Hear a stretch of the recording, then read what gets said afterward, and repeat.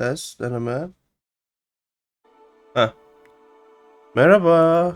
Selamlar. Yeni bir Starfield bölümündeyiz. Şekerler. No, no homo. Nerede kaldık en son? 23 level olmuşum. En son tabii ki ıvır zıvırla uğraşıyorduk değil mi? Harika. Tabii ki. Tabii ki, tabii ki, tabii ki. En son bilgisayarla. Ben abi bir şey söyleyeceğim. Bilgisayarla çok uğraştım. Yayın dışında. Ultra'yı almışım bak. High. Medium yapsak. Sarı kapat. Motion blur kapat. Nasıl, iyi mi? İyi. Ben ne keşfettim biliyor musun? Sandıklarda tuttuğum için ben bunları şey gözükmüyormuş bende. Bunların hepsini alacağım şimdi. Hepsini al abi. Take all.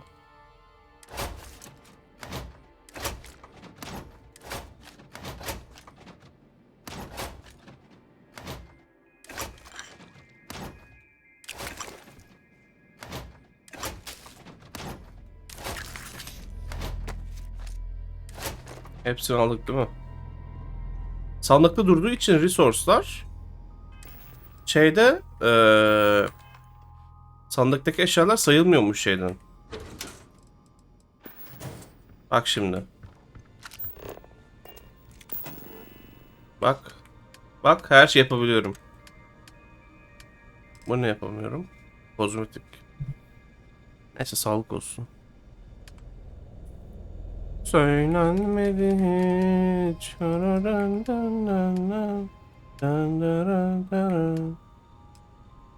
Aa, bunu hala yapamıyorum. Çok ilginç. Okay. Displays.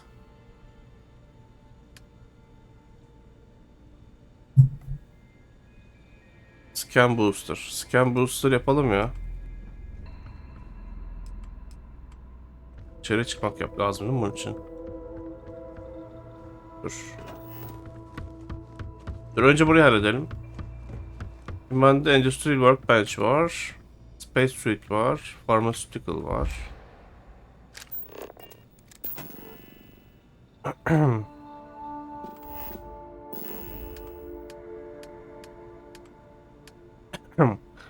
Extractor Water Vapor. Hmm. Bunları yapacağız. Argon Water diyor. Bunları şu gezegende var mı şu anda?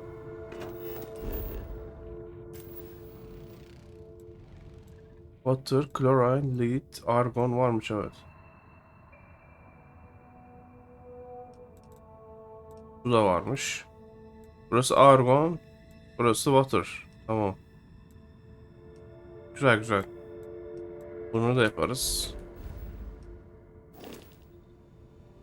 Bir saniye. Heh. Şimdi solar array falan filan, tamam. Fuel generator, power switch, industrial light. Üf. Işık koyalım dışarıya. Işık lazım oluyor. Container geç. Simple fabricator. Aa, bu çok mu büyük lan? Oha. Bunları dışarıya mı koyacağız? Adaptive frame üretiyormuş. Bu niye ya? Çok mu büyük bu? Allah Allah. Koyamıyoruz şey içine. Söylenmedi hiç. Dırırıtıtıtı. Çok saçma ya. Dur bakayım. Ha, bütün itemlerin ayrı ayrı şeyi var. Centered magnet diyor. Isotopic coolant. Map pressure tank.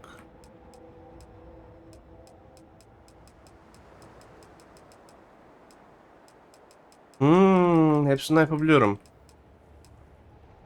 En çok ne lazım oluyor bize? Üf. Bunlara sonra bakalım. Şimdi şuraya bakalım. Bu var. Cooking Station geç. Weapon. Workbench koyalım bir tane.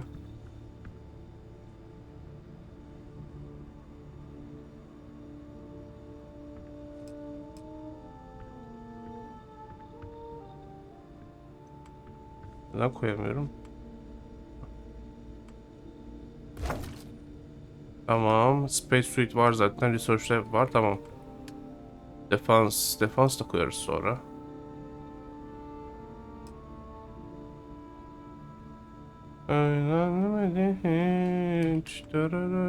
Robot. Garden Minibot. Engineering Robot.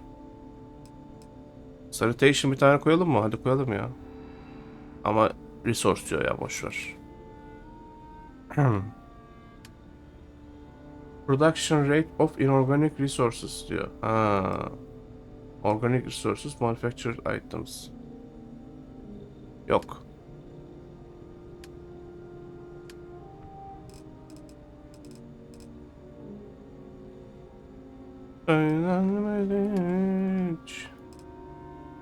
Dekorasyon geç.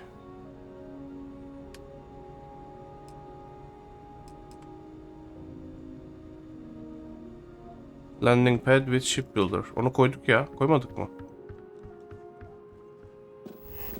Ha, koymamışız.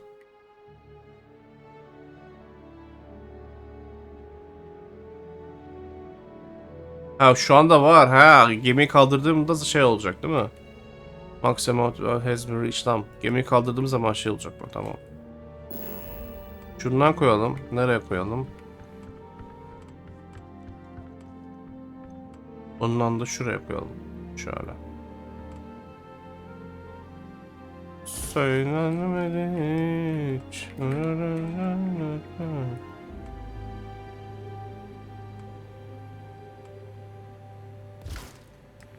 Bundan da koyalım.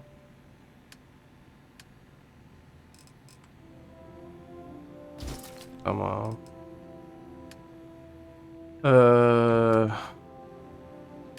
Power.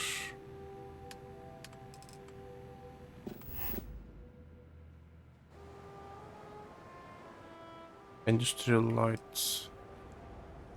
Aa, güzel. Light post.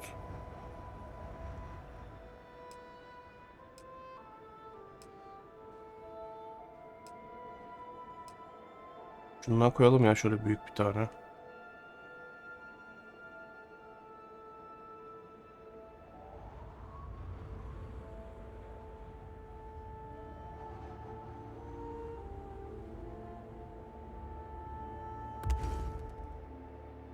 Bu ne lan? Çok şey oldu ya bu. Nereye while? Neye ben buna bağlayacağım?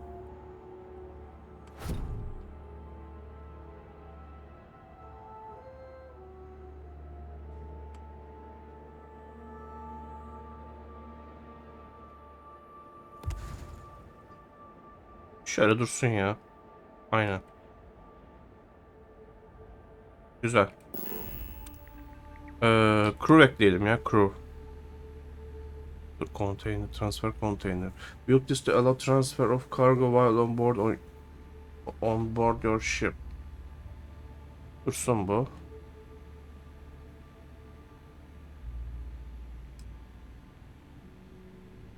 Any kind of solid mineral or organic resource.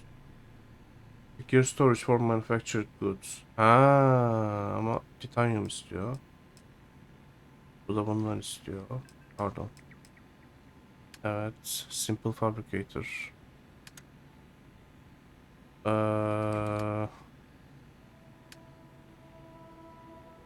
Bundan koyalım birkaç tane, dur.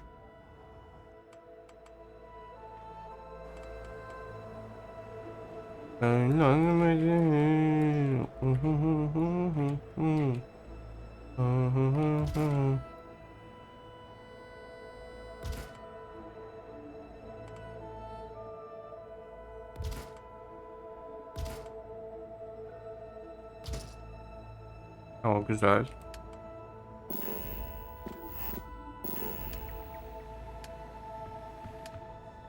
Display Michelangeus. Michelangeus derken Scan Booster koyalım, evet. Tepeye koyamıyoruz değil mi? Nereye koyalım?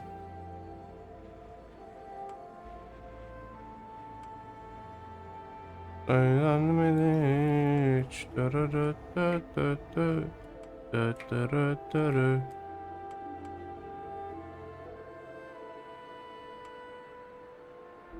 Aa, orada bir şey daha var.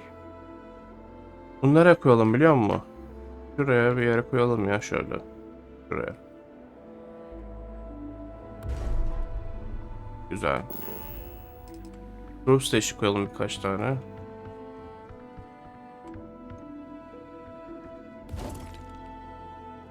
Biraz yamuk koydum ama bırakırız şimdi.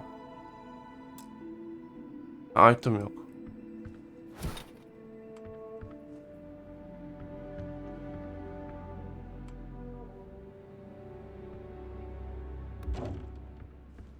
Oldu mu? İyi oldu gibi. Aynen. 3 tane kullanıyormuş en fazla. Okey.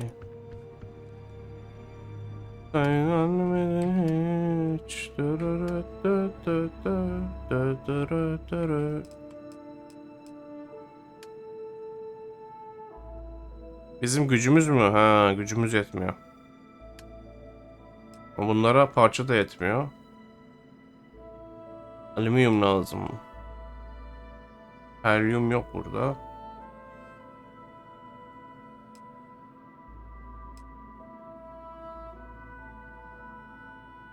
Nasıl yapacağız? Alüminyum şeylerde var mı ya?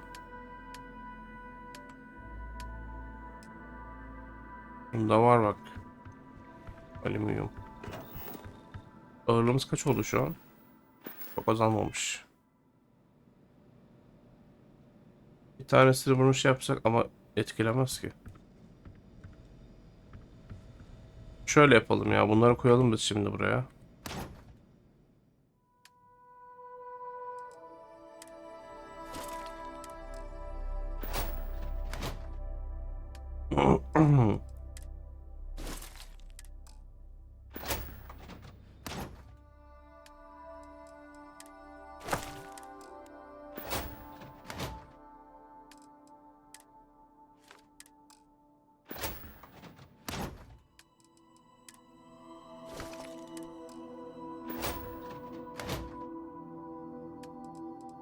Önemli. Çok. Nasip kesildi.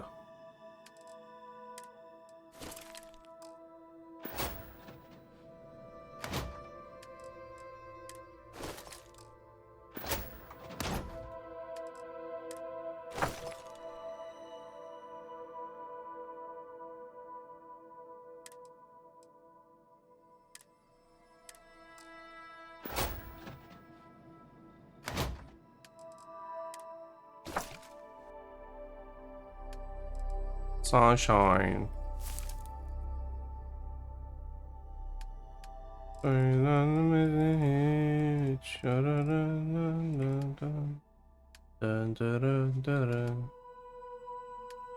Sunshine'ı boş mu şimdi? Boş, evet. Tamam. Güzel. Onlar dursun, çarçöp. Çarçöp dursun. Onlarla şimdi uğraşamayacağım. Space Suite, Workbench, Weapon Workbench.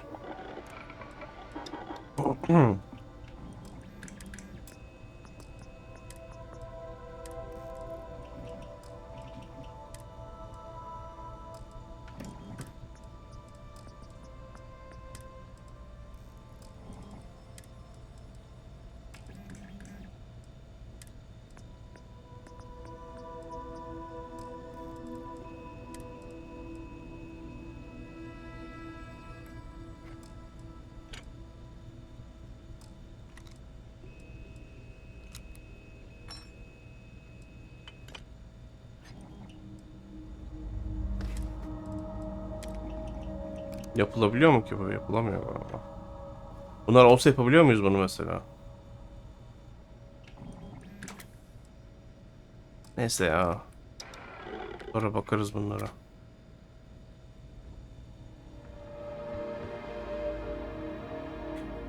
Aa, bunu yapacaktık ya. Allah kahretsin. Neyse.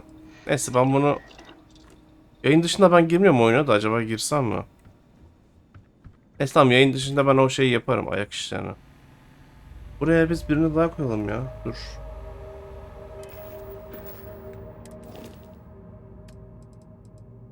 Kimi koyalım? Adoring fan'ı koyalım.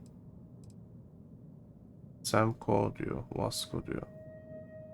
Vasco aslında Anatronic Fusion, Shield Systems, Yan Weapon Systems, Astro Dynamics.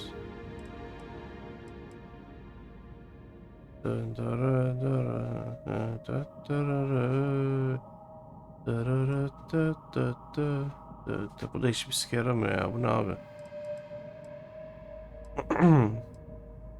Semco. Outpost'a kimi koyalım ya? Sara'yı mı koyalım? Sara iş yapıyor gibi. Astro Dynamics diyor. Aslında bu gemi için ne? Yok ya. Sen gel şimdilik hocam. Sen gel buraya. Takıl şimdilik. My sunshine.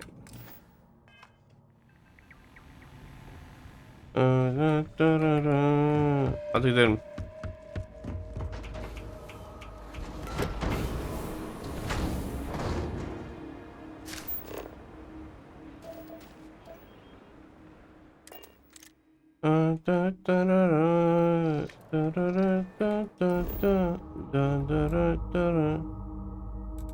Travel.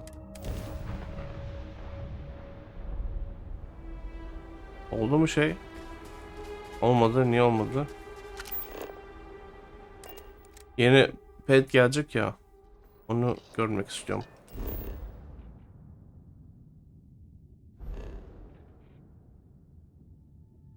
Buraya nasıl? Uzaya nasıl? İlla take off mu yapmam lazım? Take off yapalım madem. Dust off complete.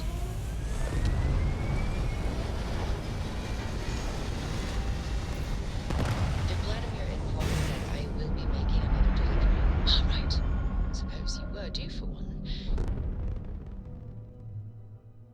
Hanımlar Taylor biraz and I agreed on orbit steady unit. That's all fine. biraz susar mısınız rica etsem? Pardon. Şu FPS'i bir kapatacağım ya. Böyle şöyle FPS yazıyor ya.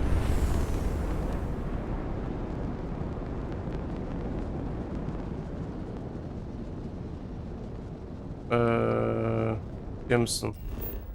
Aç bakalım.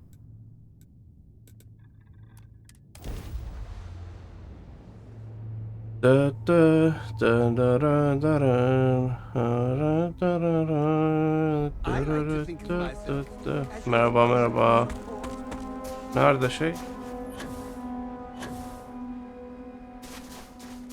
Lan gemi şeyi nerede?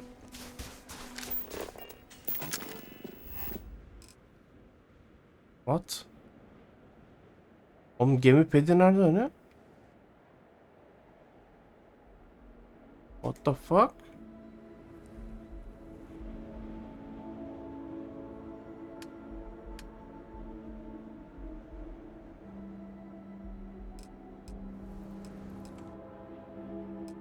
Ah, inanmıyorum. Niye böyle? Gemim nerede şu anda benim?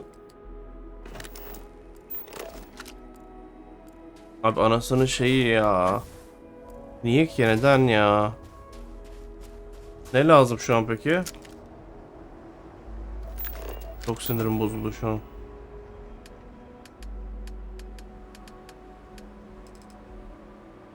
Iron, Adaptive Frame, Beryllium, Zero Wire. Bir dakika, onu track yapalım.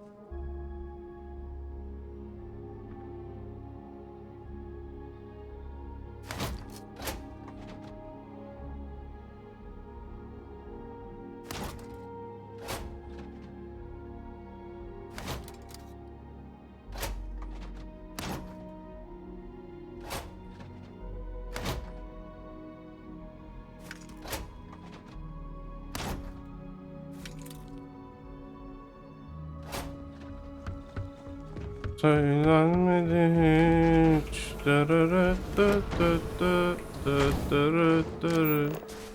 Evet, içeriden de yapabilirdim.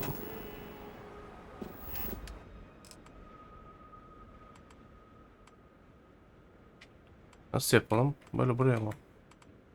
Buraya en köşe işte.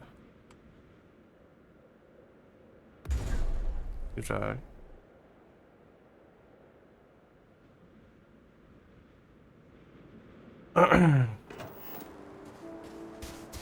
O bayağı da şeymiş, yüksekmiş.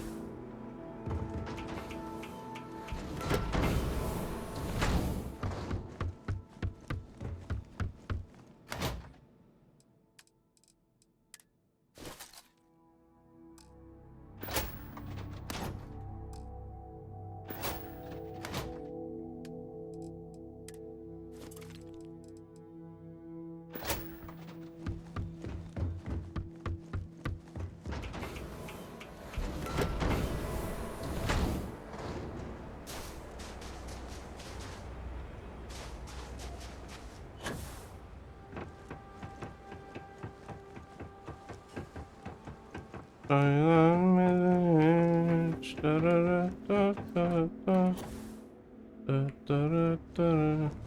Hani nasıl yapıyoruz gemiyi?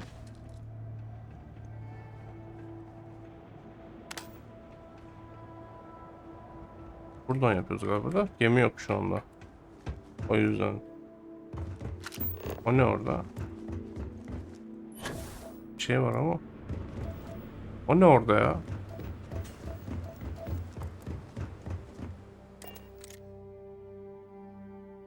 Şu shipbuilder'ı bir denemek istiyorum ya.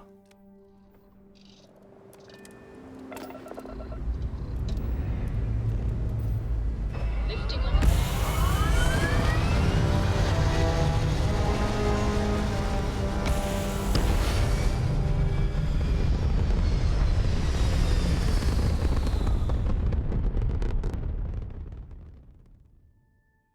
Stay in orbit or jump.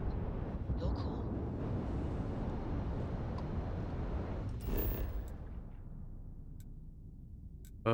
Landing area.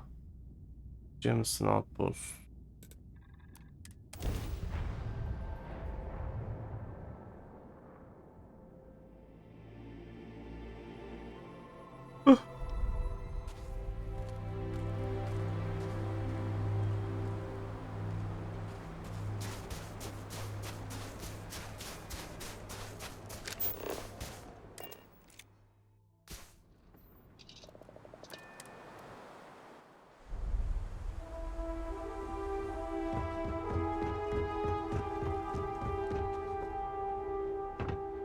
Aa, çalışmıyor mu? Niye?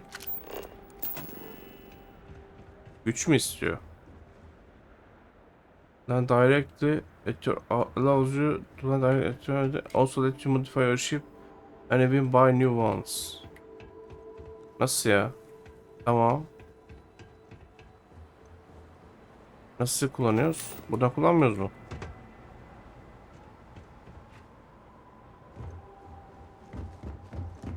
Ha, buradan lan. Kaçırmışım. Güzel bir F5 alalım. Buy ships de bakayım ne verecek. Dragonfire mı? Oh my fucking god. Oh my god. Çok güzel gözüküyor. Bunlar shielded kargo mu? Kargo kapasitesi de fazla ha. Oh. Çok güzel lan. Oğlum bu ne? Ortası şey mi bunun?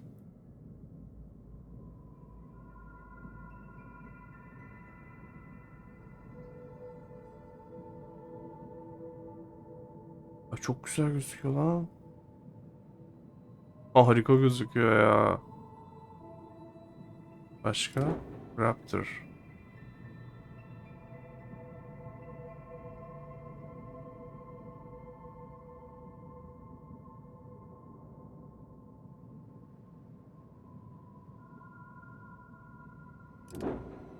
Crossbow. Of. Bunun şeyi ha şurada. Oh, bitti. Kapısı falan çok güzel giriş ya.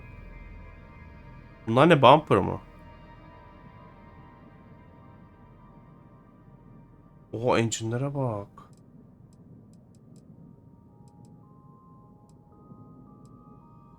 Oha, Grave Drive.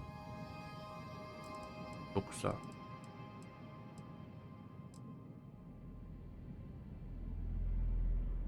Söylenmedi hiç. Chiefs Shuttle. Bu ne lan? Çok güzel, bu ne? Aa, böyle bir şey aslında, asimetrik bir gemi yapasım var ha. Asimetrik gemiler de güzel ha. Bayağı tatlı. Bunun kokpiti nerede? Şurada. Bu şey ama. Şey, taşımak için yani bayağı. Kapasitesi düşük. Shield Crew 5 diyor. Gym Shuttle. Bu şey bayağı hani yolcu taşımak için falan herhalde.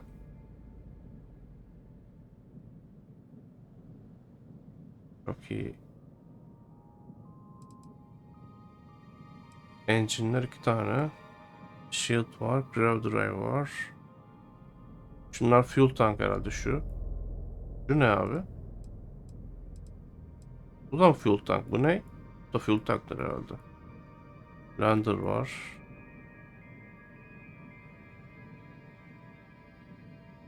Ay, çok tatlıymış ya. Böyle asimetrik bir şey yapasım var aslında.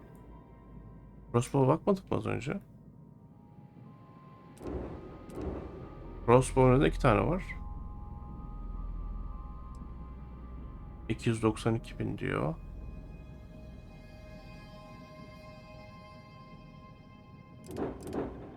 292 binde de 2 tane crossbow var. Allah Allah.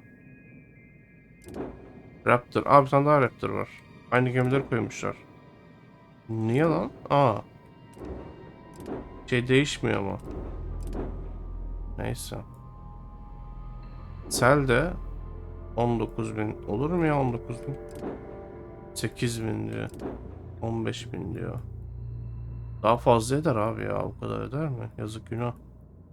Benim gemi çalasım var ya. Gemi çalasım var benim.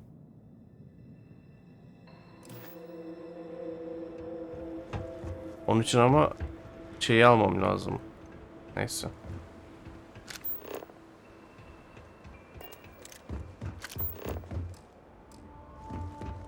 Söylenmedi hiç.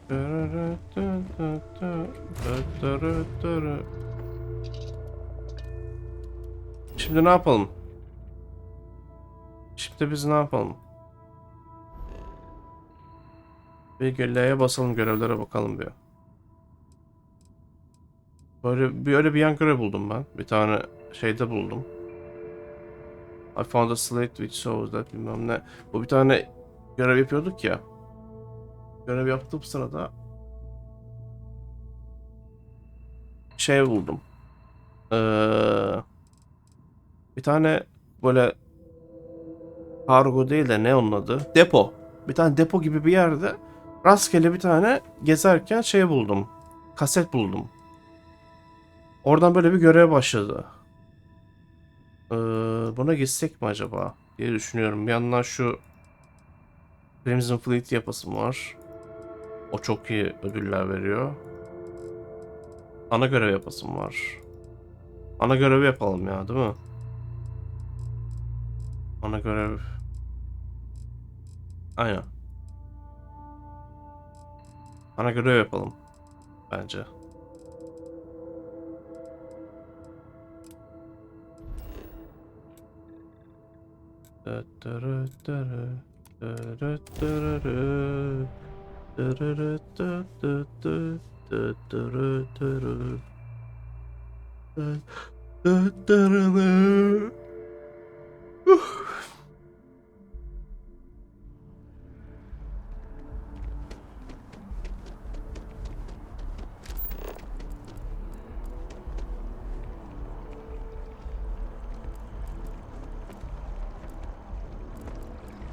Görev nerede? Ha, kurtardı.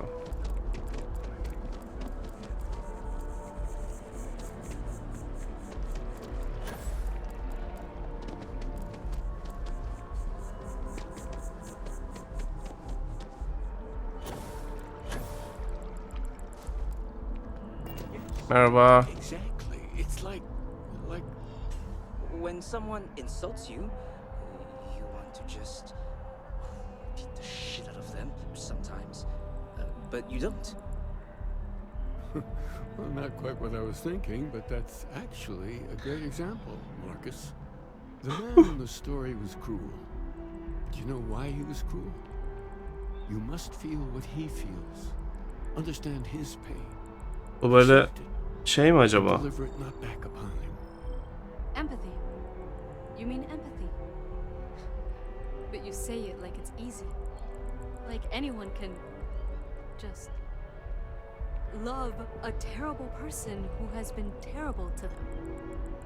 Yeah, why even bother? I mean, isn't the cycle of humanity peace and war back and forth, like forever? Seems kind of Ay, pointless pardon. to try so hard for something that won't last. Cyberpunk olsa şimdi Nothing herkes ever çıldırırdı. really changes. It's not easy, no, but necessary. Ben baydım ya. Baba konuşsana benimle. Keeper Aquilus, can we have a moment? Oh, Mateo, it's been too long. How are your parents? Your mother still struggling with that azalea garden? No, she figured that out a while ago. Had to adjust the pH levels in the soil. But, Keeper, I didn't come to catch up. Oh, well, what's on both your minds?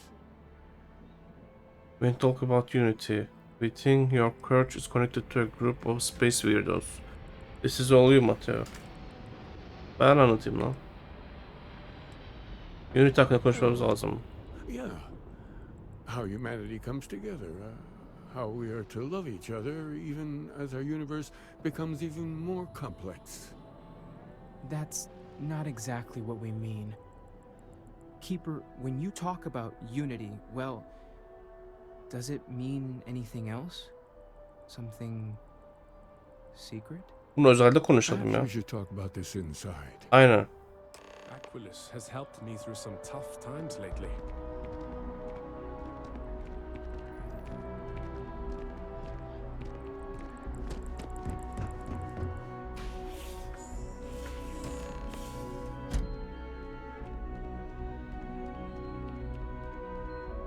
At. Ha. Hocam bir saniye geliyorum. Burası ne güzelmiş ya.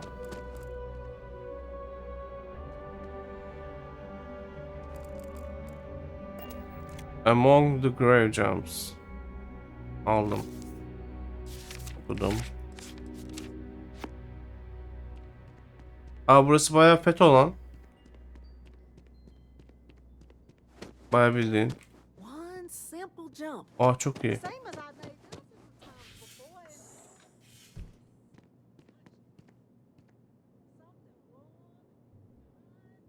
Bildiğin FETÖ burası. Bu adam da şey, Fethullah.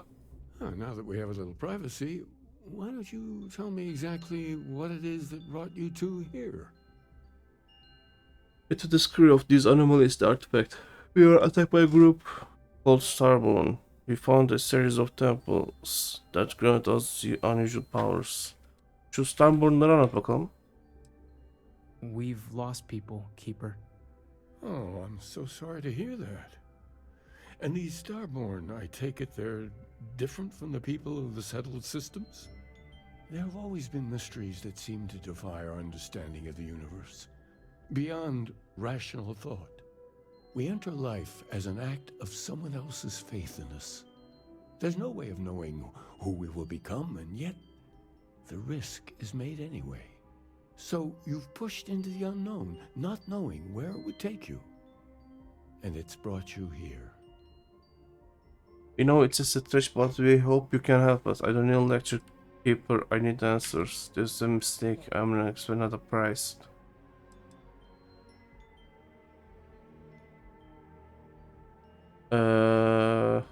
Ters yapmayalım ya. I think I can. If you're willing to find your way in the dark for a bit longer, I can give you a path of discovering its meaning. There's an old story, far older than the Sanctum Universum, of someone who walked the settled systems and saw every corner of it. Allah This Allah. pilgrim claimed he found the true meaning of unity. I always thought of it as just a parable for trying to bring humanity together, but Biz miyiz lan o? maybe it's more. A story then there must be more to it. I need facts keeper, not bedtime fairy tales. Maybe this kitten was a Star Wars. I'm not sure if he was. But if what you're looking for is connected, then anything might be possible. Ana dur bakayım. Ben şimdi spoiler yemiş olabilirim oyunun sonuyla ilgili. Yani yemedim de. Ama bir şeyler, ilginç bir şeyler varmış oyunun sonunda. Hikayeyi bir duyalım bakalım. In my story, Bir teorim var benim. Pilgrim met the founders of the House of Enlightenment and the enigmatic cult of the Varun. And he gave them each a part of the truth. Then he goes to his final resting place to live out the rest of his days in contemplation of infinitum addendum, his addition or contribution to the infinite. But what if the story isn't a metaphor, but a code, a way of finding the pilgrim again, or at least his grave? That's an old saying, very specific. Sounds like House of Invite and Warren have the other parts then. Unless the story includes a set of coordinates, we are not finding anything. Garipmiş. Yes, something must be there. I just can't put my finger on it. Maybe the answer will become clear when we have more. The House of Enlightenment and Varun have versions of this story. Why not talk to them? Talking to House Warren seems like a mistake. They are dangerous. If you already talked to them, why send me? Because I wasn't looking to find unity in the same sense you are. A fresh set of eyes might reveal the truth. Okay, konuşalım. The enlightened work out of the well here in New Atlantis, helping the poorest citizens find a better life for themselves. Varun worshippers are more enigmatic, but there is a lone zealot that was captured recently for attacking UC ships. I visited her a couple of times. Hopefully she'll be willing to talk to you as... I'll stay here with the keeper. We need to catch up. And I wouldn't mind asking him a few more questions. Tamam Matteo, hadi görüşürüz. Görüşürüz hocam. Allah razı olsun.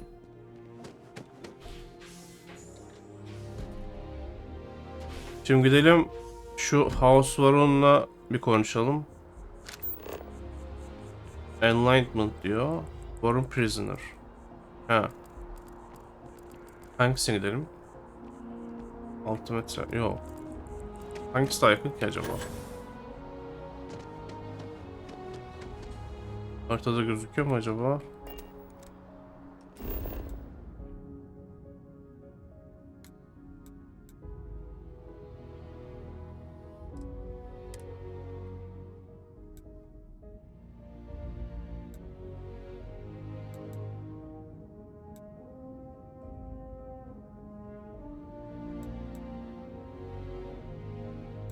Nerede lan diğer şey?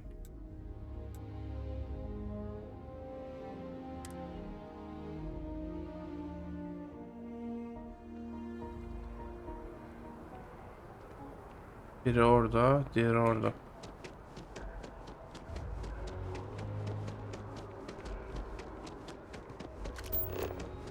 House of Enlightenment. Okay.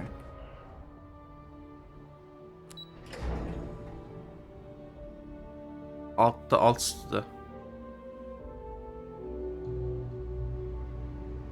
Konuşalım bakalım.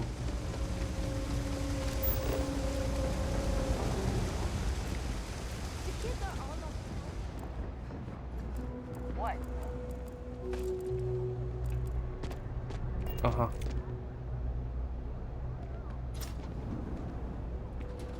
Merhaba. We run a number of social programs from financial aid to food banks. If it's about the financial or food assistance programs, we are backlogged. Don't worry, we're doing every... Oh, you're not? Sorry. Sent by any talk about the pilgrim. I'm looking for something called unity, and no, not some vague concept of war. You talk about Pilgrim. Listen, I've talked about this with him a ton of times, and there's no record of a Unity Pilgrim. But since you both insist, our early records are mostly administrative. Humanitarian projects, group counseling notes, charity expenditures. But there is a series of exchanges the founding members recorded in a lot of detail. It's the closest thing I have to what Aquilus has described. Biraz Hintlilik var gibi sende hocam. If you are going to recite meeting notes at me, I want coffee and donuts. Let's hear it. A man walks into the first house of enlightenment. The founding members just call him the Drifter. So they think he's a charity case at first, but no, the Drifter asks them a bunch of questions.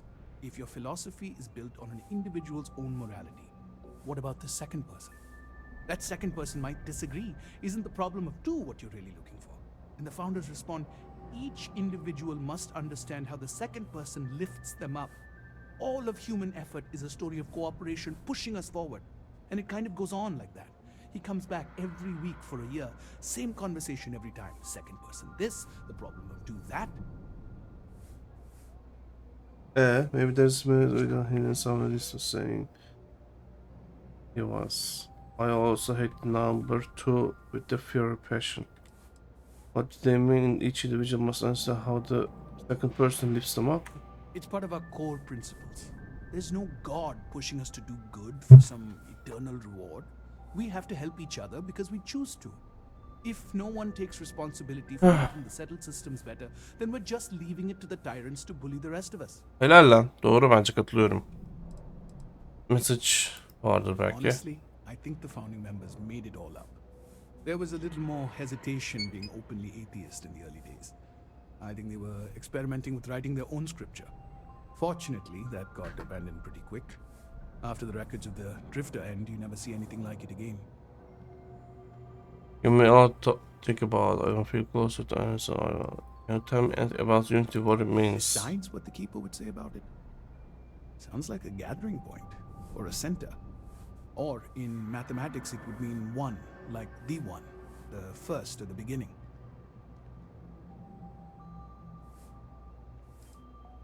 Always happy to help. If you'll excuse me, I've got a lot of aid efforts to coordinate. Tamam, bir de Prisoner'a konuşalım bakalım. You know, I like the terrible uniform so much.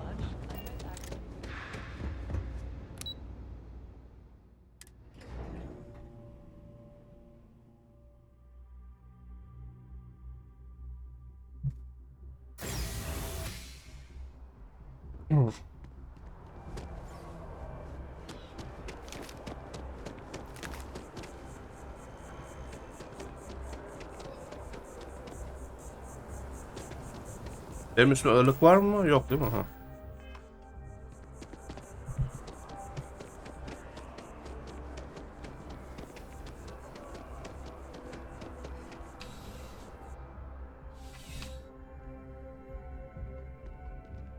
Merhaba, kolay gelsin. Ben bir arkadaşa bakıyordum ama.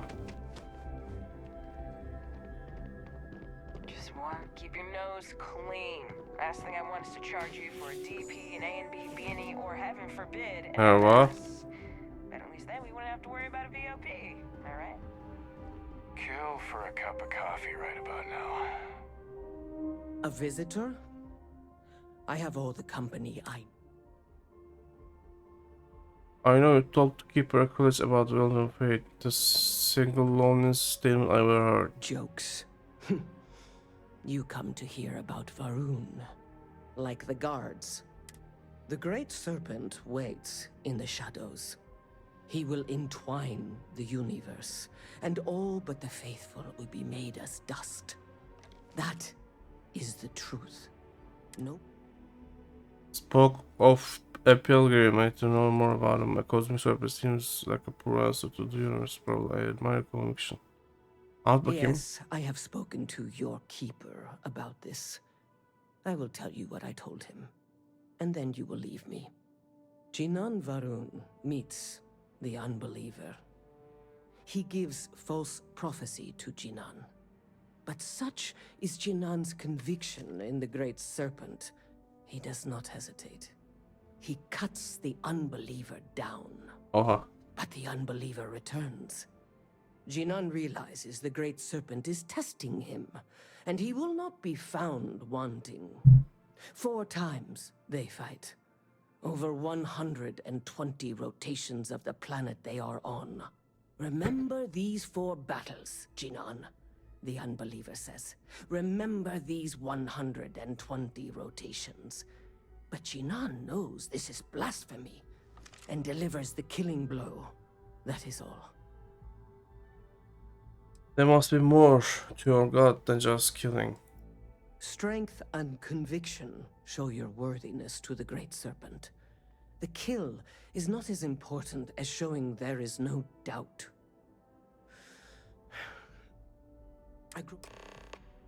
Allah Allah. Bunlar yani bunlara göre Drifter dediği adam şeymiş. Merhaba. Drifter dedikleri bunlara göre unbeliever. O Drifter diyor. Bir bakalım. Ne çıkacak lan acaba? Bak benim tahminim var bir tane ama neyse. Söylemeyeceğim. Spoiler olmaz. Gerçi yani bilmiyorum ben. Öyle mi olacak, ne olacak bilmiyorum da. Zamanla alakalı bir şey çıkacak bence. Böyle zamanı geriye almalı bir olay olacak gibi. Bakalım.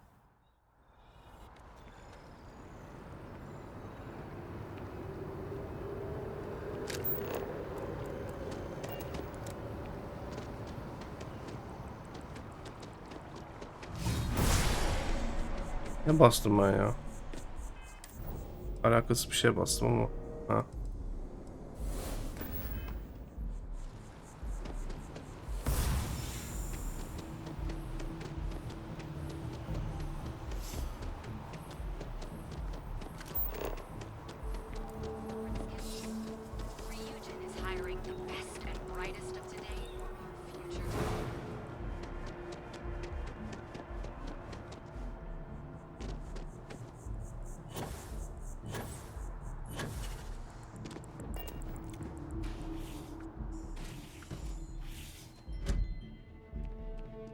I'd heard of the sanctum growing up, but never thought much of it. Then one day, it happened for Merhaba. Oh, you're back. What did you learn? Was there something hidden in their stories, like we thought? The Enlightened story used the words second and two. I spoke to the Warren Zilliard. She said Gina fought 4 times over 120 days. 120 days ne demek? 120 gün mü diyor? In your story, Pilgrim contemplates infinitum addendum. That must mean something. Ha, seçiyoruz bir tanesini.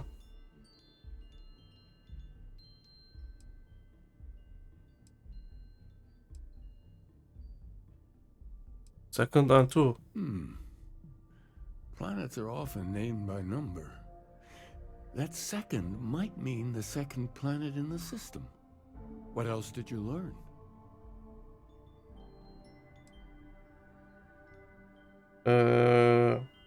4 kere savaştıklarını 120 günden fazla sürede 4 kere savaştıklarını. If there really is a location the Pilgrim wanted us to find, those do sound awfully like coordinates. Ah.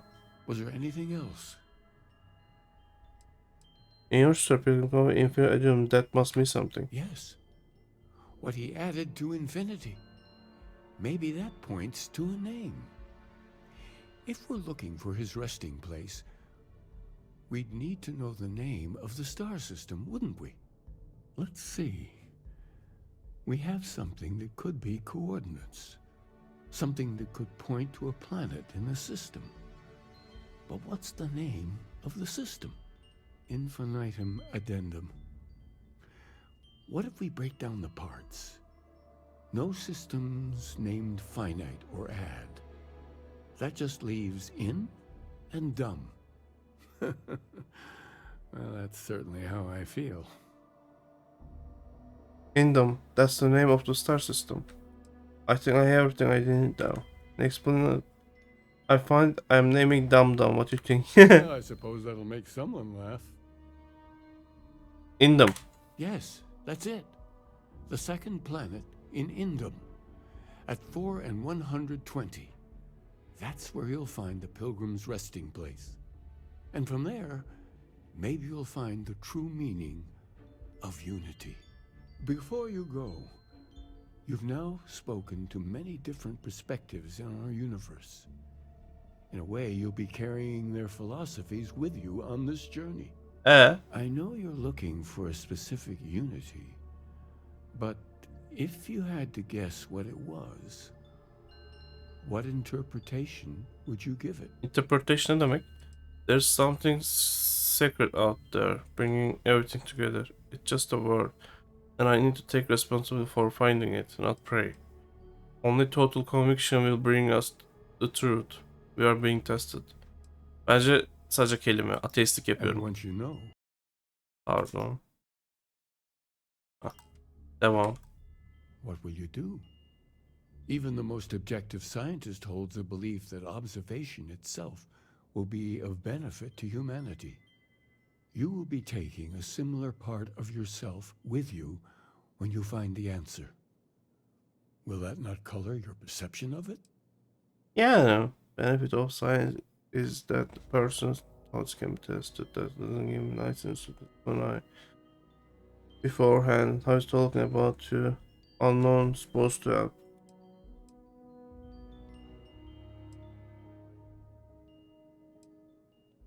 Önceden bilemem So ki you're bunu. committed to keeping yourself from seeing unity as anything other than a rational objective, a goal you're bound to reach.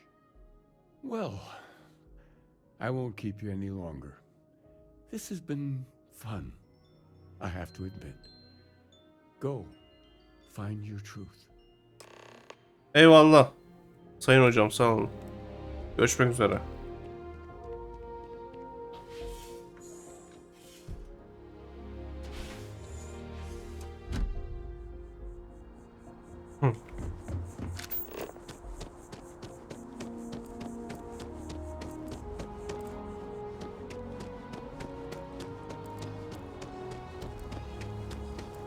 Ben nereye gidiyorum ya? Hindum gezegene gitmiyor muyum ben?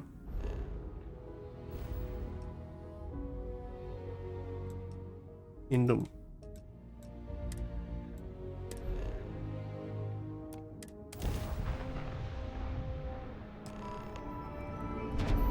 Aha. Ne oluyor? Bounty Hunter Captain. Something bothering you, Andreja? Yes, actually. I'm surprised you noticed. You have quite the talent for reading people's current mood from afar. We don't have to Comes with the fight. territory, I suppose. Care to share Or I your can give you thoughts? some credit. I am Yok. concerned with You how don't the have to fight. expedition perceives my presence, regardless of how I present myself. I feel as though they're looking at me with disdain, rather than comradeship. Honestly, You better I think think you're twice being before a bit engaging. paranoid. Everyone I've spoken to has nothing but complimentary things to say about you. If that is truly the case, why do I often find myself excluded from other members' activities and gatherings? 22 level. Having someone from House Varun among us is a new Gittim onlar. Ona saldıracaktım. Imagine they're unsure if you Neyse boş ver ya, başımıza bela almayalım. Give them time, Andreja. They'll come around. Ya kızlar. Ben bunları atacağım gemiden ya. Çok konuşuyorlar ya. Allah Allah. Oha. Bir şey varmış lan. Nereye ineceğiz ha? Pilgrim's Rest.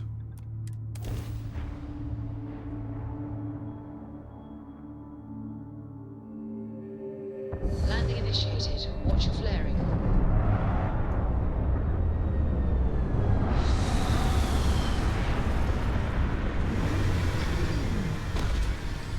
Çok bıdı bıdı yapıyorlar ya. Ben bunları ayırayım mı? Ne yapayım? Aa, bir sürü hayvan var. Hadi keşif zamanı.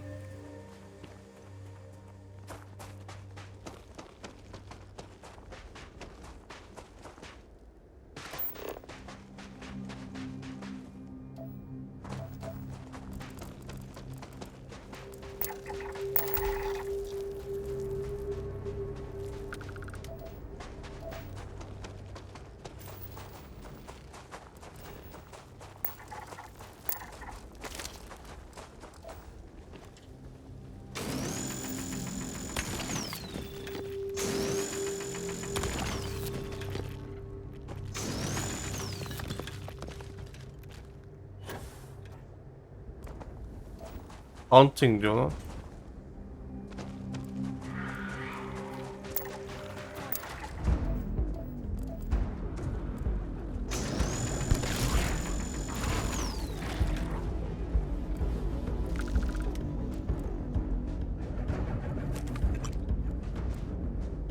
Ay tipe bak.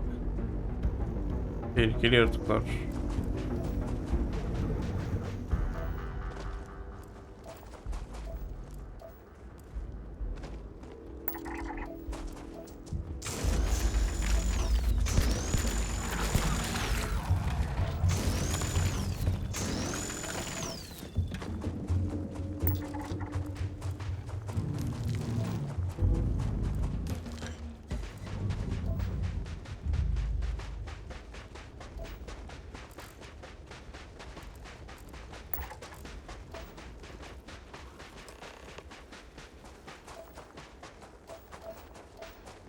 Nereye geldik ya? Allah belanı. Altıma sıçtım lan. Allah seni kahretsin ya. Çok korktum lan. Abi altıma sıçtım ya. Müzik de bir anda başladı. Sikeyim ya.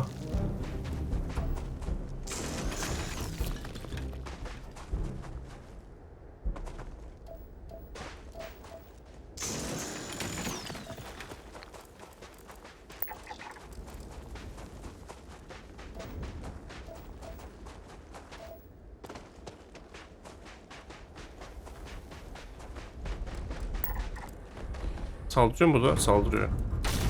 Allah belanı vermesin seni. Abi niye her şey saldırıyor buradaki ya?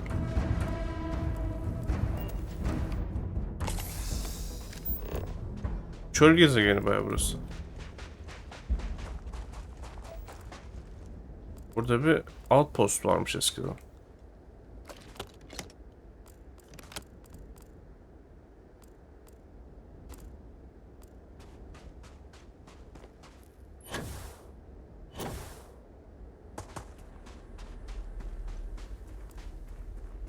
Pilgrim Rest.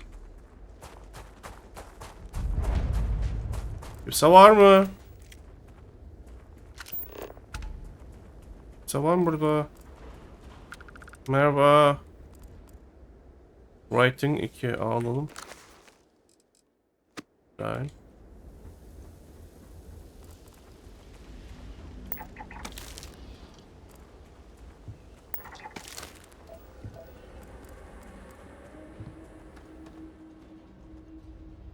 Terk edilmiş burası değil mi?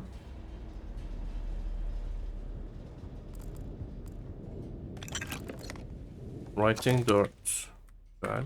Next. Next star.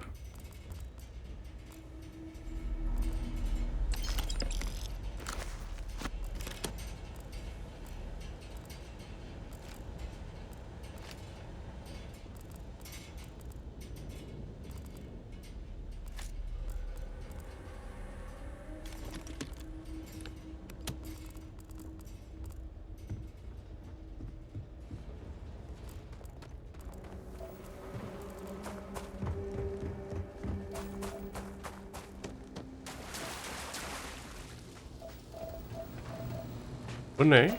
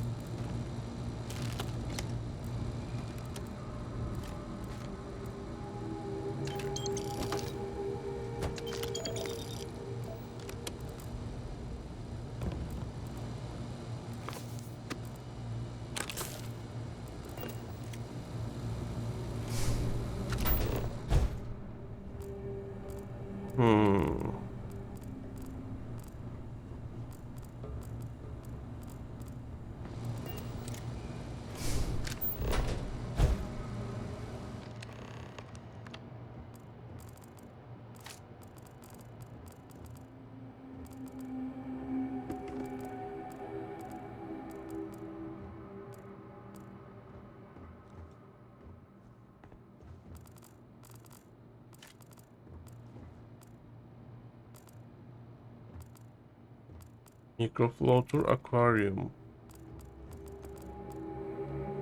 Fancy compass. Microscope.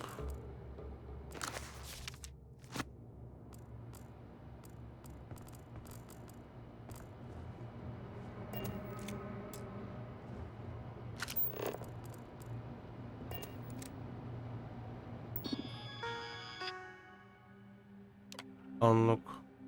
If you came seeking right answers, you will know what question to ask. What are you talking about? How do I open this door? Where is the food? What's the unity? Önce saçma sorular soralım. Where is the food? Return when you know the right question.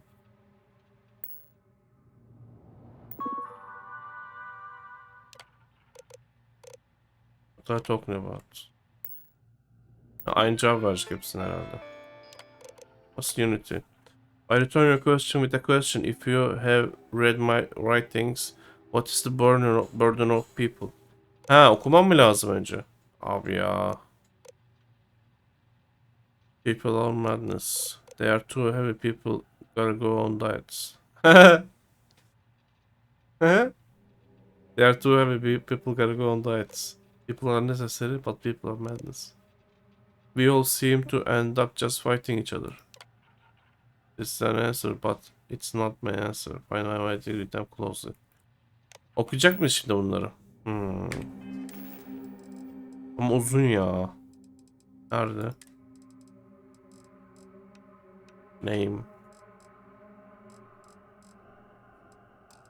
Nerede abi notes'a?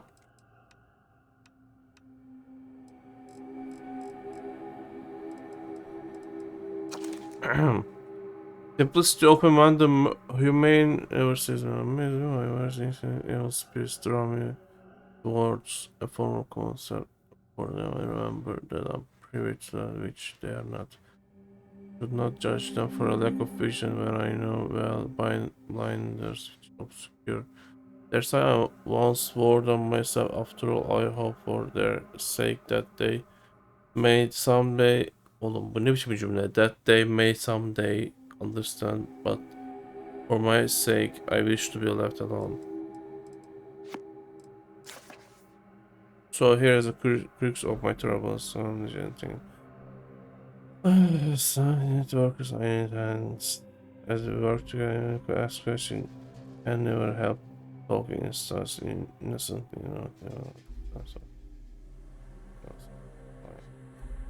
They have their misunderstanding instilled by some borderline religious to let alone. I want them to understand, so I try gently as I might to nudge their minds along the right path. Then there are follow-ups followings. Trouble is that I genuinely care for these people. It'd be so much easier if I didn't. Today in a soft voice, my assistant asked me for anything about unity.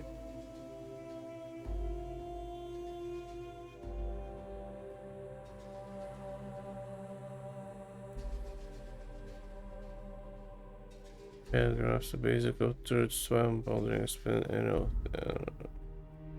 drops from my mouth, disturbed December. Before I can issue the slightest clarification, people are necessary, but people are madness. People are necessary, but people are madness, okay. I thought withdraw to go off alone, to come in with unity in my own way, they follow, they go follow. At last, a bit of peace, a piece of peace. Is that anything? Is that funny? I'm trying to be funny. Dear me, mad. I tell myself, talk to myself, former clear is more acceptable than the letter agricole again. My exists, I shouldn't believe anything else. I should expect it. This is practice. I like this person. I find myself thinking about his various past features. Ay bunu hepsi okuyacak mıyım ya? Hadi okuyayım, geldik sonuna. Continue road requirement. Passing to house, another road began to process a new web. Does seem gratifying. Every step is born in this.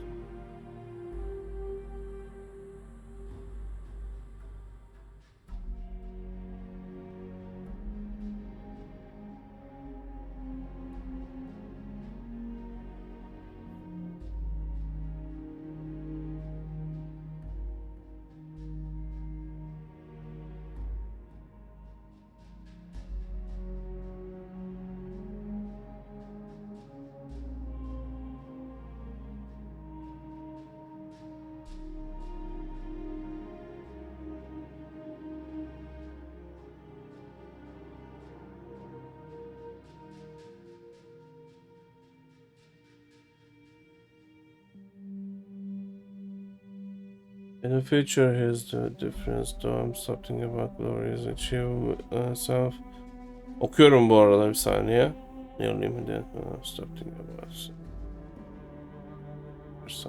Something about it more fulfilling.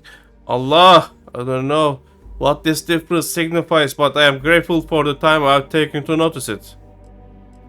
Oh!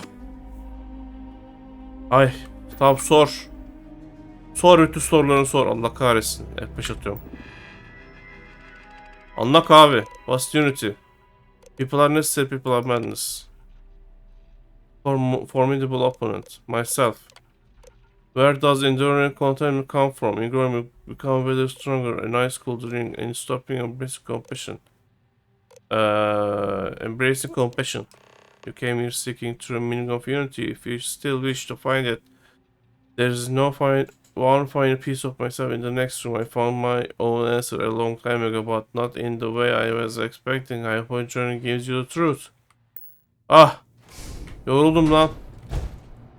Vallahi yoruldum ya.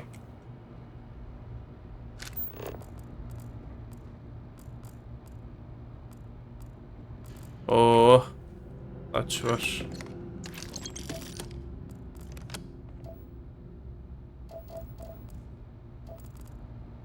Permanent basic weapon damage. Oo çok iyi. Harika. Müthiş müthiş. Kraken. Aldım. Çok iyi.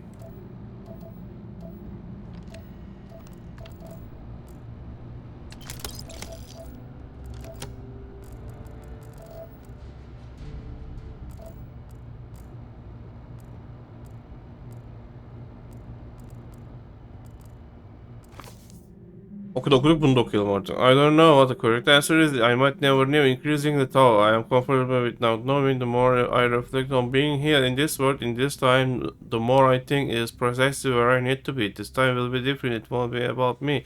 So I won't have to run. I can actually build something with intent instead of scrambling to fix something that others create in my name. It can be something beneficial. I can be something beneficial.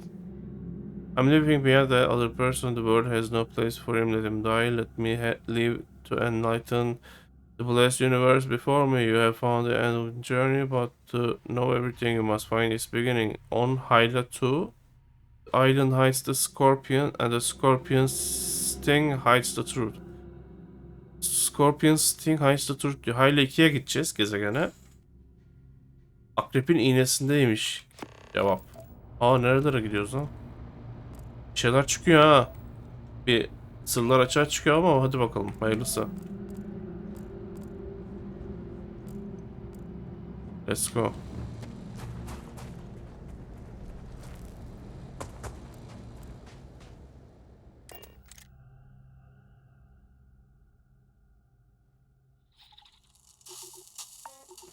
Allah. Allah. Asit yağmuru. Koş.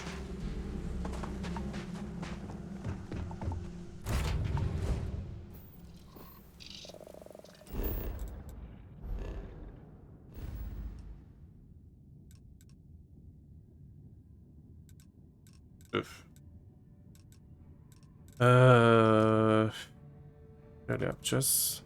Buraya gitmek için önce buraya gitmemiz lazım.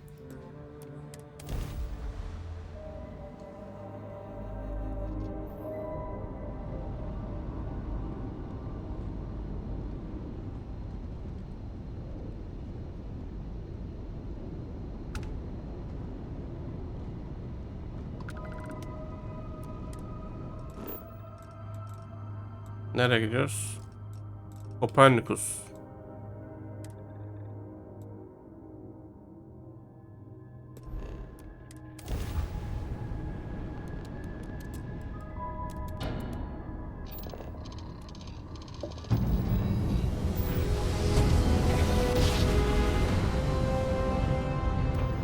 Switching over to standard engines.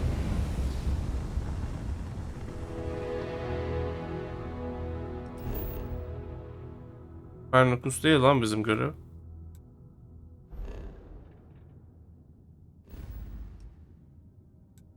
Hala. Cam.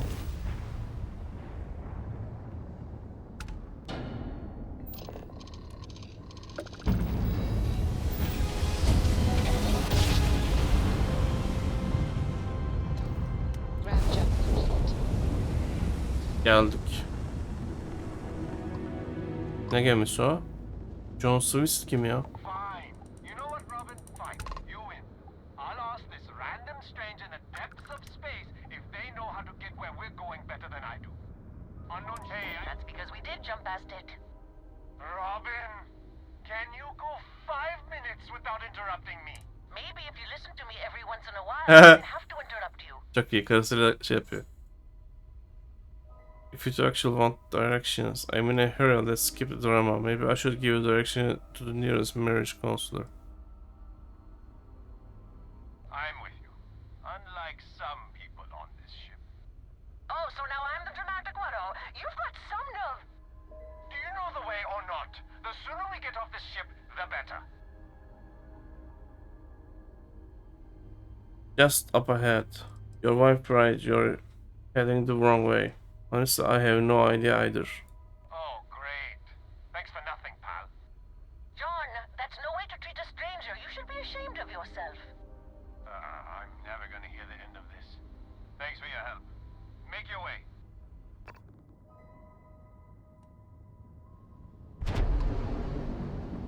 Allah Allah. Başka bir şey deseydik ne olacaktı acaba? Bir bakayım. Neyse boş ver ya. Nereye geldik lan? Abandoned Fuel Depot. Ancient Ruins. Find Scorpion Sting or Hyla. Okay. Ne çıkacak acaba ya? Merak ediyorum bayağı.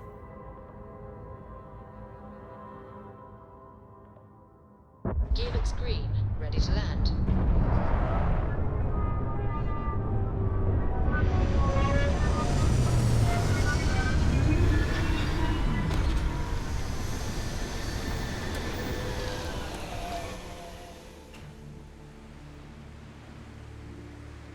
Merhaba. O ne lan? O ne ya? İyi.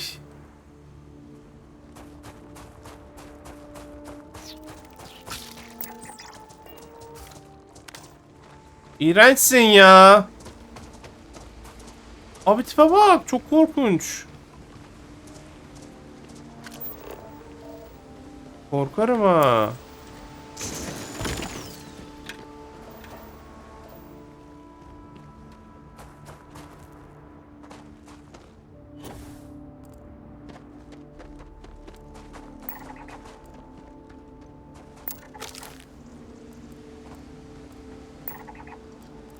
Life Science diyor.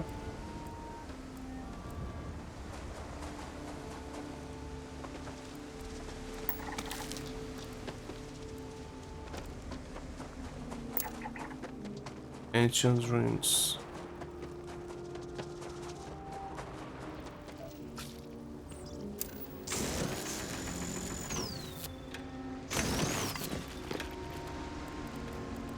Abi ya. Hiç olmazsa dost canlısı herhalde bunlar.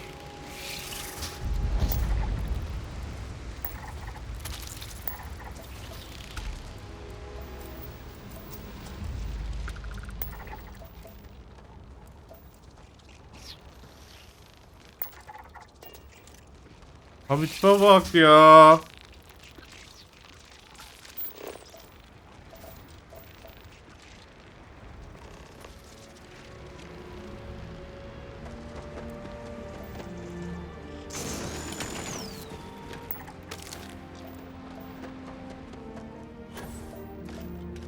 Nereye geldik lan?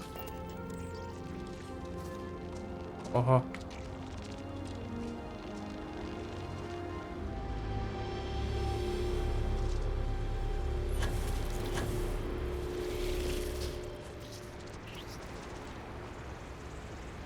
Oha nereye geldik lan biz? Believe. Activate. Burada bir kaydedelim ya.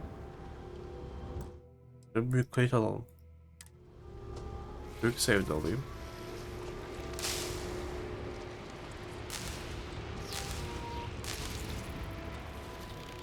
Ha. Ha bir şey çiziyor.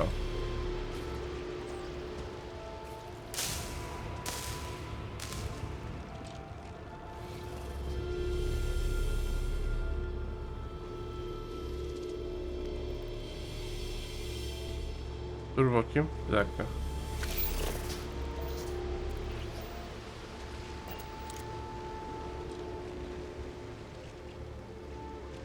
Nasıl yapacağız?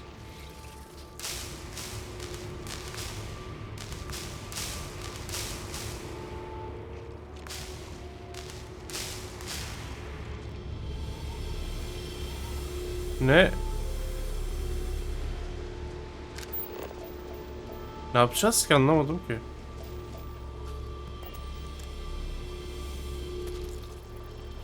Dur ya çözeceğim şimdi dur.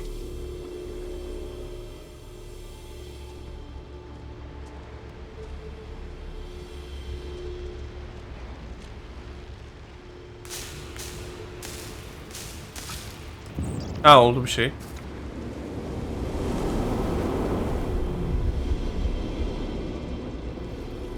Bayağı güzel bir şey oldu şu anda.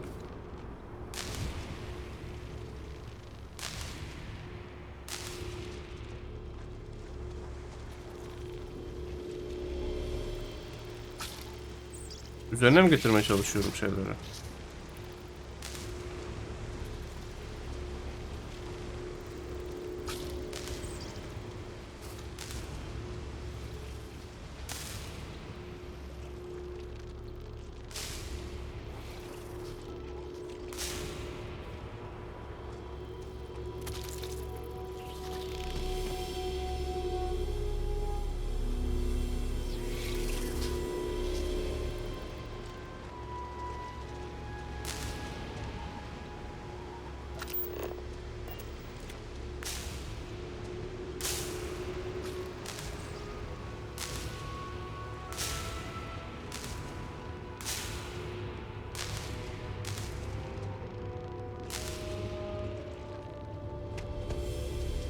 Nasıl olacak bu iş? Buraya mı getireceğim?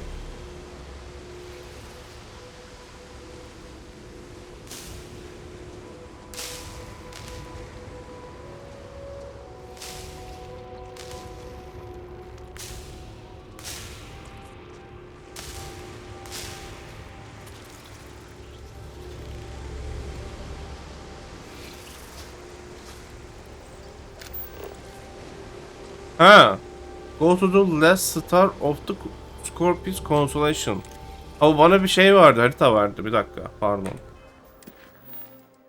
Bana bir harita vardı. Overin Prime Proxima. Okay.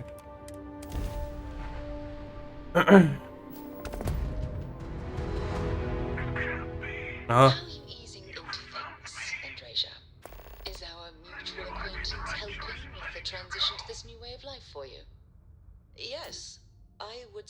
Ya sussanıza ya. Abi dur. Bir dakika. Bunları ben ne yapacağım? Kovayım bunları ben gemiden. Ya siktirin gidin ya. Vasco'yu getirin buraya. Aa. Ya sen bir kere şeye git. Sen şeye git abi. Outpost'a git, tamam mı? Outpost'a git anasını satayım ya. Sen de git lan. Sen de git Outpost'a. Maksimum olmuş. Aa çok sinirim bozuldu. Bu ne böyle? Sen siktir git lan. Sen siktir git, seni istemiyorum. Sen git Outpost'a.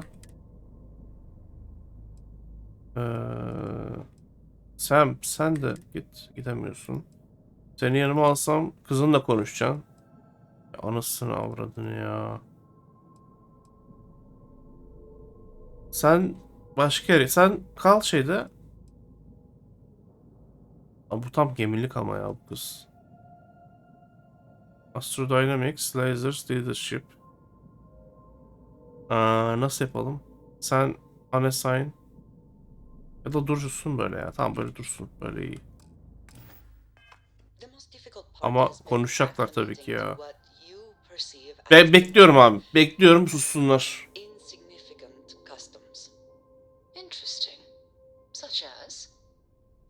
Allah'ım ya. Ağlayacağım şimdi.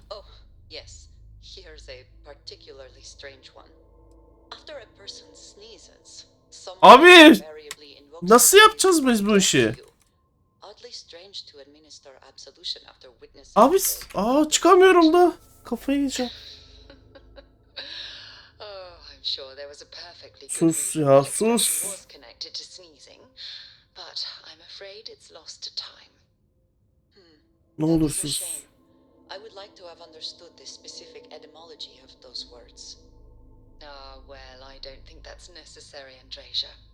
It's enough to know that being courteous to others. Oh, Keeper neyse. Koalis sent me to find the true meaning of unity. Neden anlatayım ki ben bunu? Sustular sonunda. Allah'ıma şükürler olsun ya. Allah'ım karıların... Oh, tövbe tövbe. Bir şey söyleyeceğim şimdi. Time for round 2. Then surrender to be destroyed. What do you mean?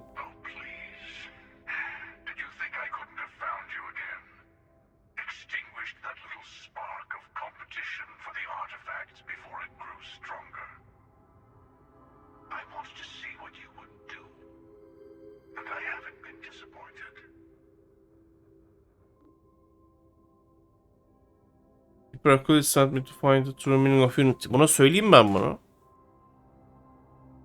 Die for round 2, then surrender or to be destroyed. Saldıralım mı? Hadi saldır ya. Ha. Açıyor mu?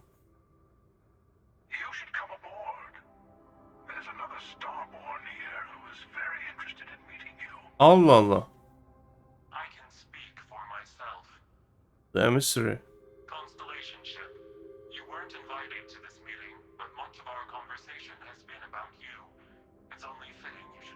Oha.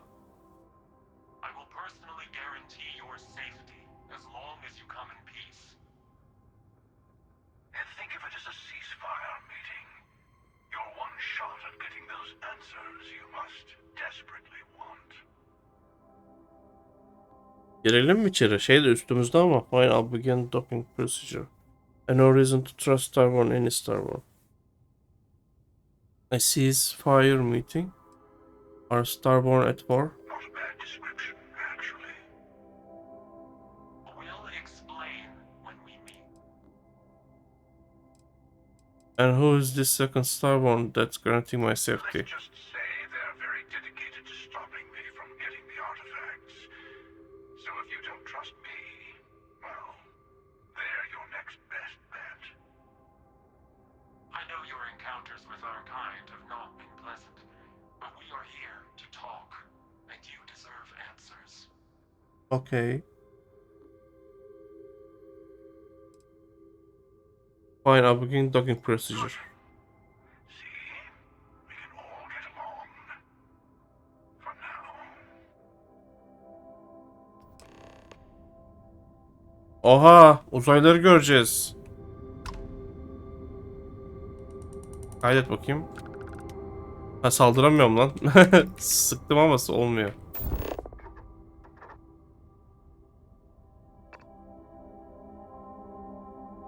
Neyse.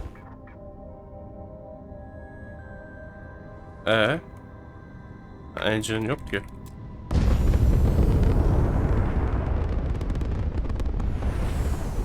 Şöyle şu gemiye bakalım ya şöyle.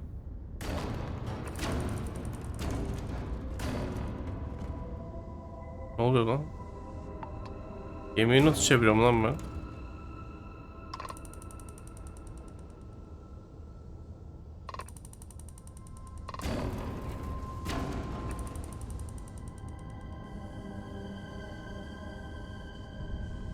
Oha. Nasıl bir gemi oğlum? Ama.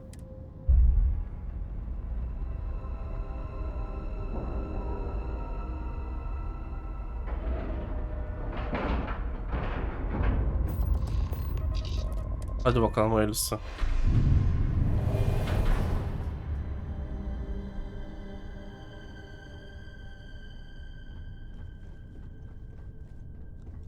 Hello. Again. You remember the emissary, perhaps? And their ship, the Helix?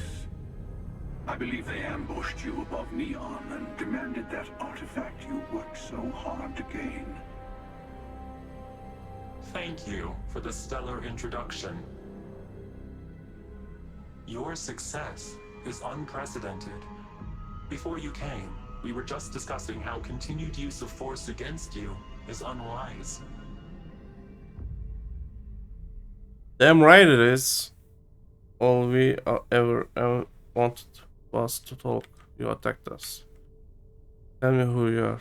Who's Starborn? We are not a monolithic people. The Starborn are individuals. Some are united in cause. Others are in it for themselves. We are all in it for ourselves. Some of us are just more honest. The emissary threatened your ship, demanded you hand over your artifact. How is that so different from what I did? We needed to warn you off. Every encounter with one of our kind could spell disaster. For whom, exactly? I say whoever can collect them should. Doesn't justify murder. I agree killing you and taking your artifacts are both on my list. You're talking in circles. I can't learn about Unity. Yes. Let's talk about what really matters. The Unity.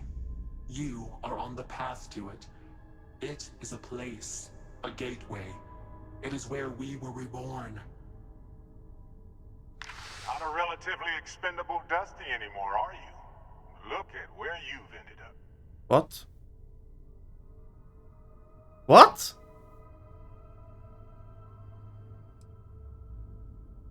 Ne? Berit beyaz mı olmuş? Buna şaşırıyor değil mi? Berit nasıl hayata geri döndü değil? Berit beyaz olmuş, buna şaşırıyor. Berit nasıl geri döndü orada? Ne? Berit beyaz mı? Abi ya. I'm not who you think I am. This universe is only the first one you've been to. I've seen hundreds. Where I came from, I was the one who stayed at the lodge to protect the artifacts. You died on board the Eye while we held off the Hunter. One of me, at least. I collected the remaining artifacts, and they opened the way to the center of my universe, and the doorway to an infinite number of others. That is the Unity. When I stepped into it, I became a Starborn. It's how I've entered other worlds, including yours. Ben anlamadım ya. Bir dakika, kafam karıştı. Bir daha alalım mı burayı? Bir daha alalım mı? Çıkamıyorum. I need to see this Unity for myself. But both of... Ya ölen insanlar geri mi dönüyor? Böyle bir şey mi? Both of you are trying to keep people from it. So this unity is where the artifacts are from, the temples. They are all connected. And that's the problem. All the artifacts are needed to complete the armillary and open the way to the Unity. In every universe, the Starborn fight over them. Innocent people die. You've witnessed the power granted by the temples, the anarchy that can be unleashed. Someone has to decide who should get them. Here it comes. The emissary tells you only the worthy should enter heaven. You're twisting what I mean. They're hypocrites. They use the chaos caused by the hunt for the artifacts to establish an order where they decide who's worthy. I attacked your lodge because I wanted the artifacts, and you held me off. You got away. That wasn't some morality play. You didn't survive because of righteousness. You won because of persistence, luck, and skill.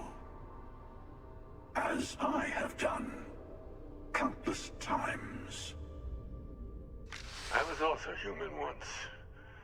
But what does it matter who or what I was when eternity is within your grasp? Keeper Aqualis mi? Bu Keeper Aqualis mi bu? Some other version of the same person. This can't be true. Achilles is a man of peace. You're a monster. I'm not nothing like you. Multiple times? What does that mean? It means I've seen thousands of universes, collected their artifacts, been to their temples.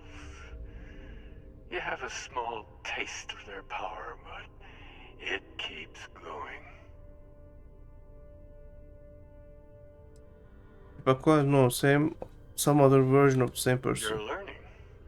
My other self wants you to walk the path he walks, to give up, to appreciate the universe you have. Bunlar gerçek şey insanlar değil. Taklit ediyor.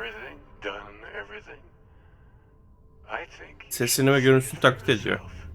You've never come this far. Not in all the universes I've seen. The path to the unity is opening to you. You're going to tip the scales one way or another. Better your hand be on one of our sides. To help one of you, we combine our artifacts, enter the unity. I'm not helping someone who murdered my friend. Whatever war is going on between you two, I want no part in it.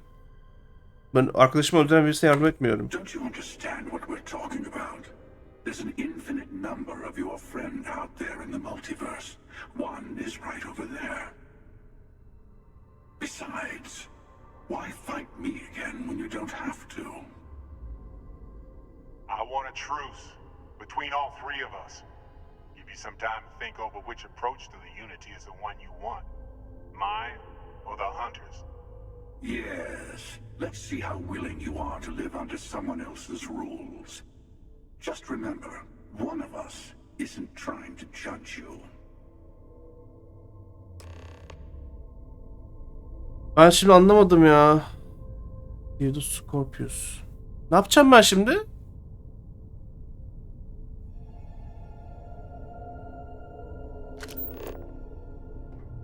Hiçbir şey anlamadım ya.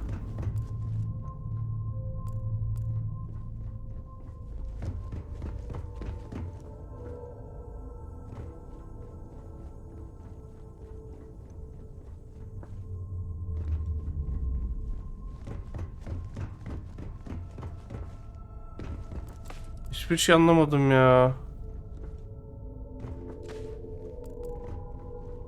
I'll tell you everything I can. The emissary and their kind only want to control you. Daha havalı gibi ya bunun kıyafeti. Kıyafetini de mi seçiyoruz bu arada?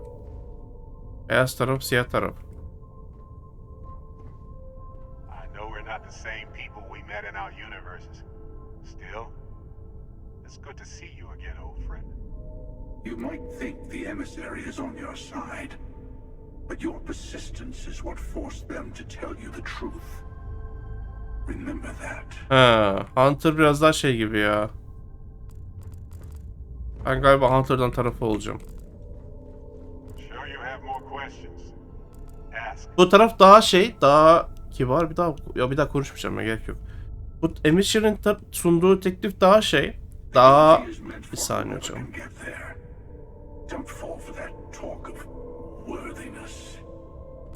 Daha kibar, daha şey taraf, hani daha böyle bilgi paylaşımı falan filan, daha cana yakın taraf. Ama ben bu kadar zorlamasam yanaşmayacaklardı, haklı yani. Hunter'da direkt bam bam bam kardeşim, güçlü olan kazanır. Hiç olmazsa dürüst, bu taraf dürüst. Bu taraf yalan dolan. Ben Hunter'ı seçiyorum.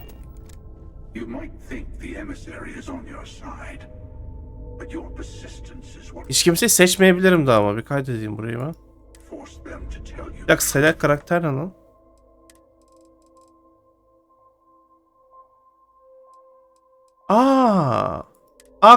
Karakter oynayabiliyormuşum.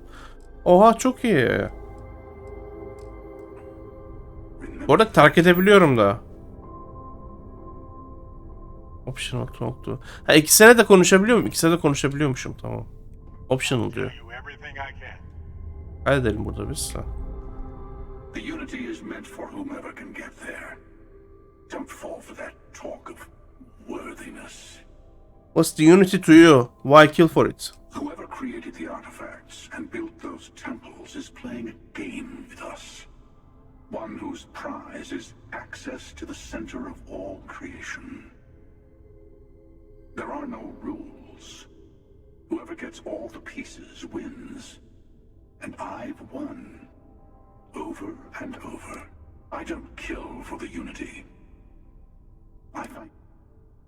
Why did you attack us? I've simply found that it's the quickest way. Talking, forming alliances, waiting for the right moment to commit theft. It's all so tiresome. I'll admit, you getting away has been the most interesting thing to happen in quite some time. As soon as I realized what had happened, I knew I needed to wait until this meeting with the emissary to decide what to do. After you attacked the lodge, you let me go. Why? To see what would happen, of course. You might not understand just how many times I've done. Usually, you're the one who ends up dead, and whoever cries over your body goes on to become the emissary. Sometimes I manage to get you all bunched up and take care of the problem in one go. Sometimes the emissary has gotten to me first, and I never arrive. Hundreds and hundreds of variations of me, hacking through Constellation. And it's almost never you. You making it to your ship on your own. Allah Allah. It's new. I took it as a sign. I don't get many of those anymore. Yani bu anı 100 kere yaşamış adam. Nasıl oluyor ya? Yani bu benim bu artifact'ı beni sayma. Consolation'ı daha önce de saldırmış. Daha önce de artifact'leri toplamış. Bütün bu yaşananları daha önce yaşamış bu adam yüzlerce kez. Bir zamanda ileri geri gitme var oyunda, hikayede. Çok ilginç. Şey gibi hani aynı böyle filmler olur ya işte sabah kalkıyor aynı gün tekrar yaşıyor böyle falan. Farklı yollar deniyor problemleri çözmek için. Onun gibi. Çok rahat vay. They enter the Unity, take artifacts from others, employ force.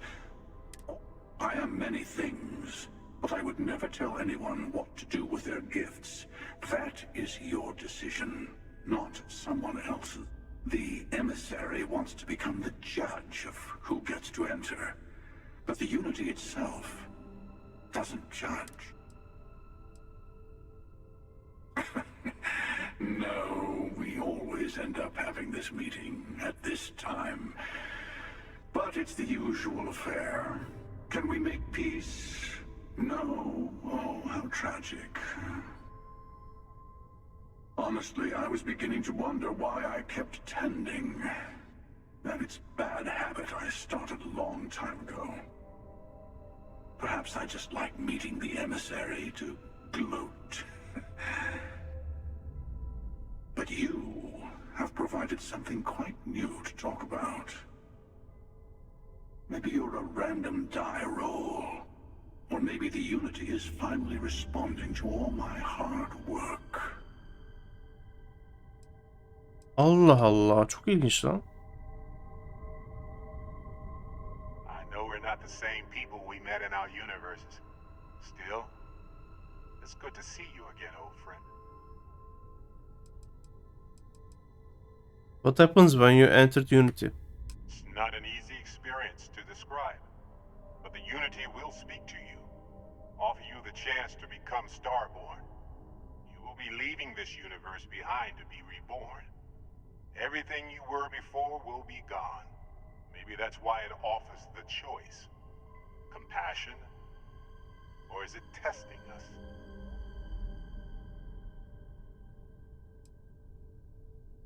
Oh, I was in your universe. What was I like? Different? I never know who you are when I meet a new version. But so much of you stays the same. It's hard. But each universe is precious in its own way. Mine will never have its original you in it again. As yours won't have its real me. Allah Allah. So you try to protect artifacts. Keep them from being abused. You've seen the terror the Hunter causes. Every time a Starborn goes through the Unity, they get more artifacts, find more temples, gain more power. We can't let more like him abuse these gifts to destroy whatever's in their way. When all the artifacts are assembled, the device they create is called the Armillary. In many ways, it's a model of the multiverse itself. Through it, you can reach the Unity, and from there, you can become Starborn. Allah Allah. O zaman hepsi bunların aynı kişi olabilir mi acaba? Okey. Teşekkürler konuşma için.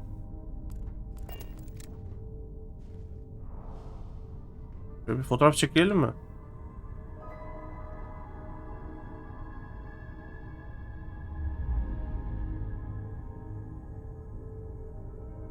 Böyle fotoğraf çekelim hadi.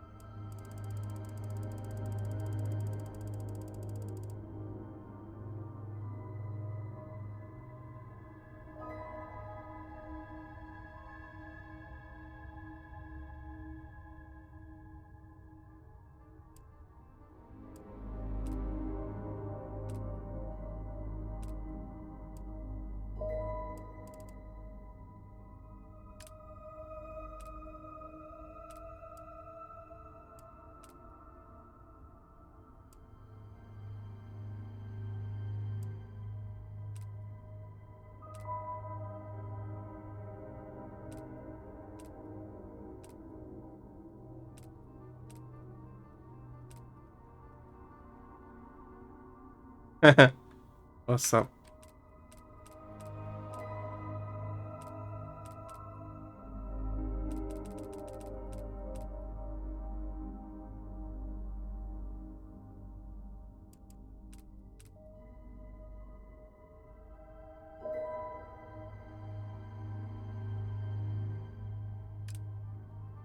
Toggle helmet.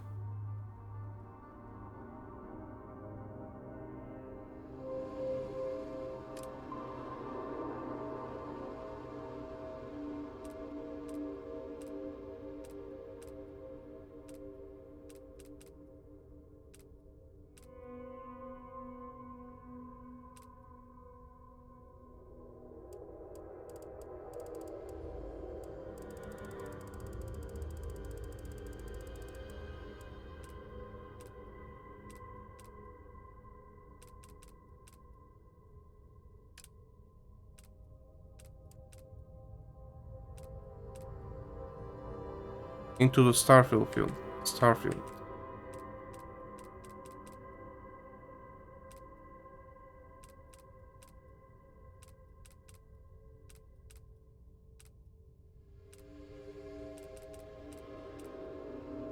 Oo, bu güzel oldu bak böyle. Oo, güzel oldu. Al. Güzel. Nice. Gençler görüşürüz. Allah'a emanet. Sağ olun her şey için. Before you leave, Ah. I want to give you something. A way to another artifact, but also a lesson in how dangerous they can be. Seek the moon of old Earth. There are secrets there you must discover for yourself. Here, to open the way. All I ever wanted was answers. You stubborn sure like you must see for yourself nonsense. Fine, I'll see what I can find on the moon. Earth's moon in the solar system? Yes, I will say no more. I do not always know if you are a person I should be helping. I have also found that advice is a poor substitute for experience. I ask you again, go to Earth. You should also talk to your colleagues in Constellation. I am sure that they have gathered more information on the remaining artifacts in the fringes of space. part of me wonders what they will all say about what you have learned. But I will leave that to you. Ne verdi bana? Neodymium, Iberium, bir şeyler. Moon Base Key mi verdi? Allah Allah.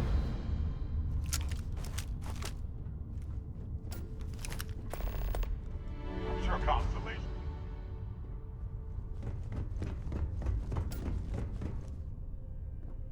Pardon.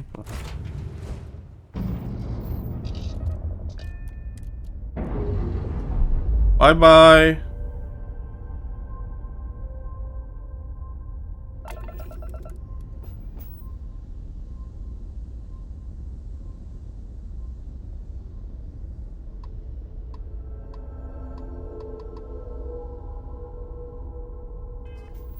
Şimdi nereye gidiyoruz? Bir dakika. Return to the lodge. Go to Nova Galactic Research Station.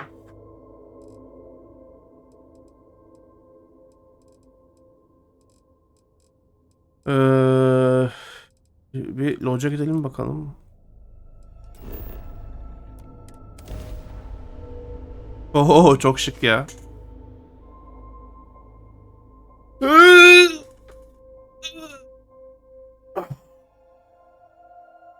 Güzel bir fotoğraf oldu bence.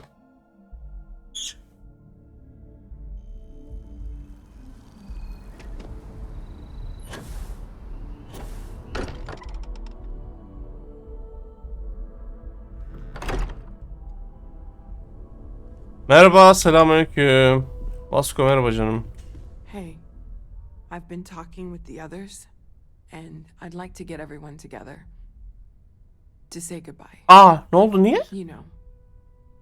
Aha, tamam, okey. Ben sen gidiyorsun, öğrettim. No promise. Hold here and there. I'll be there, no Thank you. promise.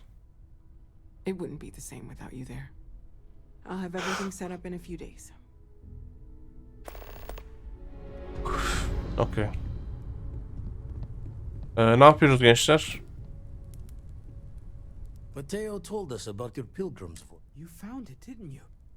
The meaning of unity. To center of a multiverse, we are building the way to it. There's an infinite number of me out there. I feel sorry for all of them. Better is alive, a version of him from another universe.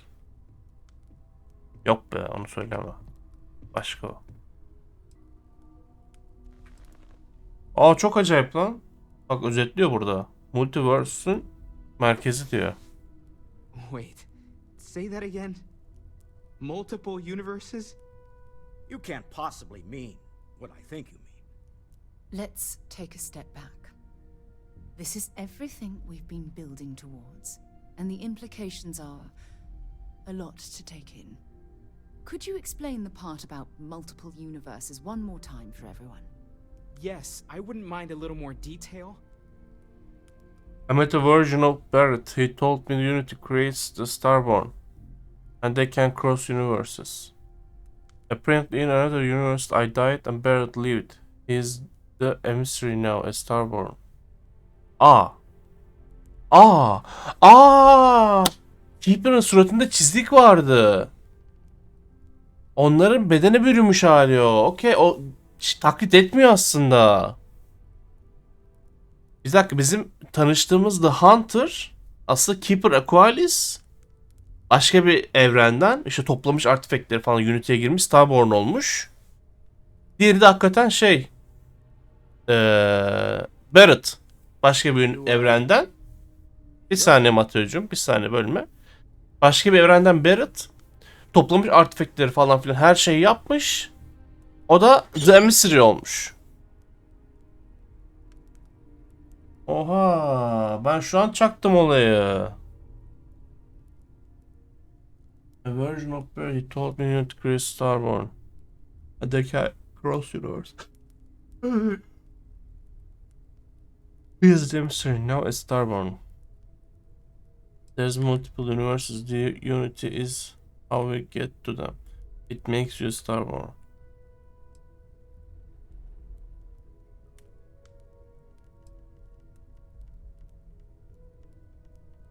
space. I didn't They lose can them, did I? cross universes. And that's why the Starborn want the artifacts so desperately. They're the keys to unlocking the infinite. I don't even want to think about the physiological changes you'd need to travel between universes. Plus what it would do to the mind? Enlightenment? Or oblivion? Like the Hunter. You have the opportunity to reach the closest thing to your god that might exist. And you're second-guessing it? One doesn't approach the afterlife without some trepidation. This is our mission, to go into the unknown. Think of what awaits us, a new life, powers of the Starborn. We should all take time to think what it means. Yok. Bizim görevimiz bu. You're right. We have to see the unity for ourselves. I know this has been a lot for everyone to take in, but we finally have answers. Let's make the best of them. Not to make a sharp turn in a grand tale, but I got the eye fixed up. Bruised, but still blinking. Let me know when you're ready to follow up on what it's seen. Okay. These last glimpses from the eye are from the farthest fringes of known space. Could be the only remaining pieces outside the hands of the Starborn. I'll follow up on these. I'm not going to look for more artifacts. Remember when deep space was on your problem? Our only problem. Aye. The blackest sea seems less of a concern when there are sharks leaping. Catch a smile out there. Çok iyi. Arkadaşlar siz ikiniz, sen ve sen. Allah sizi bildiği gibi yapsın. Bu kadar. Söyleyeceklerim bu kadar.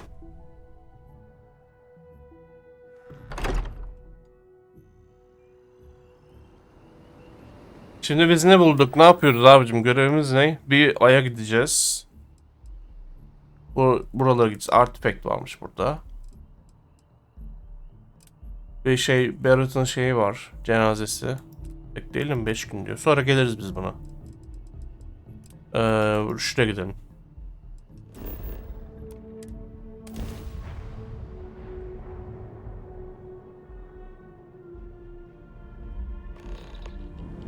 Öf. Yine büyük bir yer. Hayvan gibi lootlayacağız. Üzerimde ağırlık var mı? Var. Şunları bir koyalım ya.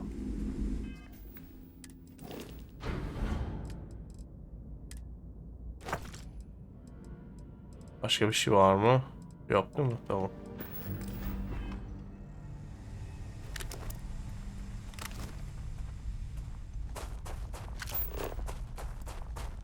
Aydayız lan. Aa, çok güzel.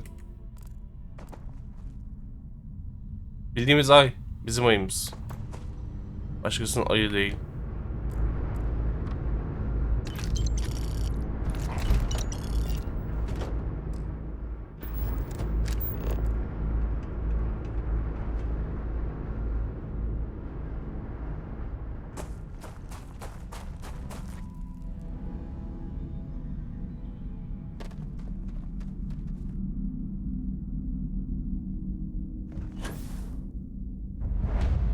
Nova Galactic Research Station.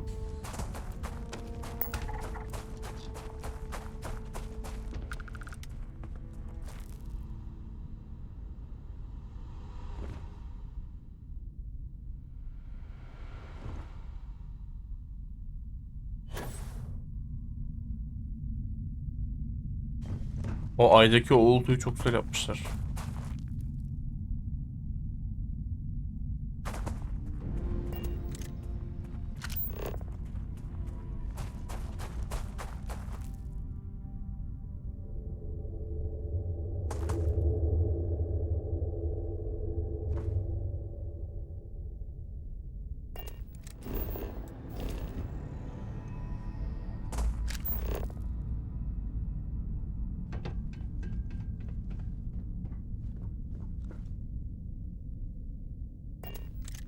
Scanner mı? Bu scanner galiba. Engine spin up time almost complete. Total time 5 minutes 22 Lan seconds. Right on schedule. How are the helium-3 valves? Victor Eiza. We double checked the leakage concerns this morning before the launch. All signs green. Any changes to the calculation sequence from Voltaire? No changes since we uploaded the last figures yesterday. It's a clean shot from here to Jupiter. One day the computer will be on board the spaceship. Just imagine that. One miracle of science at a time, Canaveral. Counting down. 5, 4, 3, 2, 1.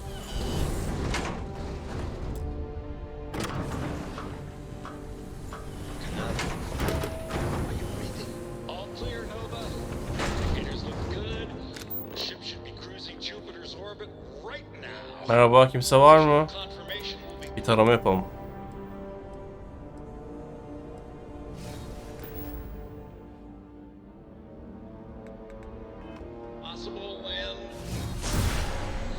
Kimse yok. Minutes. Afraid the speed of light is on the slow side these days. How does it feel to break the laws of physics, Canaveral? We're all pretty excited down here at NASA, I won't lie. Excited enough to tell me where you got the original data? Not in a million years. Boat NASA mı? What? Oğlum da rastgele bir tane bulduğum şeyden mi oldu bu? Research Station. No Galactic Research Station. First gravity drive was developed with the help of NASA on Earth. I need to find out how this is connected with the artifact. Aa.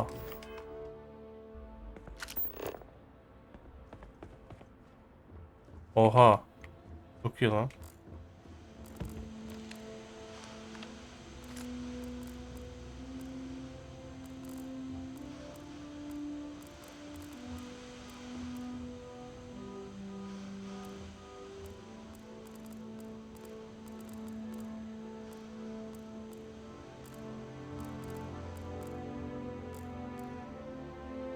Nova Galactic Project Log, Principal Engineer Lang Shu.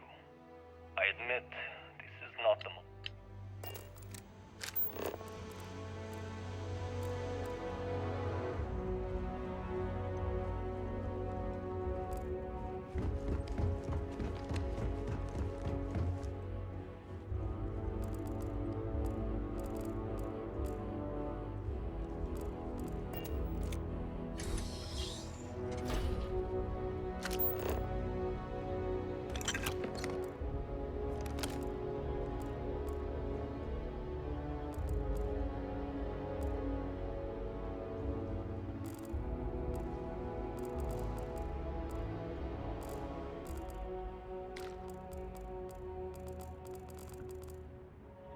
Okay, confession.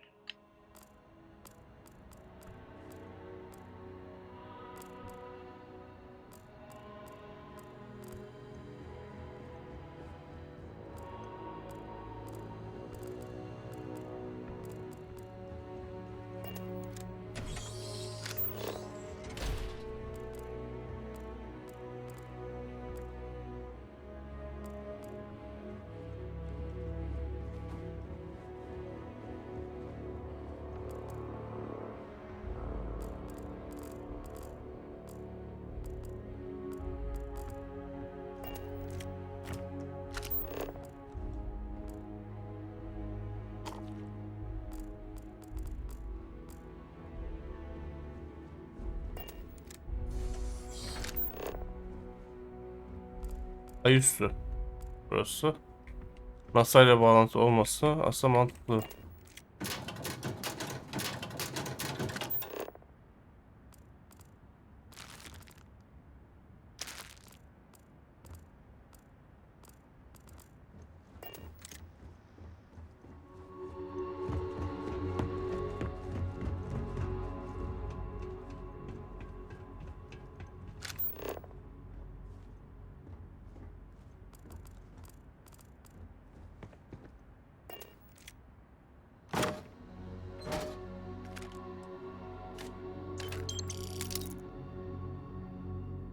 Old Earth Hunting Rifle. Güzel.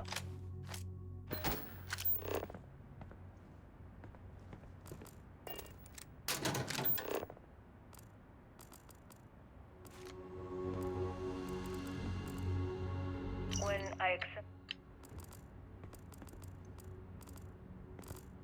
Aslında Old Earth ile ilgili şeyler kesin vardır orada da. Şu an dinleyesim yok. Kafa şişirir şimdi onlar.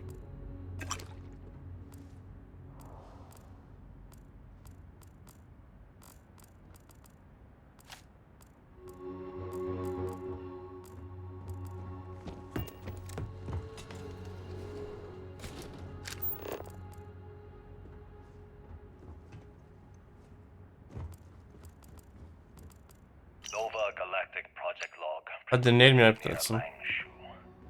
Voltaire is being reconfigured for this new initiative. The math we're being asked to crunch is ambitious, even for a supercomputer. We might as well be asking it to count every grain of sand in every desert on Earth. Who came up with these original equations? Our partner isn't being very open about it. Every question I have goes through some discretionary channel. I'm surprised we even know we're working on a ship.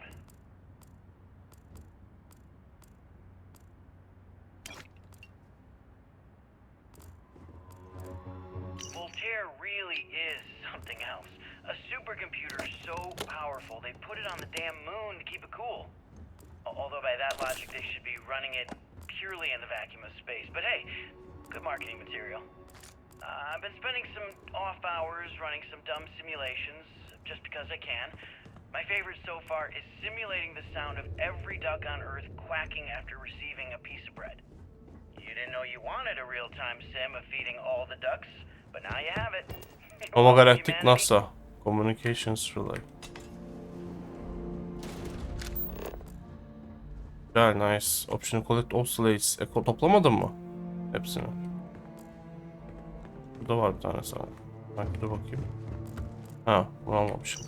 You ever get jealous? You know, the crew in the shipyard? Building the actual vessels that are gonna travel the stars? We're literally on a base on the moon. Oh, come on, Sabina. I'm trying to share my dreams here. Well, your dreams are always out there and never here where the rest of us live. Can't you just be happy doing your job? Where's the fun in that?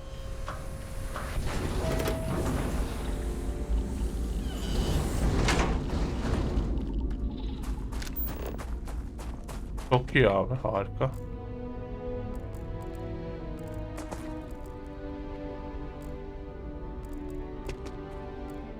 Nova Galactic Research Station.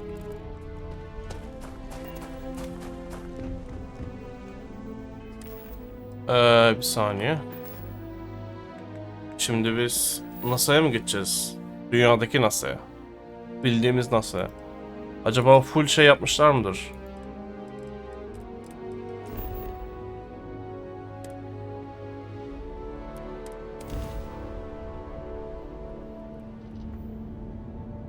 Aha, dünyadayız lan.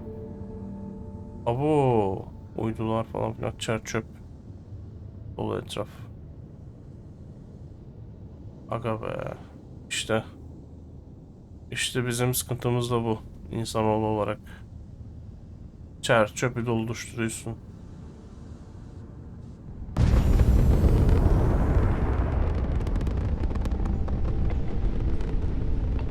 İçeri çöpü ne varsa koy abi.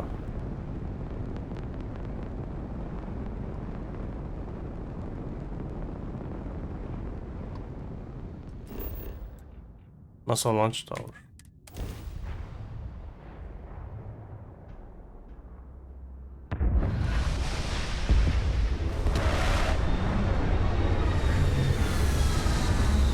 Oha. Oh, çok iyi lan.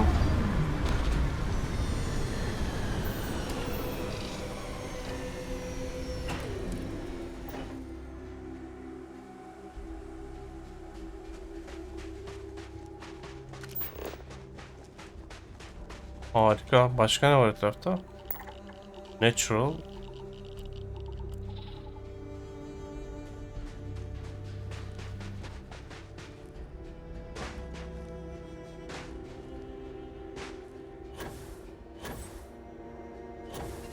Ay, dünyaya bakar mısın ya? Çöl gezegeni resmen artık.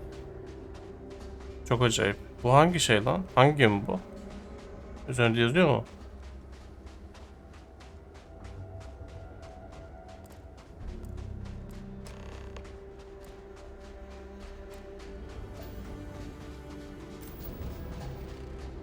Chlorine, lead, mercury bilmem ne. O ne?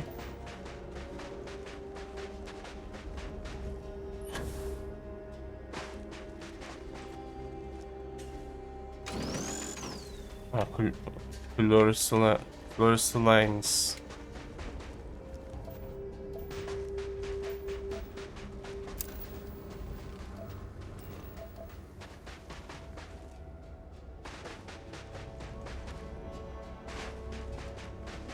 Dünyadayız ha, bayağı bildiğin dünya burası. Çok kötü gözüküyor.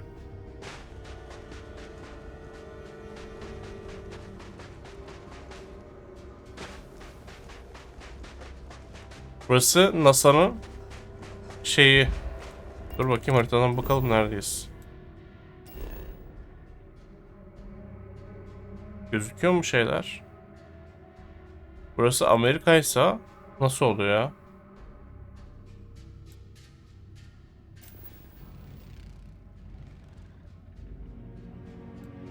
Su, lead, chlorine. Oğlum ne olmuş dünyaya ya? Burası Amerika'ysa Türkiye nerededir? Dur bakayım, hiç harita falan gözükmüyor. Burası Grönland falan. Erimiş buzullar falan. Buzul falan yok artık. Bu harita neyin? Bak bu Afrika mı?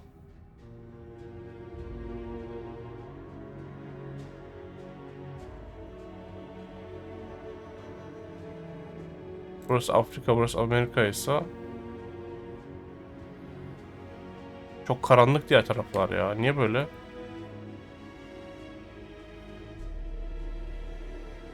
Niye bu kadar karanlık abi?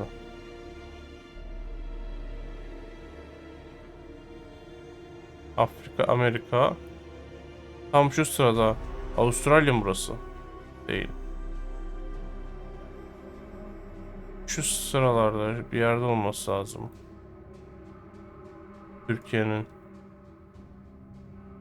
Ama görünmüyor. Bayağı değişmiş şey. Yapısı.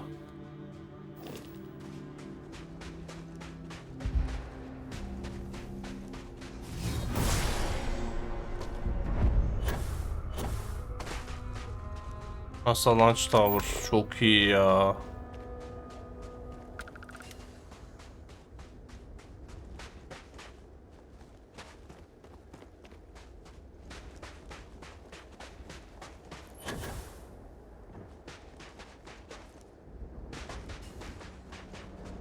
Aha. Giremiyorum. Niye giremiyorum?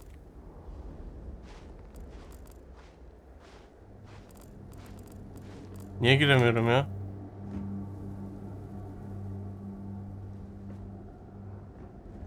Ha burada varmış giriş. Power receptacle. Power cell lazım diyor. Power cell var burada.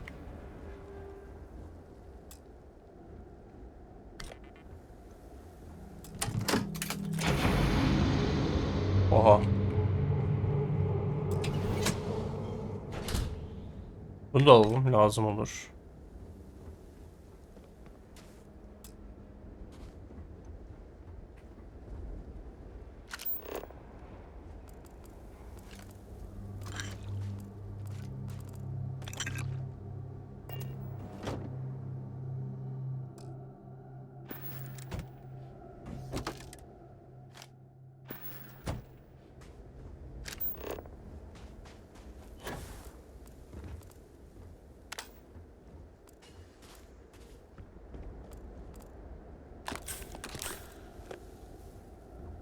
Böyle bir oda.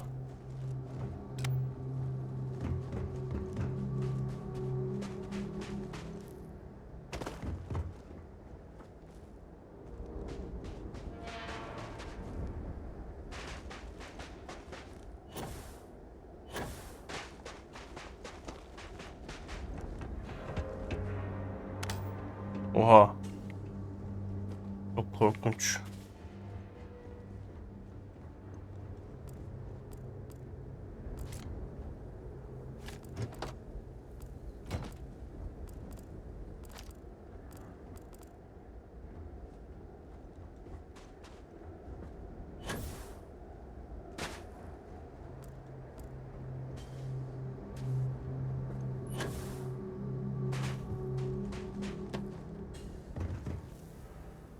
Kaydedelim.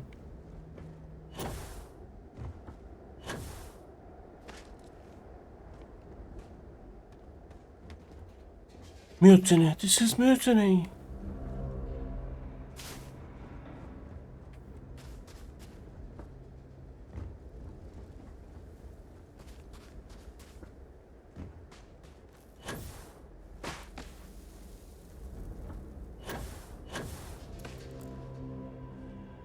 Parkur yaptıracak bize illa.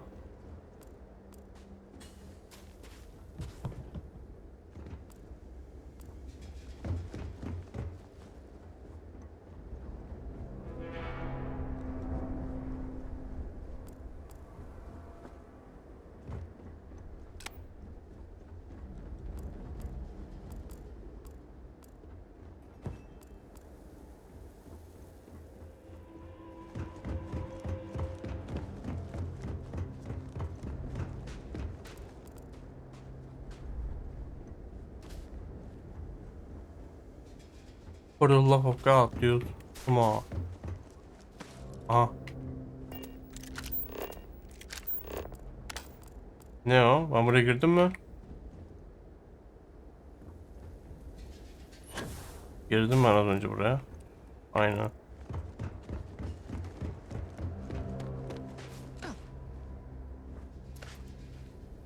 Nasıl çıkacağız? Ha.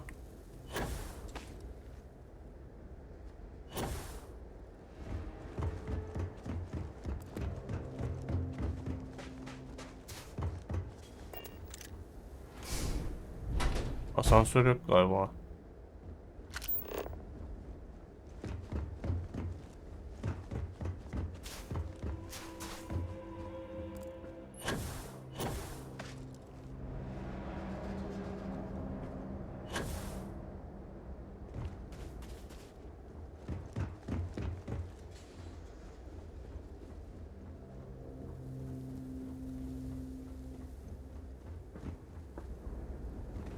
Bunu da al. Lazım olur.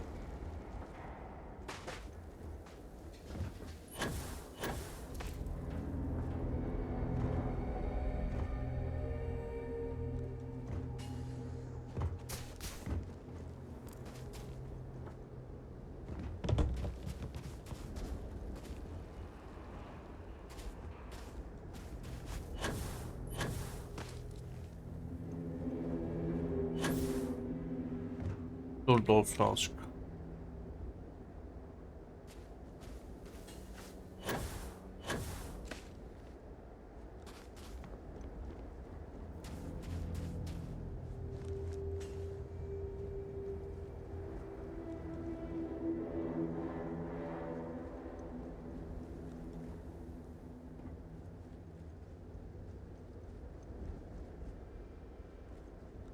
Ben nereye geldim ya? Nereye gideceğim?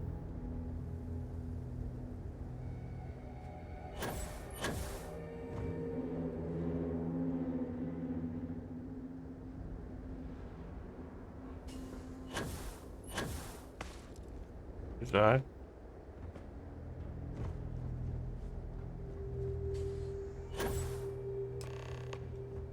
Enter NASA.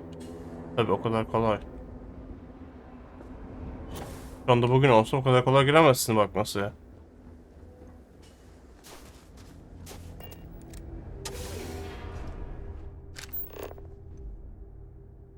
Oraya baktık mı biz? Baktık galiba ya. Baktık mı? Bakmadık ya. Toy roket al. Bir tane yeter. Neden oyuncak roket var ki NASA'da? Niye yani? Mantık ne ki acaba? Kim oyuncak roket getirir ki işe?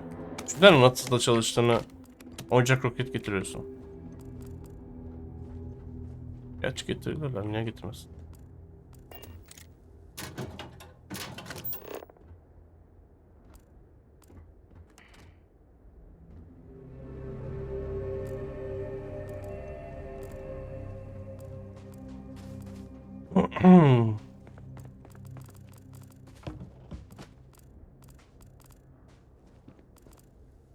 Kitapların üzerinde niye NASA yazıyor ya? Kitabın neyle ilgili olduğu niye yazmıyor? NASA ile mi ilgili kitap? Kitapların adı yok mu? Başlığı yok mu?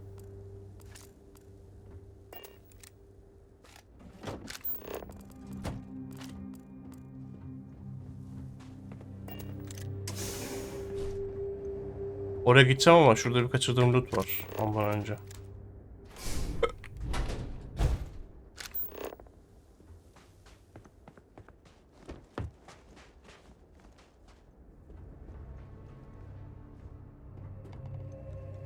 Allah belanı.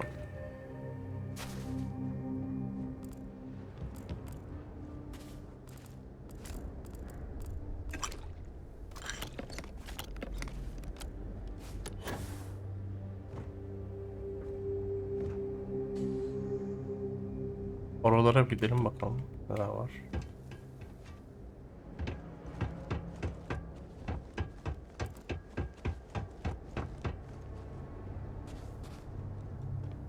Dur.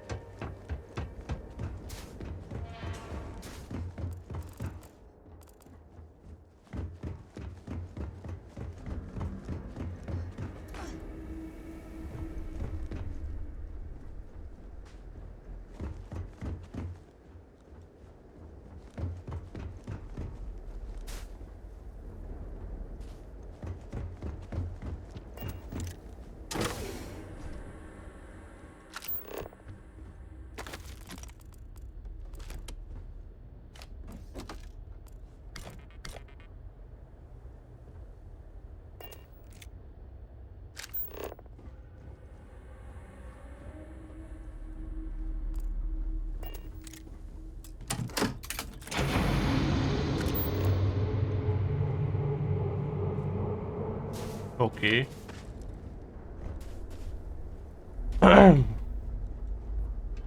Hadi gidelim.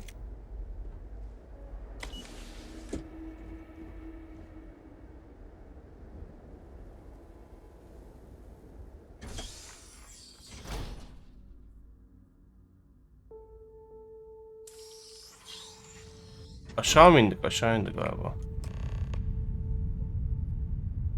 Öf. Öf, nerelere giriyoruz ya?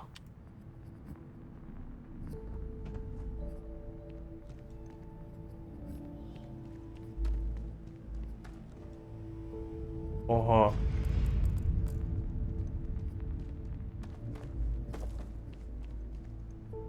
Bilin nasıl keşfediyoruz şu anda?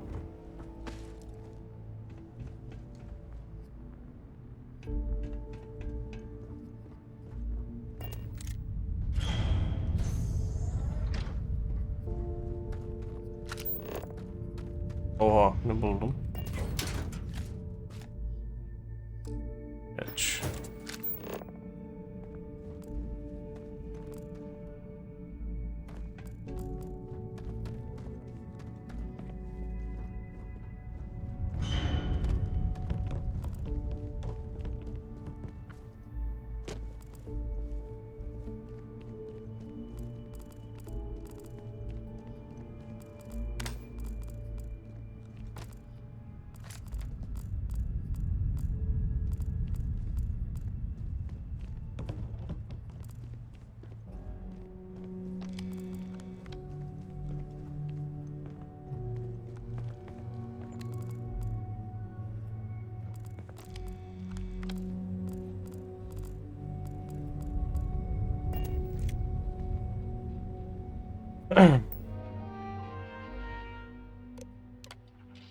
Launch procedures. Remember the final. Şu anda çok güzel yerlerdeyiz ana hikaye olarak. O yüzden bunları okuyasım var. Remember the final vital suit. Yield checks are essential. How long way tolerance the number of people clearing a machine. When there's rumors that next line is slated to be cancelled. Then assume go time every time. Russian makes space travel safer. We can use every ounce we can get. Access station. Archives damaged. Running system recovery. Partial archive retrieved. Delivery from Mars. Station log. Dr. Judith Tatian. The recent delivery from Mars is unsettling. I was expecting rock samples or maybe fossils of microbial life. Instead, Dr. Victor Isa comes with 2 members of the military. Everything they brought back is under wraps. What could a theoretical physicist need with a sample from Mars? Oha, Mars'ta bir şey bulmuşlar. Ne buldular? Oh, çok iyi. Dr. Victor Isa. Station log. Dr. Judith Tatian. I've been trying to cozy up to Dr. Isa, Victor, to see what is going on. His team has completely commandeered one of the labs with those 2 military handlers, checking who comes in and out. I joked that maybe he found a little gray man doing an autopsy, and he grew very pale. Oha. 2 days later, he sends me a request asking for more information on my background in material science, metallurgical engineering. Oh, we have a meeting tomorrow. I think I'm being invited into the lab. Oğlum, şu anda size hatırlatmak istiyorum. Şu anda biz gerçek dünyadaki bizim bildiğimiz NASA'dayız ve bizim günümüzden kalma şeyleri dinliyoruz. Kayıtlara ulaşıyoruz şu anda. Arşivlere ulaşıyoruz. Çok ilginç şu anda. Çok ilginç.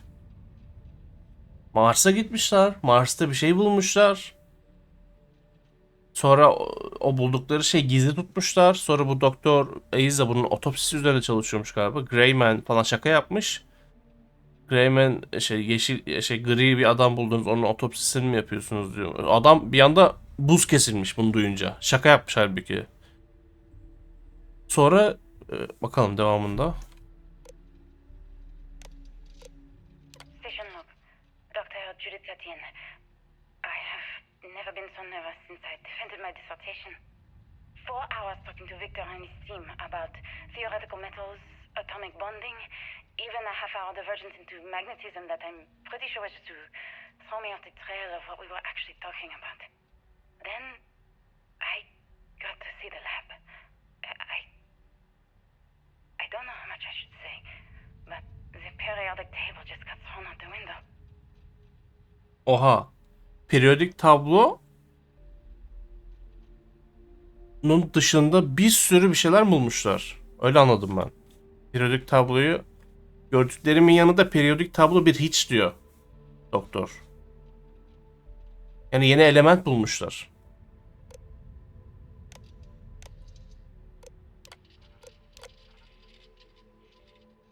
Allah Allah. Find information about the Martian sample. Oo, Marslı. Dur bakalım. Let's go.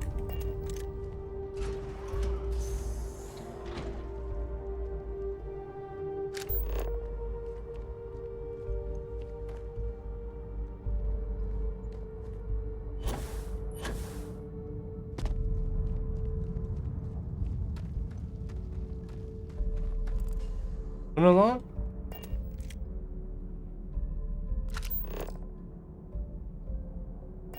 Tarafını çeken buranın.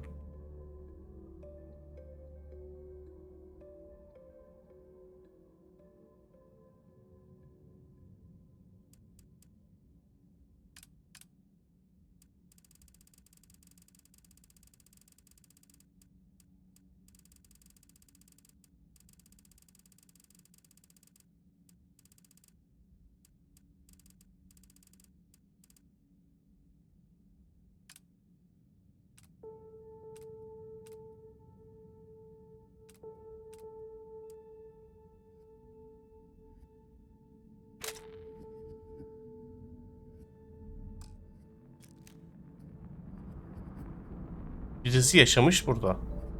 Bir süre. Parsec Puç. Alayım mı? Aldım hadi.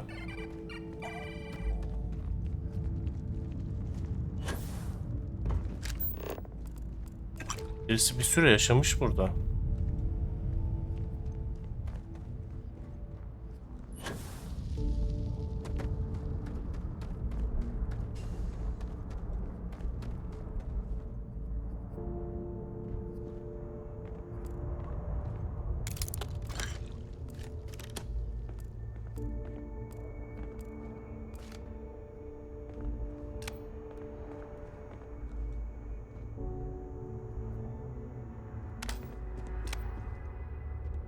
Bildiğin NASA'ya geldik lan.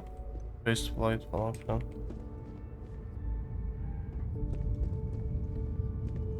Ay uzun sürecek burayı lootlamak ya.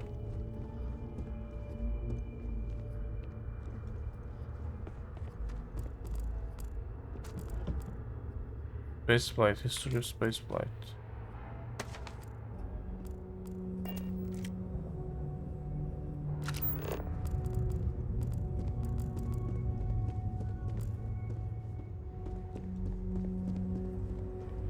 Oğlum çok büyük ya. Dur etraf bakalım.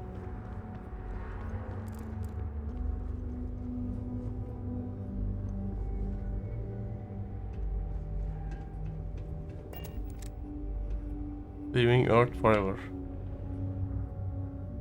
In 2150 senesinde scientists first predicted destruction of our beloved Earth. Atmospheric phenomena would cause irritable air to sputter outside of Earth gravity to be. All life that remains is estimated as unturned and has given NASA and other space agencies around the world the opportunity to migrate humanity away from certain death and into the stars, thanks in part to the development of the gravity humanity will live on. 2150 senesinde salmışız dünyayı. Dünya mahvolmuş. Çok korkunç ya. Gerçek ya bu arada bu. Hani farkında mısınız? Gerçekten buraya gidiyoruz. 2150 senesinde gerçekten bunlar olacak büyük ihtimalle. Hani bunlar olacak dediğim, dünya bu hale gelecek. Acaba Grave Drive'ı keşfedip de başka gezegenleri, oralar oyunun kurgusu. Oralar gerçekleşmeyebilir bile yani. Ama dünyanın şu hale gelecek kesin. Çok korkunç. Apollo mission için yapılmış. Dünyanın ayına ulaşmış. Engine was a single nozzle liquid propellant engine. Newton thrust star Saturn ve super heavy lift launch vehicle. Critical providing necessary lift to launch rockets from the surface of the Earth towards the stars. Bunlar muhtemelen gerçek bu arada. Neymiş bunun adı? F1 engine'ı. Çok iyi.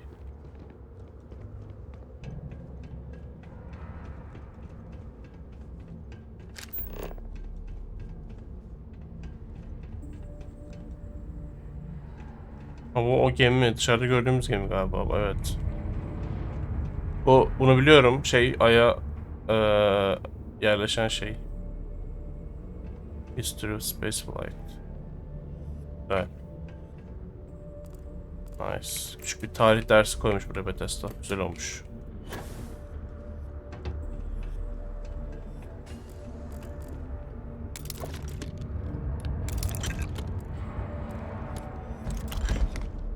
Earth Pistol.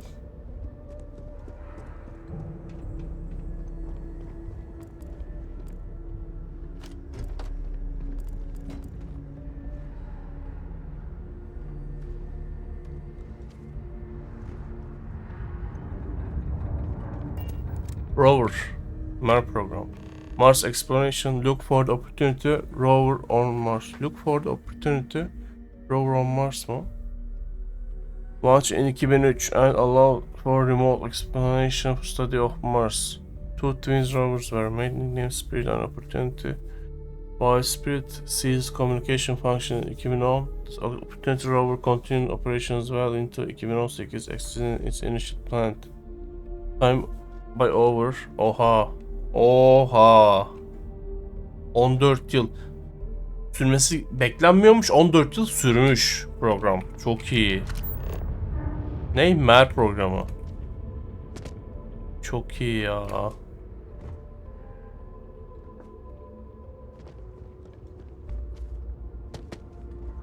Bunlar gerçek muhtemelen bu arada. Gerçek historical bilgi. Bu ne? Mercury Space Suite. Adapted from design origin intended for high altitude aircraft, Mercury Space Suite would undergo several modifications. Mercury Space Eagles of Space Revolutions has always been key in the event that the cabin were depressurized and exposed astronaut to vacuum of space. Their Mercury Space Suites would be able to offer critical extra layer of defense. Mercury Space Suite. Güzel.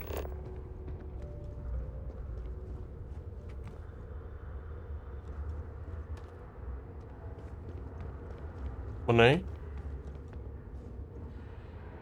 United States. Project Mercury.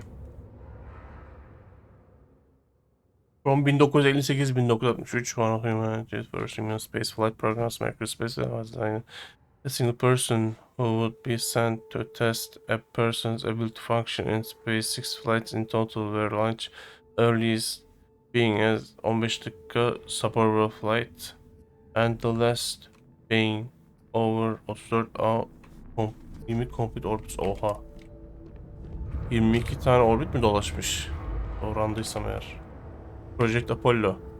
1972 Apollo was the first successful program to put humanity on Earth moon.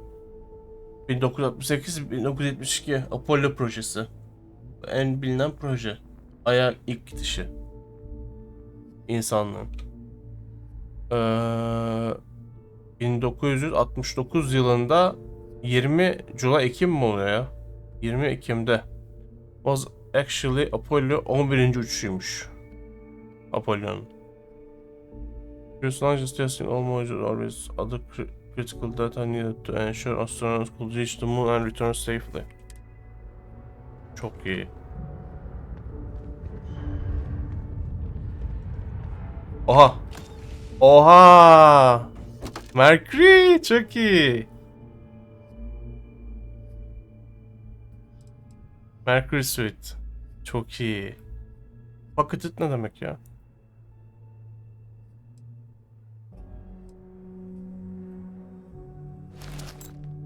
Harika. Çok güzel.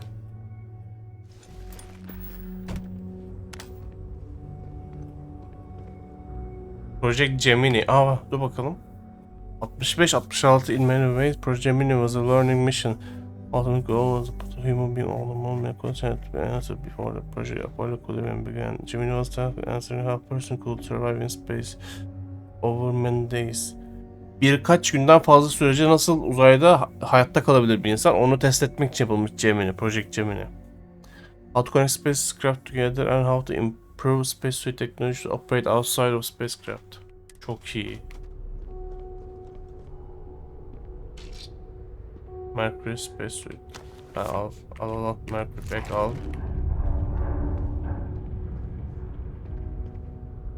Çok iyi, harika, müthiş. Bunları okudun mu? Mercury, onu okudum.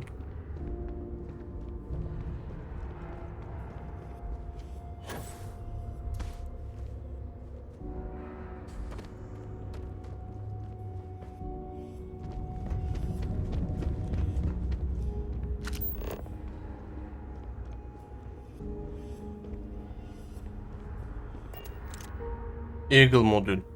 From Apollo 11 mission, Lunar Module Eagle was first crewed spacecraft to touch down Earth's moon. İlk ekipli Ay'a iniş. Apollo 11. Bu az önce baktığımız değil mi? Aynen devamı onun galiba. Eagle's counterpart was the command module Columbia, which Lunar module needed to both separate from and eventually reattached to Columbia would take astronauts to and from the orbit of the moon, while Eagle would bring them to and from the surface. Eagle mı ne? Eagle. Çok iyi. Close for remodeling, thank you for passion. Bu ne abi? Project Prism. As a partner with Nova Galactic creators of the volatile supercomputer on ambitious aerospace project to pull gravity itself. The result is the first spacecraft capable of faster than light travel. The first successful voyage saw astronauts reaching Jupiter in moments what would have previously taken years. Bu gerçek değil. Bu oyunun kurgusuna geçtiğimiz an. NASA ile Nova Galactic denen şey, Nova Galactic oyunda olan bir kurgusal bir oluşum. NASA bildiğimiz NASA. Burada bu şeyi yapıyorlar. Uzay gemisini yapıyorlar. İlk grave jump. Şu ortadaki galiba. Şu galiba değil mi? Aynen. İlk grave jump denemesi bu. Jüpiter'e gidiyorlar saniyeler içerisinde. Prism. Devamı. Living outside Earth. While long-term missions in space began in the late 90'lar with programs such as International Space Station, humanity began living on other planets almost 100 years later. 100 yıl sonrasında başlamışlar insanlar. Yani 2090 yılında mı? 2090 yılında başlamışlar. Dünya dışında yaşamaya. Small outposts for 5 or fewer scientific research teams eventually gave way to anti-colony effort on Mars and other orbiting bodies of our solar system.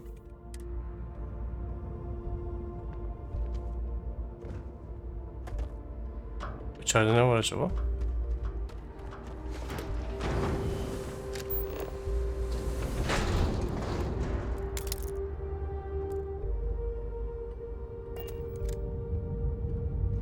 Girebiliyor muyuz içeri?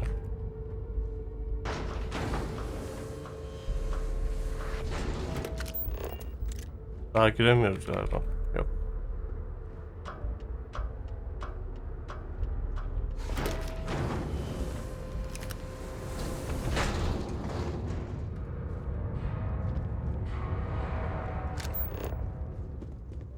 Oraya geleceğiz, dur. Oraya geleceğiz. Ben bir tadını çıkarmak istiyorum.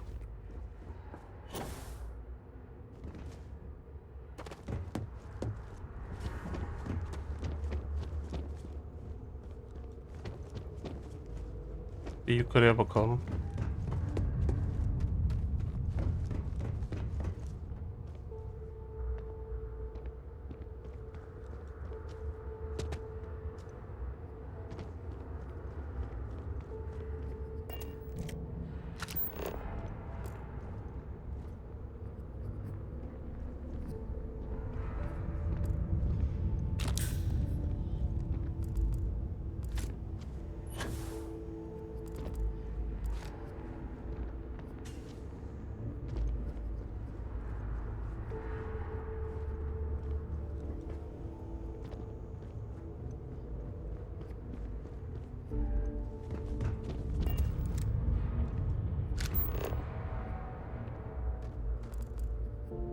Space Rock Display. Desktop sandalye. Şunu alayım ya. Tamam, bitti galiba. Alabiliyor muyuz bunu?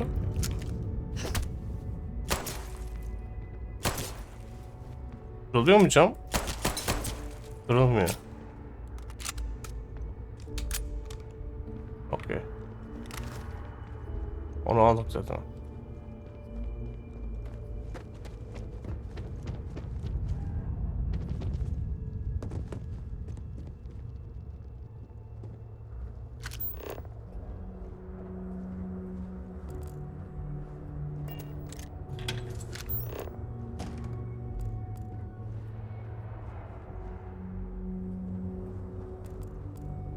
Judy, personal recording. I just don't understand where these calculations came from. There's something wrong with the math? I think it's quite straightforward. That's not what I'm asking. We've had no success extracting even a sample of material from the object. No explanation for the gravitational effects. No motion graph to explain its harmonic frequencies. I can't even establish a melting point. Judith. But you've had me building these prototype colliders for months. And now you want me to pump helium-3 into it based on this equation you've written on a goddamn napkin? I just need you to trust me. I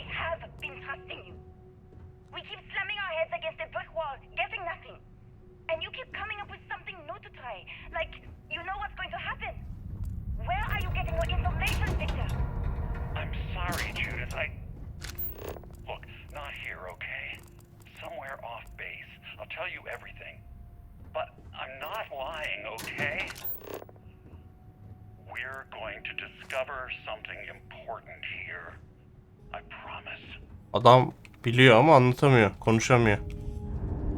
Oğlum neler bulacağız ya, dur bakalım. Şu an harika keyif alıyorum ya, inanılmaz keyif alıyorum. 300 yıl sonra dünyaya dönüp atalarımızın keşfettiği şeyleri keşfediyorum tekrar.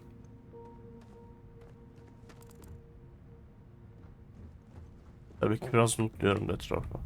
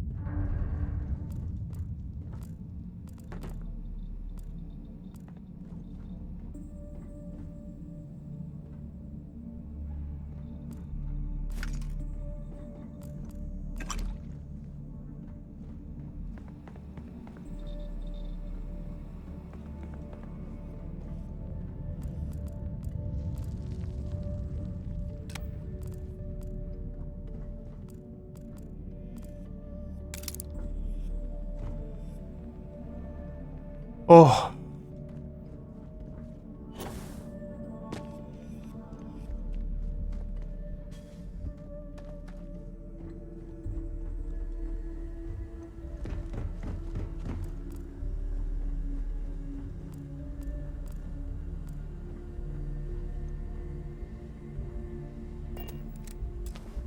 Expert diyor. Dur bakayım, atılacak bir yer vardır bir yerlerde.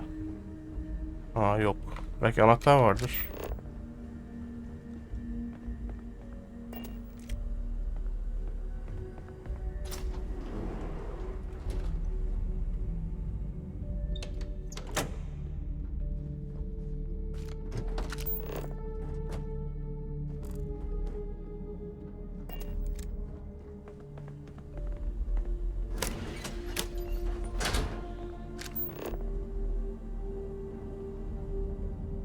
Nereden gideceğim ben?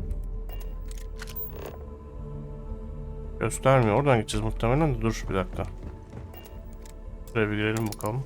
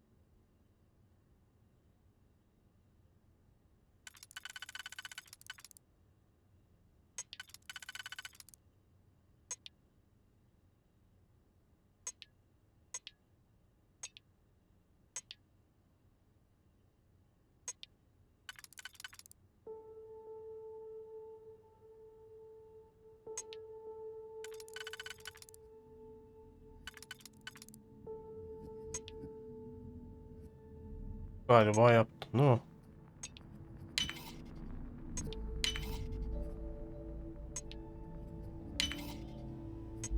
Hah.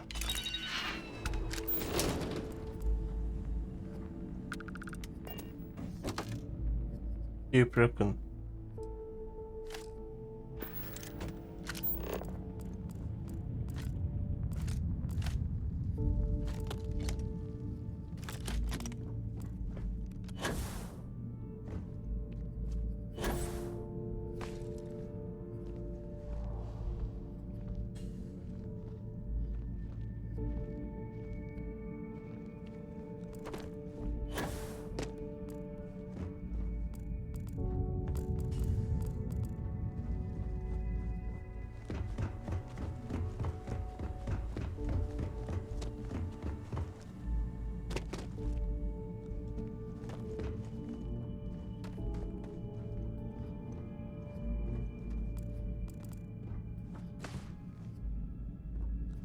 Oraya gideceğiz.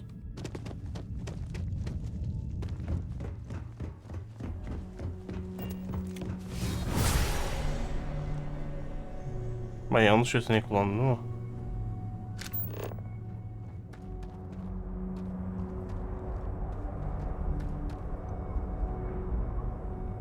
Kaydedelim şurada.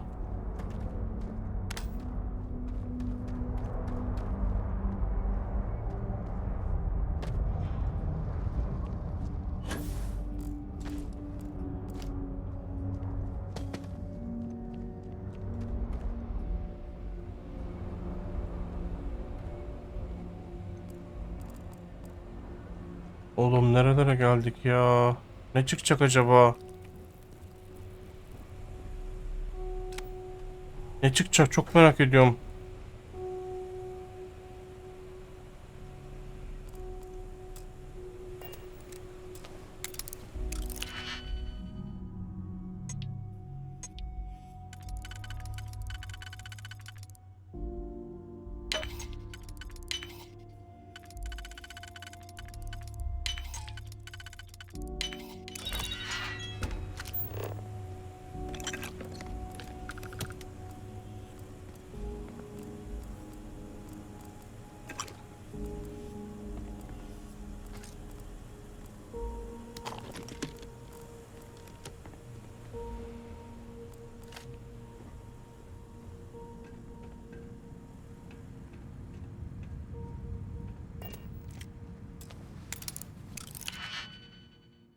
Ay dur.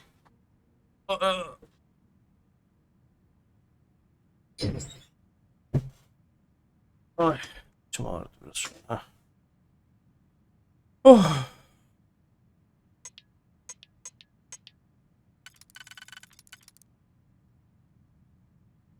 Dört parçalı bir şey kalıyor ama.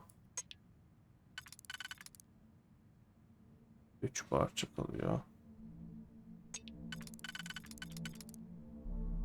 Tam bu ikisi böyle olacak. Bu var, bu var.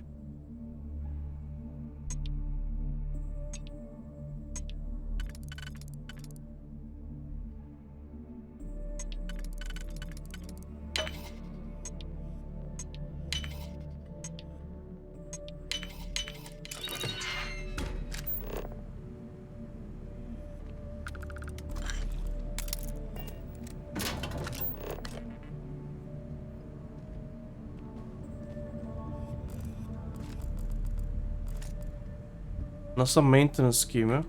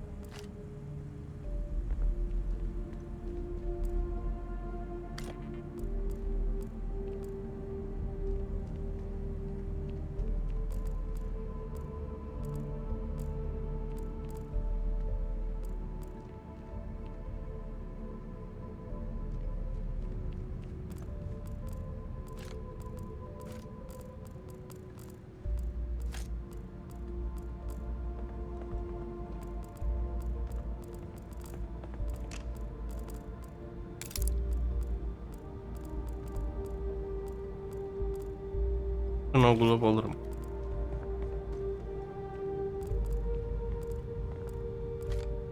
Bütün o şeyleri boşuna topladık galiba.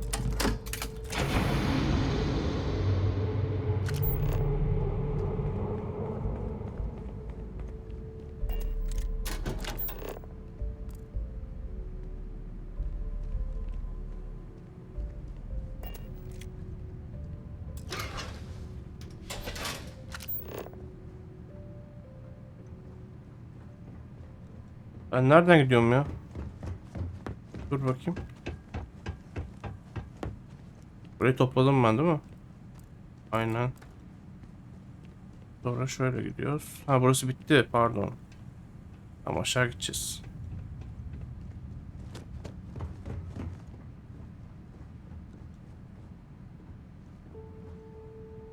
Ne kadar yolumuz kaldı ki acaba? Bayağı derinlere iniyoruz ha. Oğlum çok iyi lan.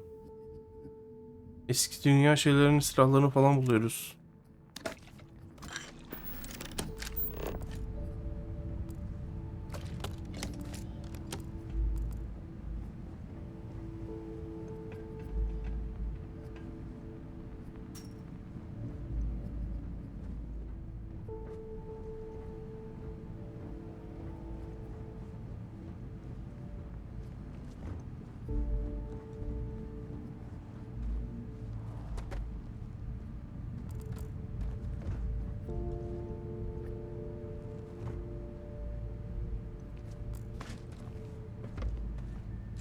Giriş yok mu buraya? Yok galiba.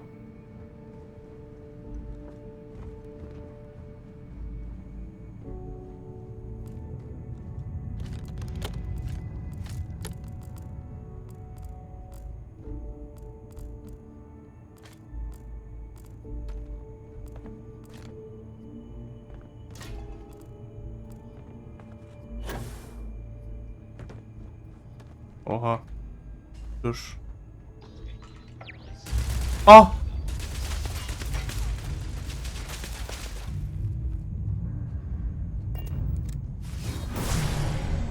Canlı yok, robot var sadece. Oraya bakacağız, dur. Geleceğim oraya bir saniye. Oraya geleceğim hocam. Bir saniye bekleyin. Ben burada bir yolu kaçırdım mı ya? Yo, geldim böyle, tamam. Buraya baktım. Sonra yukarı çıktım. Sonra dümdüz gittim. Değil mi? Aynen. Orada giremedim bir yer var abi. Buraya nasıl gireceğim ben? Buraya giriş yok mu? Sonra mı girecek ya da? Storage crate var.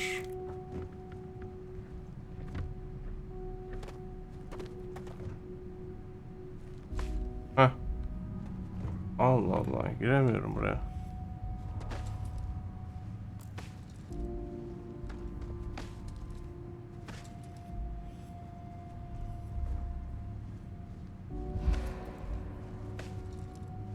Yok, olmuyor.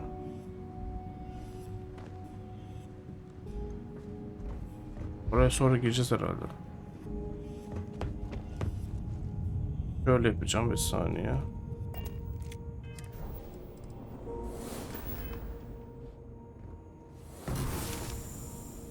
Şöyle bir kayıt alalım burada.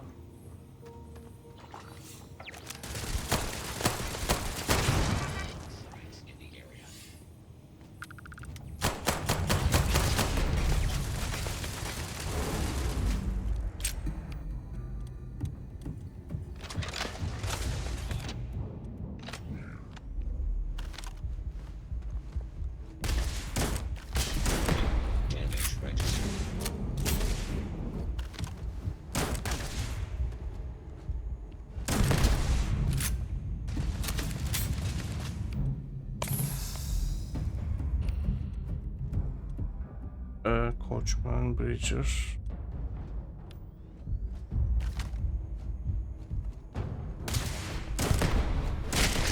Üf. İyi vurdum.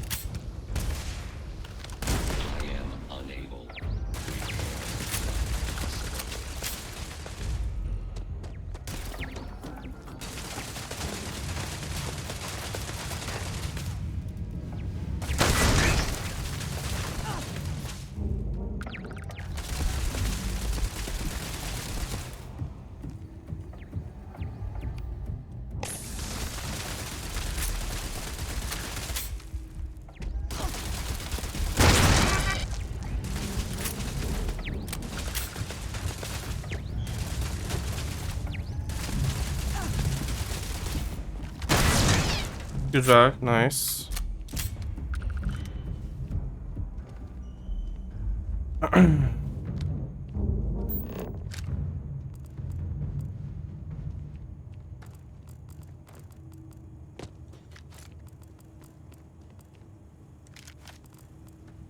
Bu ne abi?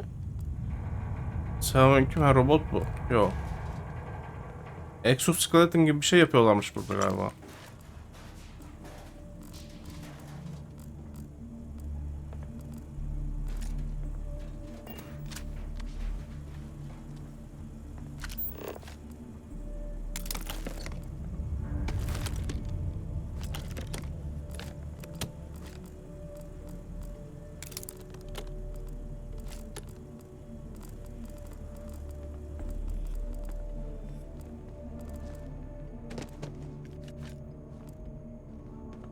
Oraya gideceğiz, tamam, dur. Oraya gideceğiz. Oraya da gideceğiz. Önce bir şuraları toplayalım. Bu robotların burada hala çalışıyor olması çok acayip.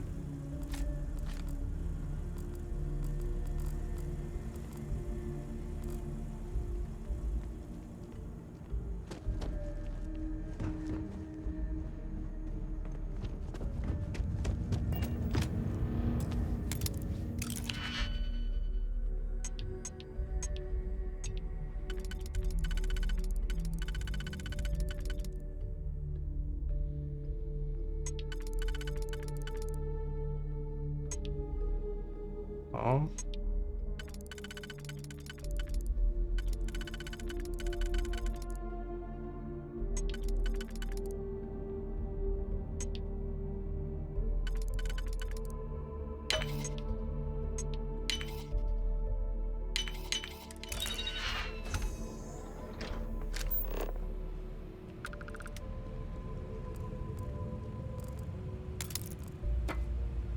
Yanlışlıkla mı kaldım? Neyse.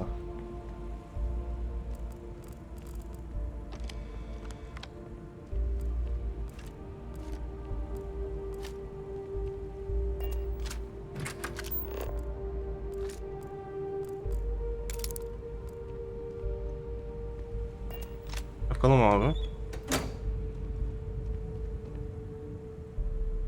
Turret kontrol.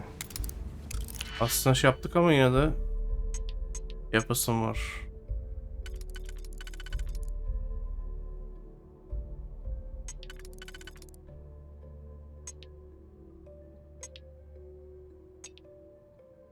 Bunu ve bunu yaptık. Aynen.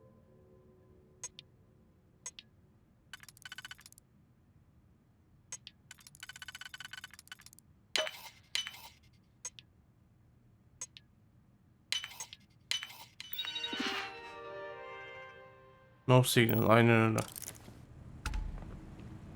Ha, XP geliyor yine şeyden.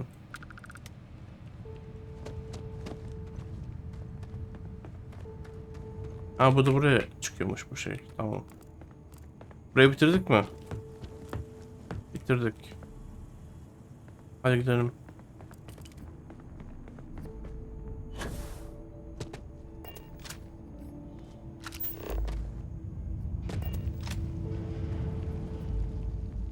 Abi ya, nerelere gidiyoruz? Çok güzel ya. Şu an bu hissettiğim keşif heyecanı harika bir şey. NASA'nın derinlerine iniyoruz. Buradan nereye gidiyor? Aa, gördüğümüz yer mi? Yok.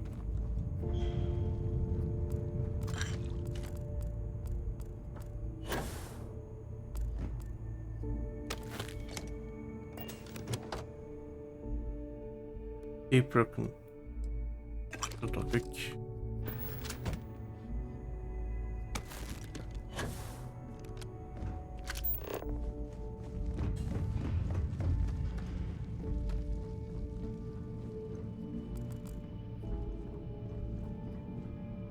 Tamam, gideceğiz oraya, bir dakika.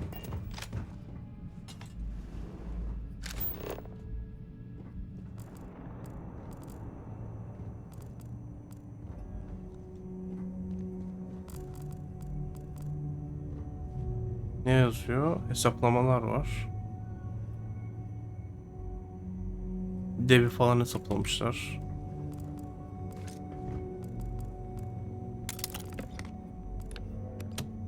Poster güzelmiş.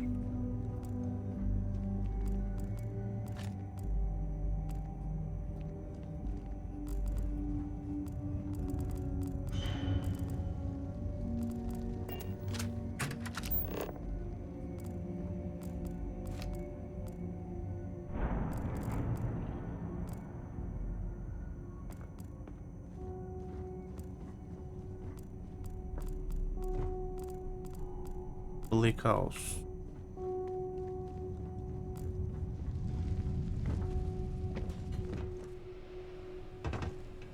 Allah Allah. Nerelere gidiyoruz abi ya?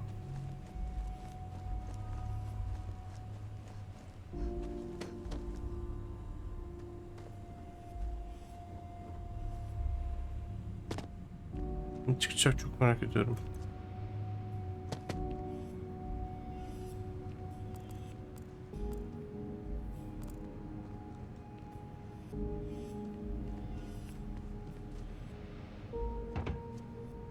Yer çekimi. Ha, zaten aydayız. Yo. Biz dünyadayız. Yer çekimi biraz azalmış gibi ben geldi ama neyse.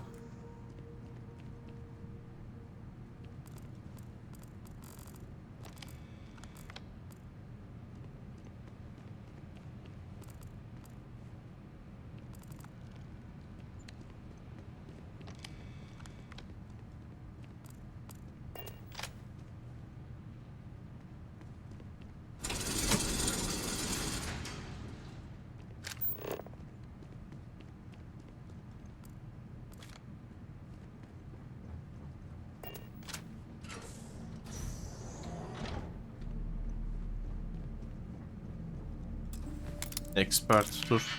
Burası açılıyor olabilir şeyden.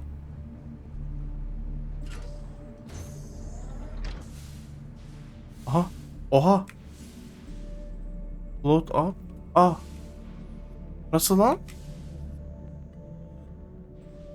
Niye? Evet, yer çekimi yazılıyor, biz dünyadayız şu anda. Nasıl ya? Aa, nasıl oluyor bu? Aa. Ana. Nasıl ya? Oğlum. Oha. Dur bakayım, bir şeyler çıkacak ama. Nasıl uçtuk biz orada? Check all badges before allowing access. Yes, even the generals. I don't care how angry they get. These are direct orders from the secretary. Secretary dediği şey belediye başkanı. Absolutely no phones. Belediye başkanı diyorum ya. Başbakan Amerikan başbakanı. Absolutely no phones or recording devices. All written materials, clipboard, notebooks are be checked on exit from the labs. Confiscate anything with confidential information on it. Error, Archives Demir Organization Query partially retrieved. 14 Nisan 2138. Project log. Dr. Victor Isa. We turned on the prototype today. The gravitational field around it began to fold as we long suspected. Complete reversal of gravitational pull was observed on dozens of loose objects around the lab. I'm setting up a meeting with the directors to propose a larger test. The prototype proves we don't need the original anymore, but further work is going to have to take place in space. Somewhere with abundant helium-3 and with a civilian partner. Someone with access to large-scale manufacturing resources and computational equipment. Engineering gravitational folds pulling the far side of the solar system closer to us? It's all going to be possible.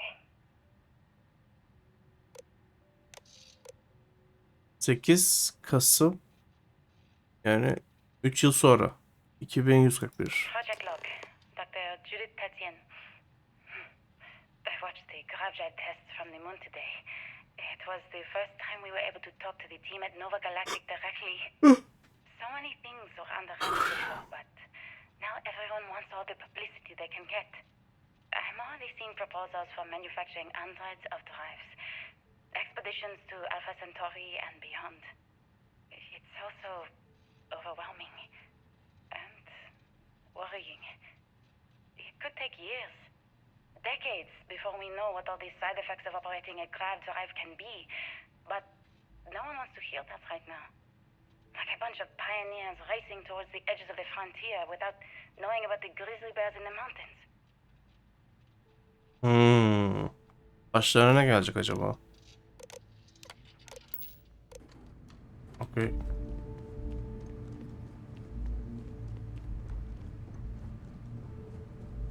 Buradan nereye? Burada loot var, buraya bir alalım.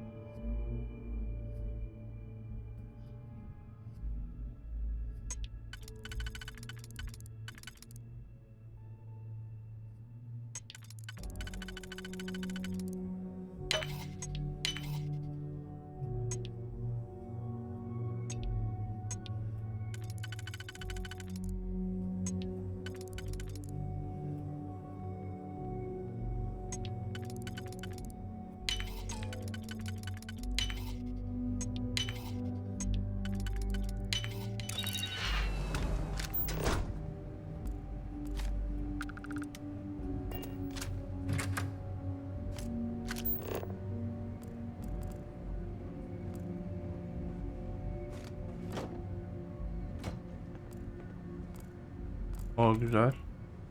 Nice site soyalım bir de hadi.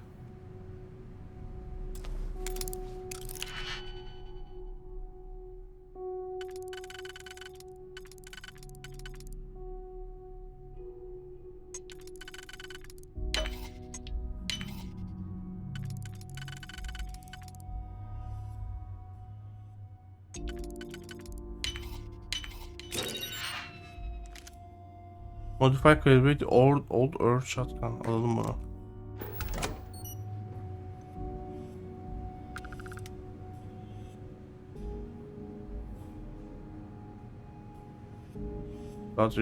Rescheduled 4.30. Oradan devam edeceğiz de. Bir şuraya bir.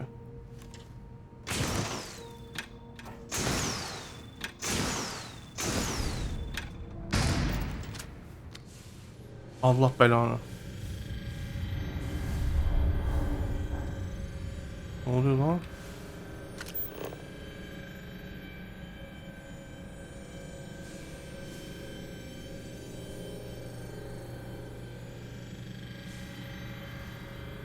Oha, çalışıyor mu hala bu? Aa, artifact var. Oha! Grow Jump'ı artifactlerle bulmuşuz. Oha! Oha, artifact. O anlattıkları materyal falan filan artifactmiş. O zaman yeni bir şey değil artifactler. Oha! Çok iyi lan.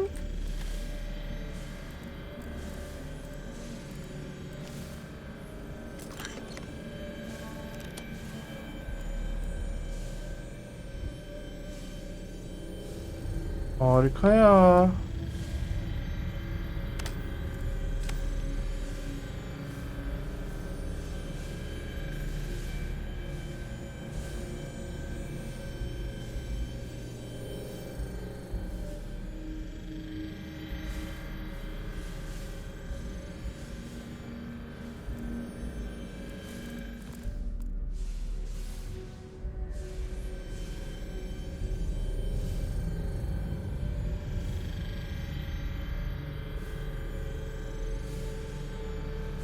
Oradan buraya mı geliniyor? Bir ona bakalım dur.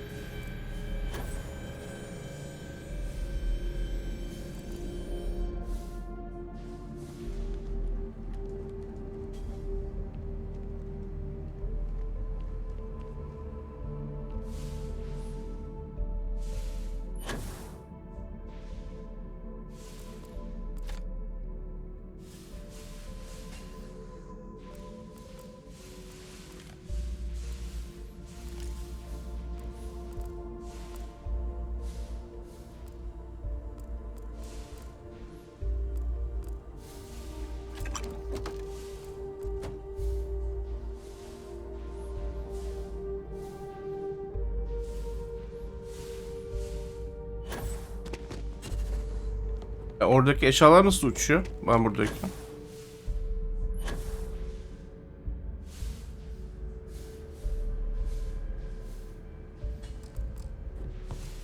Aldım mı onu? Aldım galiba.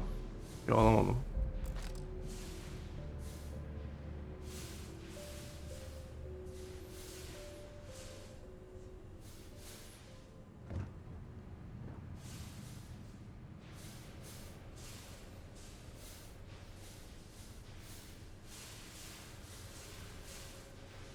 Bunu kim koparmış bu artifact olayını? Ki söylememiş kimse bak. Saklamış şey. Military. Kimsenin haberi yok. Artifactlerden.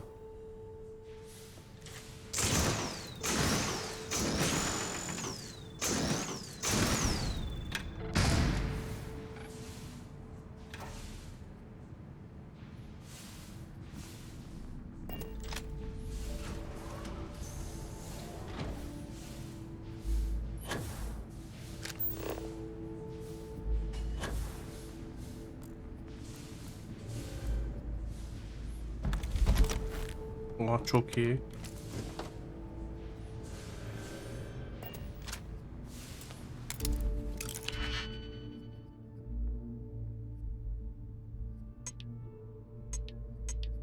Autoslot yap bir tane ya.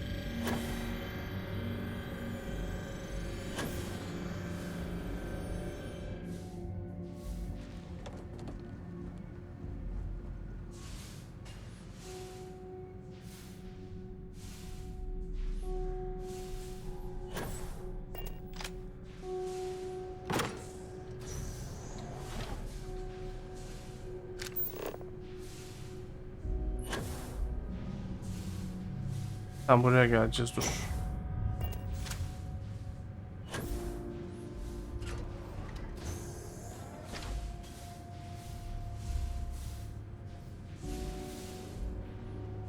Ya buraya geldim ben, tamam.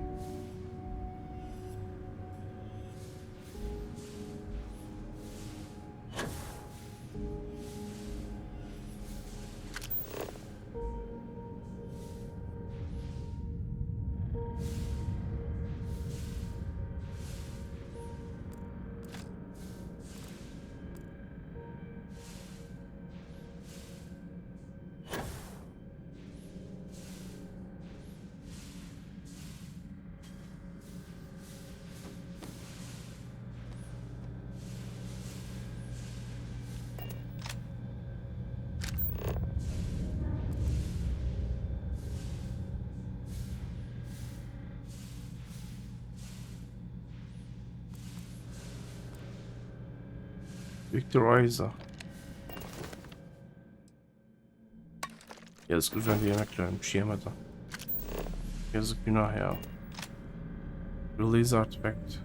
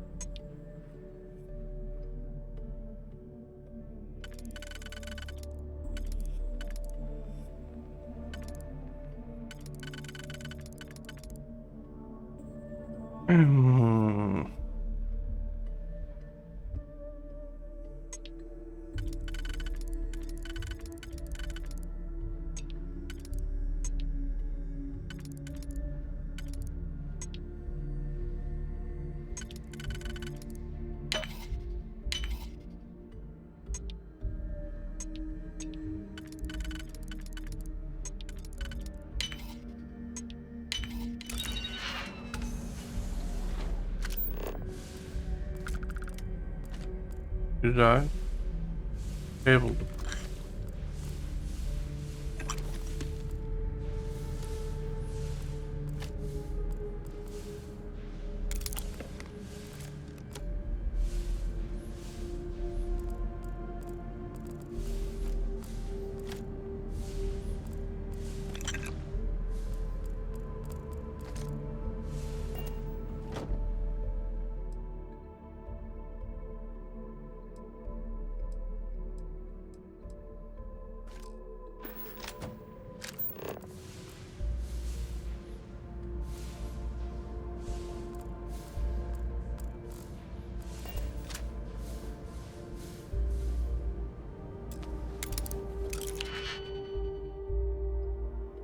Otoslot yapacağım. Uğraşamayacağım çünkü.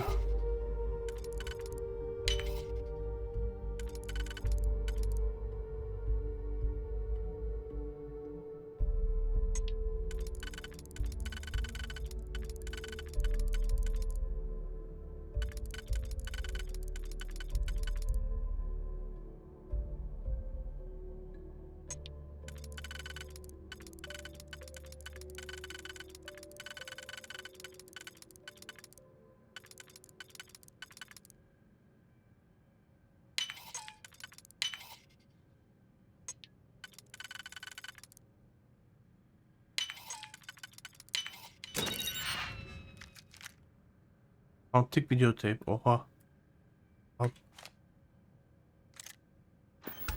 Antik videotape çok merak ettim lan.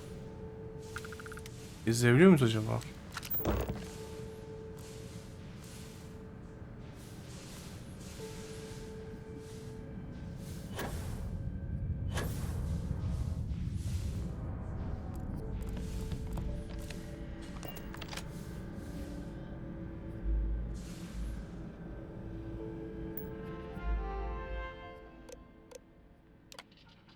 Please be careful whenever running power through the portable. Secure all loose objects and have researchers.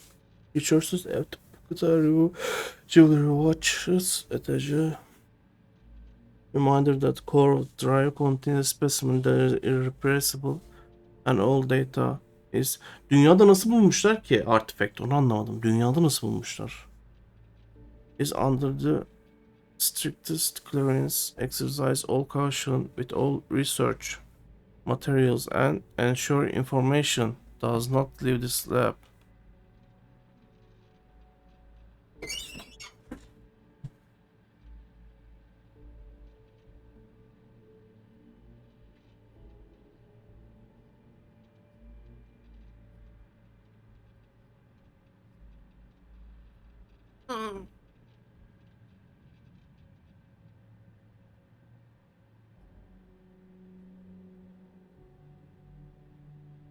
Ne diyor? Bir dakika şuraya bir bakacağım. Reminder that the core of the drive contains specific all that under clearance exercise caution contains ensure does not leave this lab. Damage. 2149 2160. Bakalım. I never actually got to visit your labs back when we were working on the grav drive projects. Seems like ancient history now. Only thing we're doing these days is launching weather satellites. Guess this is as good a retirement as any. Now, Project Demeter, you want our help manufacturing scanners to better track these new meteorological patterns we're seeing. Our guess is that the poles might be naturally shifting, causing some gravitational fluctuations that are throwing off our old models. Why do you need the scanning tolerances to be so small? What are you trying to find? I just want to be sure. It's not like we're doing much these days anyway.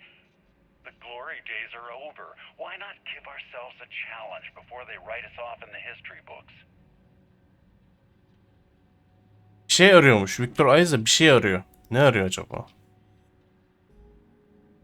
Judith Azanlık'ta... Art Chief Scientist Luke Andrews. Doktor Luke Andrews göndermiş bunu. As requested, Astrophysics Research Team has done full analysis of the data you provided us. The measurements of Earth's magnetosphere show clear signs of fluctuation. Large pairs of occurring large gravity waves emanating from the moon. These gravity waves... Ayda mı bulunmuş artifact? Dur bakalım. These gravity waves seem to be affecting magnetic shield provided by Earth's inner core, maybe affecting core itself. Given proximity to source, the data indicates change rate is increasing exponentially.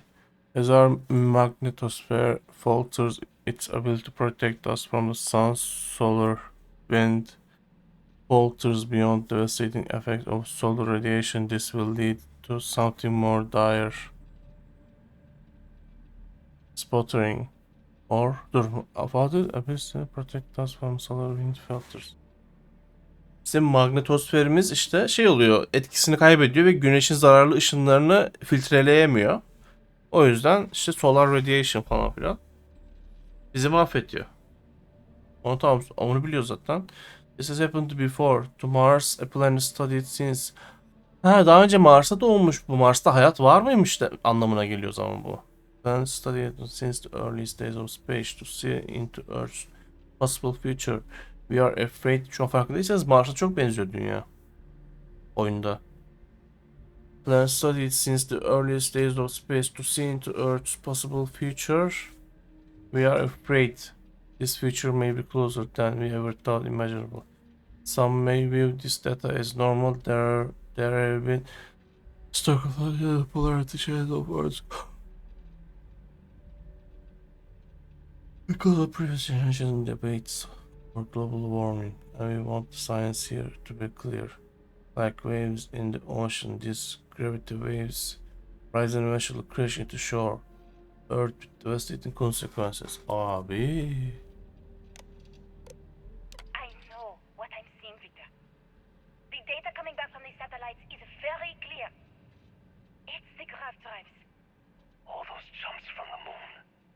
At this rate, Earth's atmosphere is going to start sputtering out into space. Can the drives be fixed? I'm working on some designs that should discreetly solve the problem, under the guise of an emergency update to the fueling pumps.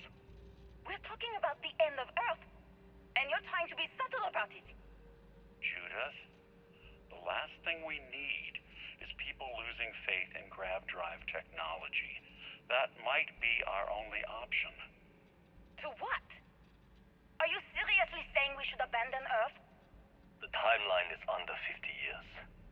A blink of an eye for a planet, but more than enough time for a human exodus. And what do we tell people? We say it's an act of God, one that science has found a solution for. Time for humanity to take its place in the stars. You knew, didn't you? You lied to me. Bir dakika biraz... Ha. All this time. Devam ediyor. I dedicated my life to this discovery, Victor.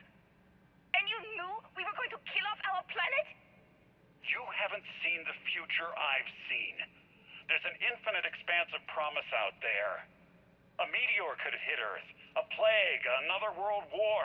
Colonizing other galaxies secures humanity's future for all coming generations, across all time. At the expense of our home. Stop it, both of you. All that matters is building enough ships to get everyone off this planet. And we need to start now. I'll draft up a statement. We'll need to address the entire international community. I'm sorry, Judith. There isn't a planet in this universe that will be far enough away from you, Victor. We are never speaking again after this is over. Üf.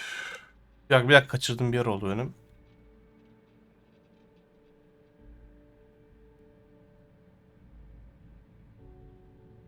Some designers should discreetly solve the problem under the guise of We're talking about the end of Earth and you're trying to be so about it.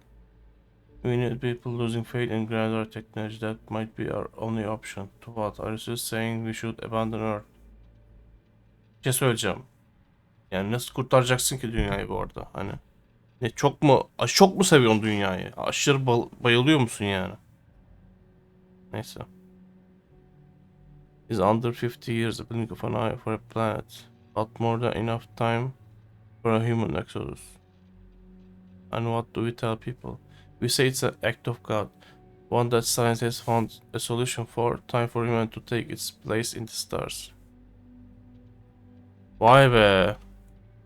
Judith'in şeyini anlamadım ben. Gereksiz gerginliği neden acaba? Bunu şimdi dinledik. My name is Dr. Victor Isa. And if you're listening to this, then you probably already know the truth. I was young when I first headed the retrieval team of an odd gravitational anomaly on Mars. Mars'ta bulmuşlar. But I kept what really happened that day hidden from everyone except one other person. Even she didn't believe me at first. But I have no reason to lie to anyone now, so I hope you'll accept this confession, whoever you are. When I touched the anomaly, I experienced 12 days of lost time. I met myself. He told me everything that has since come true. The grav drive equations, the tests on the moon, Earth's atmosphere sputtering away because of what we had done.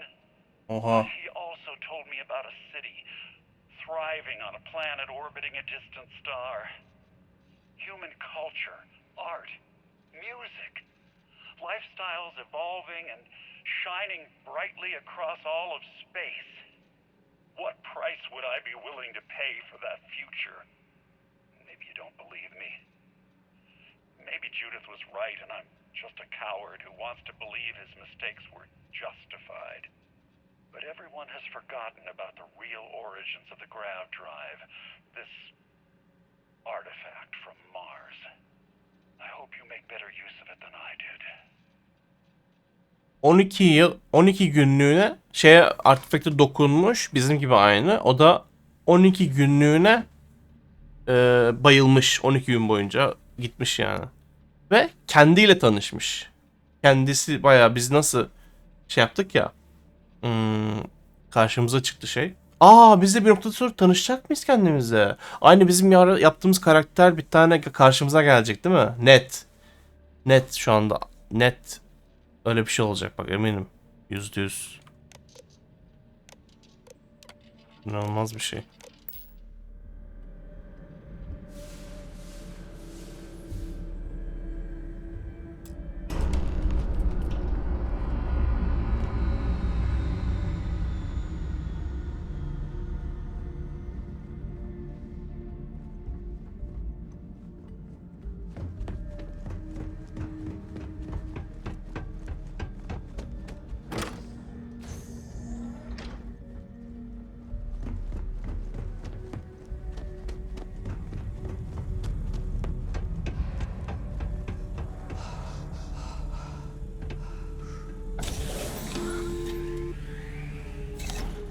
Artifact PSI. Edelim burada bir. Aha. And it looks like other Starborn got here before us. So, you might have company. Ne oluyor? Savaş mı var?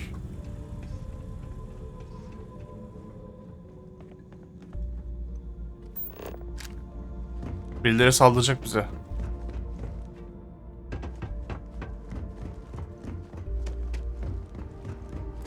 Merhaba. Bıçaklı. Ölmüyor lan. Koş. Saldırmakla uğraşma.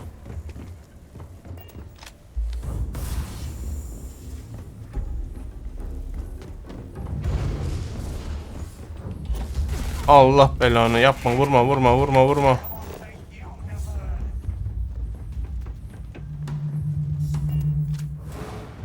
Power required derken?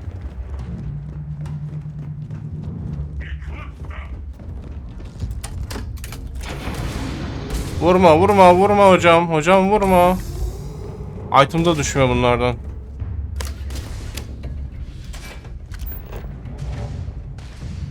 Aşağılarda var mı bir şey? Kaçırmayayım.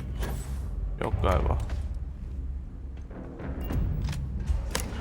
Arkamdan takip etmesinler. Aha. Böyle itemler var.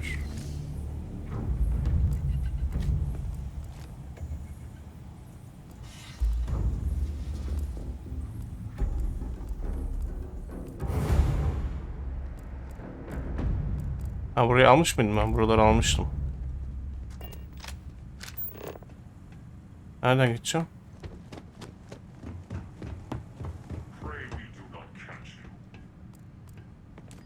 Nasıl lan? Liam NASA. Tamam, buradan gideceğim mi? Kaydet. Oğlum.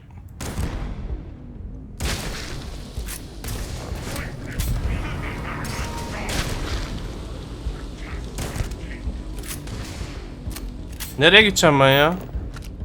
Ha.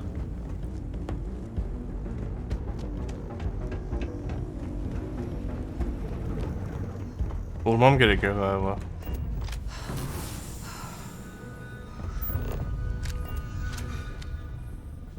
Nereye gidiyor?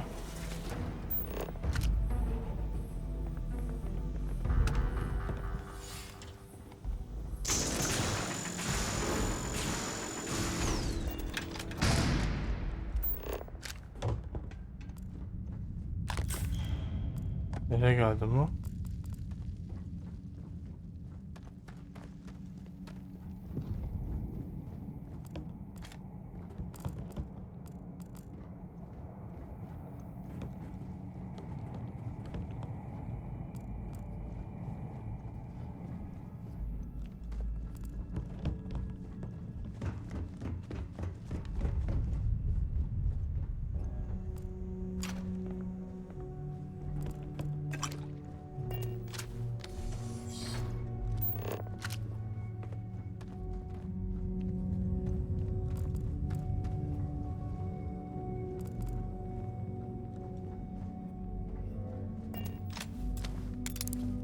Tamam, gerek yok, gerek yok. Sağ ol.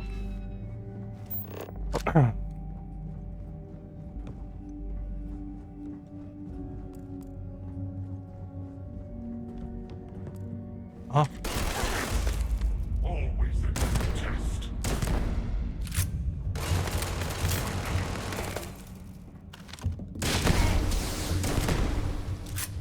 Dur, alıyorum. Aa, öldü. Aa, öldürdüklerimden kuantum esansı kazanıyorum aslında. Öldürsem iyiydi. Neyse. Kullanmıyorum ki ben onları. Alsam da kullanmıyorum zaten, boşver. Geri dönmeyeceğim şimdi onlar için.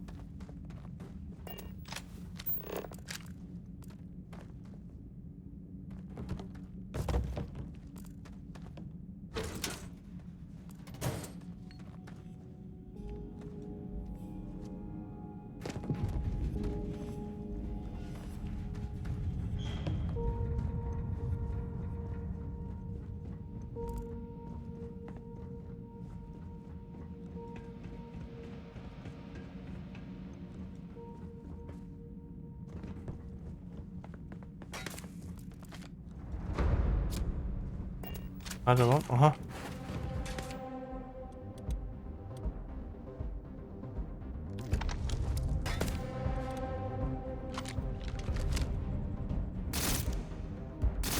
Aa, iyi vuruyor. Ananı satayım.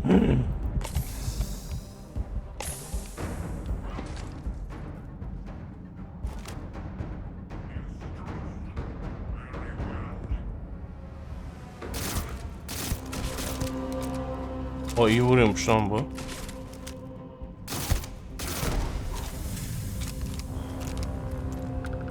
O çok iyi hasar veriyor lan.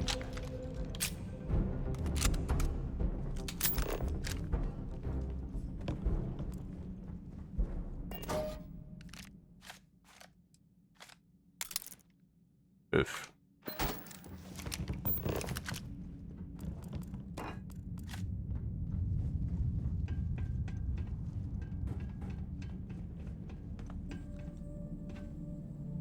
Onun içine girmedim ama. Güzel bir loot kaçırmayalım burada.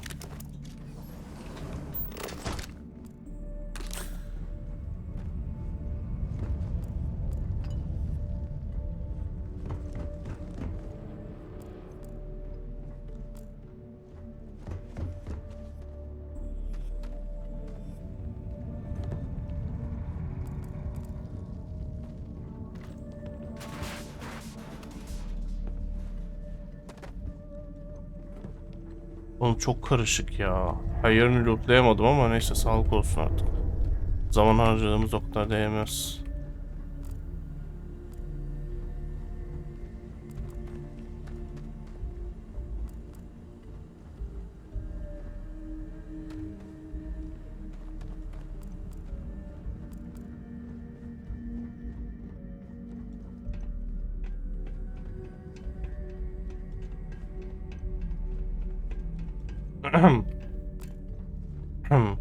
Buraya geldik galiba biz. Önce gelmişiz.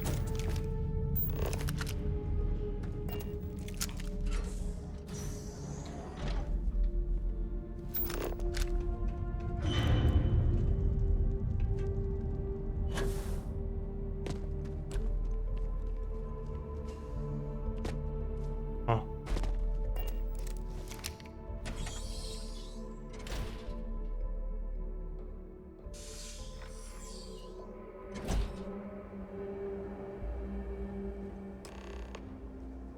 Talk to emissary.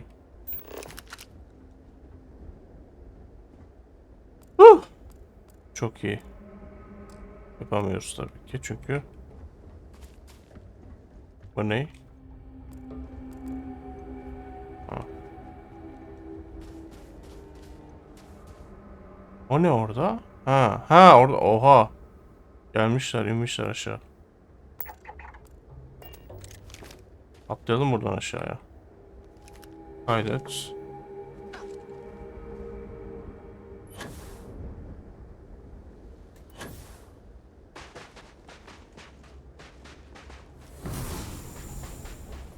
Merhaba. Do you understand now why I asked you to come here? The artifacts unlock the secret of interstellar travel. At the cost of Earth. An easy trade, honestly. Why have one world when you can have all the settled systems? Wasn't worth having great race. We lost our home. I agree, humanity's destiny was the stars. Oo, çok güzel bir şeye geldik. Dünyayı sacrifice etmek kötü bir fikirdi Grave Driver için. Evimizi kaybettik diyebiliyoruz. Ya da katılıyorum. İnsanlığın kaderi yıldızlarda nasılsa diyebiliyorum. I still don't quite understand what I found. Can you explain? Every grav drive in the settled systems was built on technology that came from an artifact that was discovered on Mars. But these early drives shook the gravity field surrounding Earth. Eventually, the atmosphere started to slowly sputter away into space. That's why Earth is uninhabitable. The artifact gave the scientists a greater understanding of time and space, but not the wisdom to see where that would lead. The settled systems wouldn't exist without the artifacts, in other words. We owe what happened here in NASA a great debt.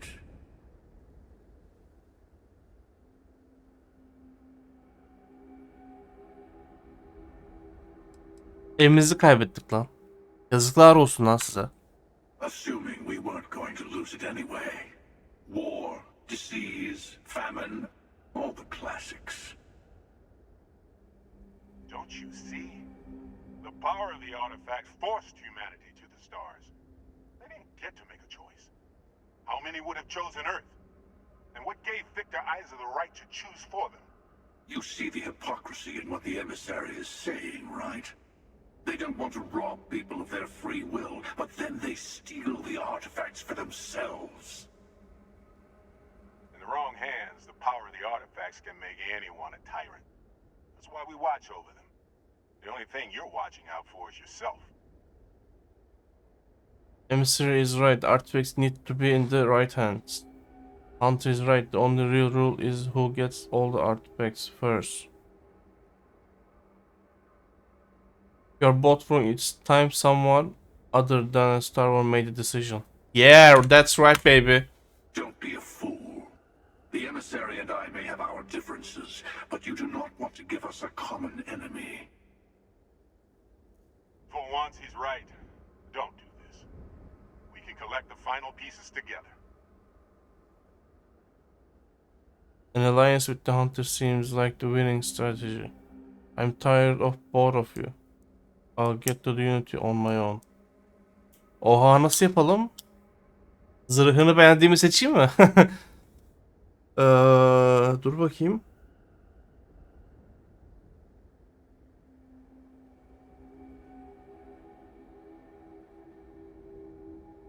Aa, çok iyi ya, dur. Bir kaydedelim burada. Ne diye kaydettik? Earth. Do you understand now why I asked you to come here?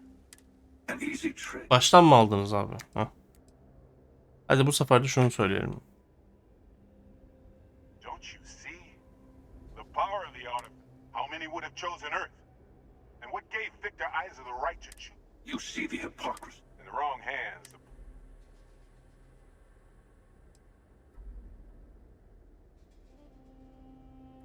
Emissary is right. Artifact need to be in the right hands. Join me, old friend. We can collect the final pieces together. Oh, no you don't. You're not her old friend, remember? You're from another universe. Don't try to manipulate her. Okay. I couldn't win you over on philosophy. How about pragmatism? I'm more powerful than the emissary. Than any other Starborn.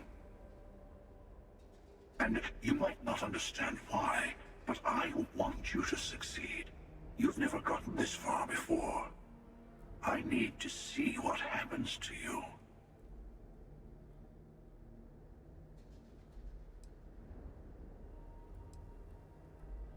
Hunter'ı seçeceğim galiba ya. Emissary'i... Normalde Emissary'i seçerdim de Hunter'ı seçeceğim. Ya bir dakika, bunu seçersem... I'll get to the Unity on my own. Well, look at that. The emissary just became my new best friend.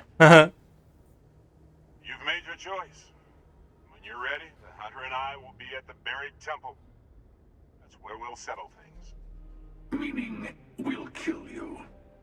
But hey, at least we'll wait. The final round doesn't start until there's only one artifact left to gather. And if I'm not mistaken, Constellation has one or two to go.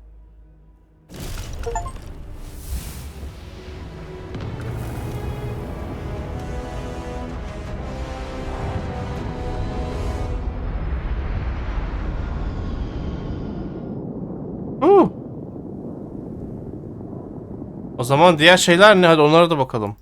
Load, büyük, save. Dur, bu mu? Bu, evet. Diğer şeylere de bakalım, diğer seçeneklere.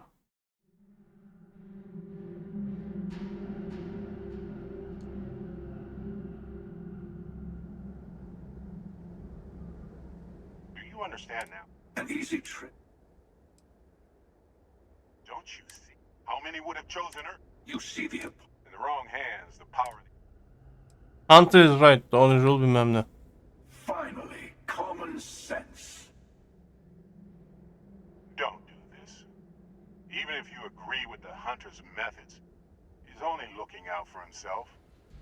Oh, I think we all know that. But I want you to succeed.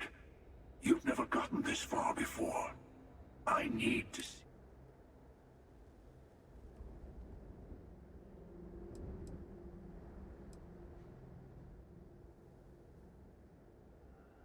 An alliance with the Hunter seems like a winning strategy. Yes, I also like picking winners. Fine. You two have made your choice. The usual place? The buried temple. Oh yes, we'll be there. I'm sorry it's come to this. You and I better have a chat. Talk through the next steps. I have a little favor I want to ask you too. Abi ya. Dur nasıl yapalım? There's no point going to the buried temple until all the other artifacts have been gathered. Your friends in Constellation should be able to help you there. They always seem to have a knack for finding the stragglers. Hear about this favor. Biraz bilgi alacağım, ondan sonra ben galiba şeye döneceğim. Kendim tek başıma bulmaya döneceğim. This favor you want done. What is buried temple? That was a little playground where Starborn liked to fight over the last artifact before going to the Unity. You like it? It's got... Why are we waiting? Couldn't we attack the emissary now? No, this is how it works. Trust me. I've tried this a bunch of... The emissary will wait at the buried temple for us. Gives you a little time to prepare before the final throwdown. And for our part, we wait to kill them until we get there. I mean, maybe the emissary will kill us instead, but I like our odds. Will you be coming with me? Oh, I'm not missing this. I'll be meeting you there. Why can't we go to the buried temple right away? It'd be pointless. The last artifact is always temperamental. It's like it wants all of its siblings in one place before it'll show up. We need to bring all the others to it. I'll have mine, the emissary will have theirs. That just leaves you and Constellation to find the rest.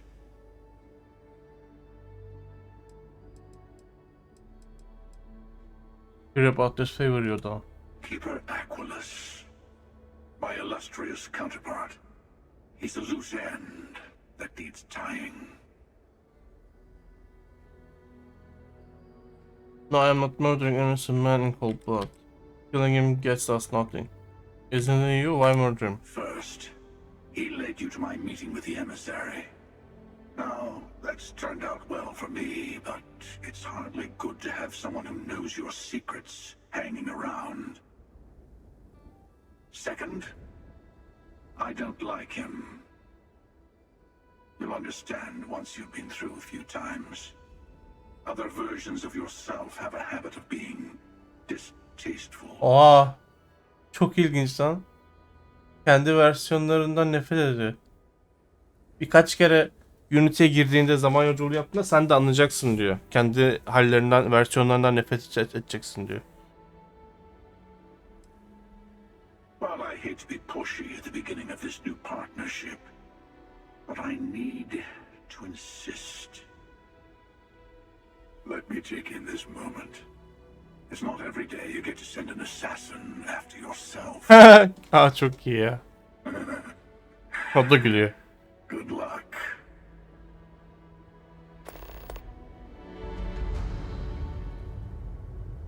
Bekliyor mu burada bu? Gemisine bakabiliyoruz mu?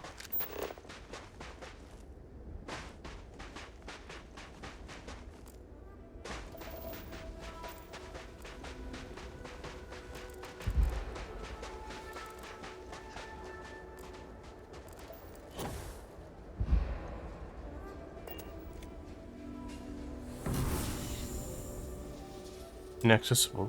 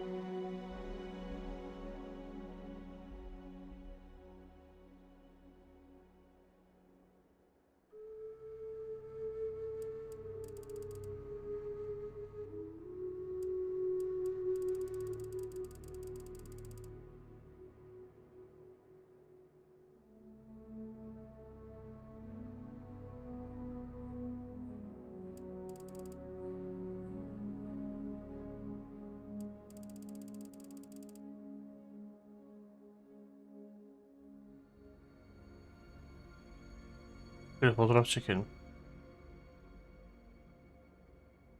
Şöyle ha. Karakteri sil. Güzel.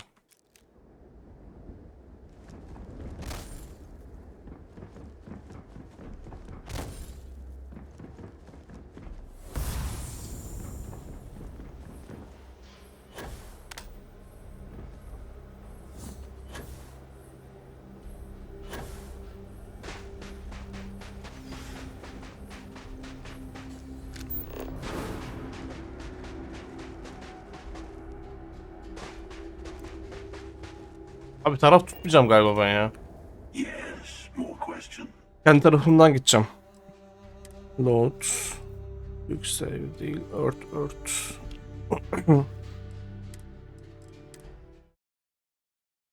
Şimdi bir de Emissary'e bakalım mı? Emissary ne diyor ona bakalım bir daha. Do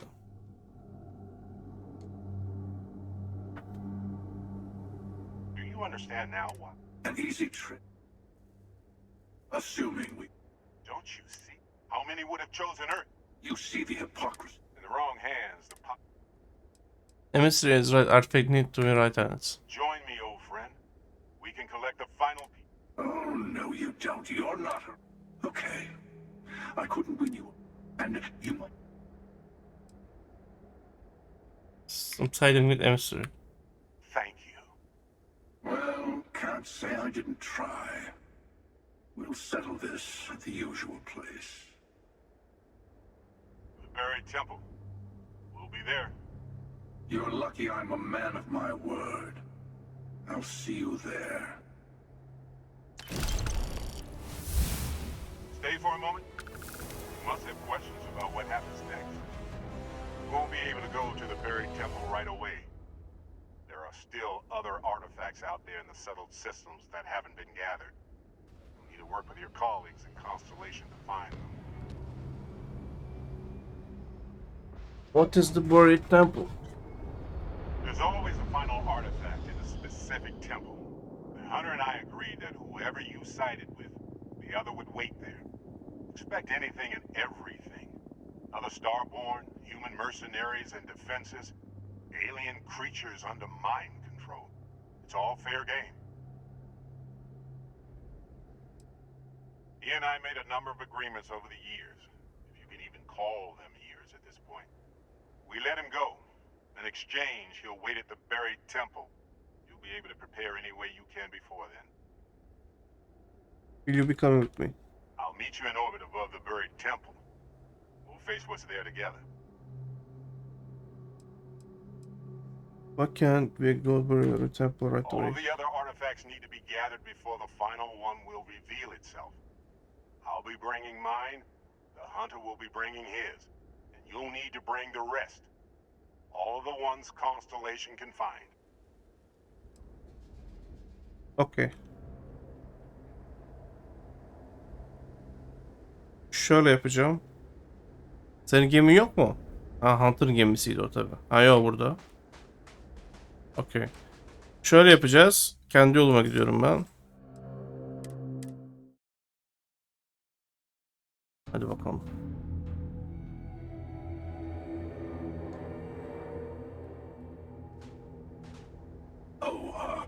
The emissary wants a word.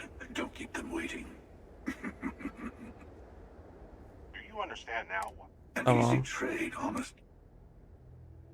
Assuming we... Don't you see? How many would have chosen Earth? You see the hypocrisy in what the emissary is saying. Normalde olsa internetten bakardım hangi yoldan gitmek daha iyi diye ama. The power of the artifacts can make anyone a tyrant. That's why we watch over them. The only thing you're watching out for. Don't be a fool. For once, he's right. I'm tired of both of you. I'll get to the unity on my own. Well, look at that. The emissary just became my new best friend. You've made your choice. When you're ready, the hunter and I will be at the buried temple. That's where we'll settle things. Meaning, we'll kill you. But hey, at least we'll wait. final round doesn't start until there's only one artifact left to gather. And if I'm not mistaken, Constellation has one or two to go.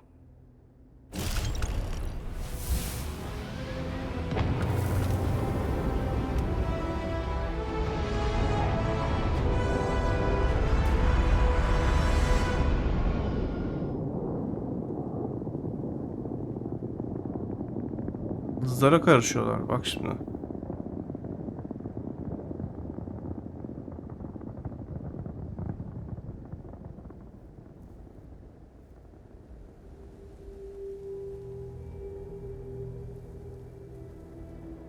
Çok iyi.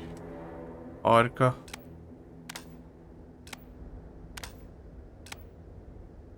Harika. Kendi başımızayız. Final Glimpses.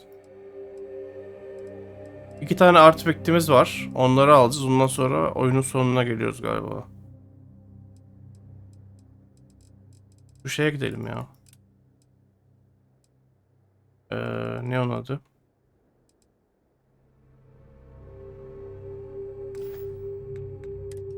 Barrett'ın cenazesine.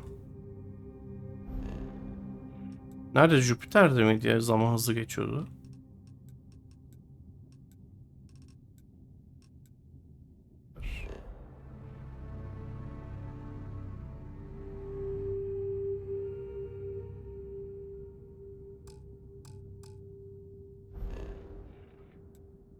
Ha, gidemiyorum çünkü şey.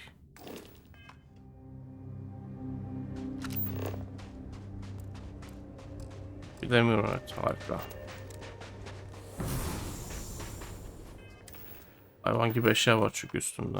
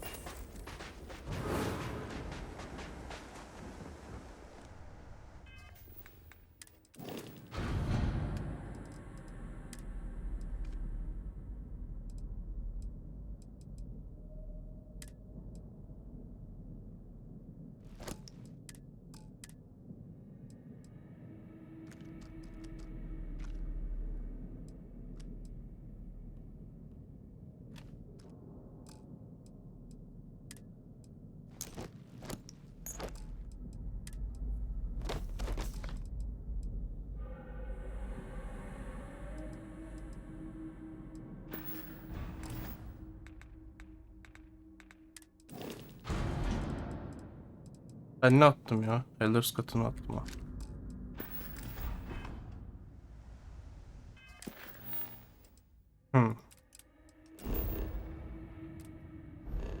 Jüpiter'e gidecektik değil mi?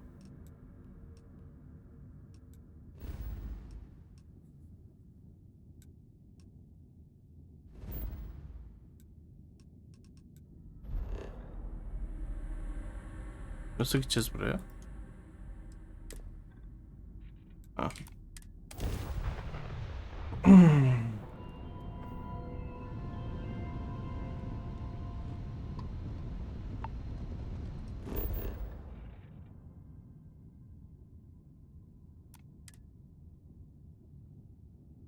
Survey data. Frozen. Atmosfer. Extreme. Hiçbir şey yok üzerinde. Şuraya inelim. Location cannot be landed. Niye?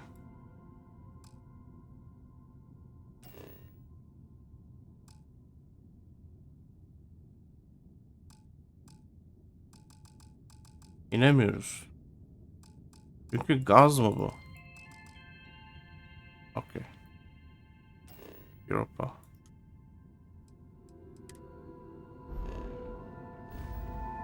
Burada zaman geçiremiyor muyuz peki?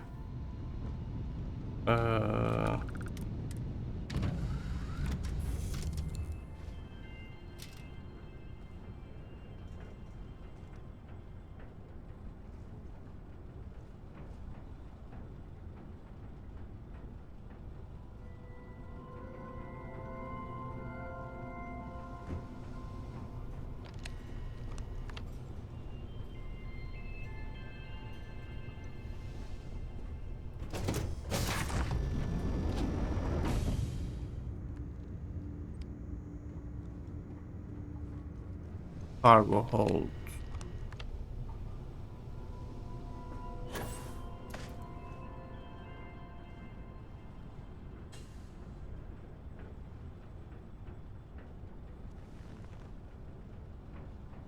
Wait. Ha, bir şey değişmiyor. Bekleyelim burada madem.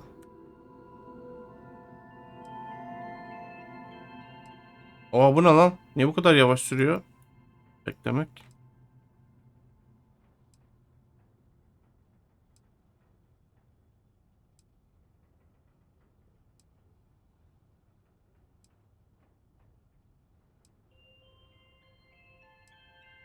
Bu ne abi ya? Çık. Oo. Görev falan yapalım o sırada o zaman. Kalk.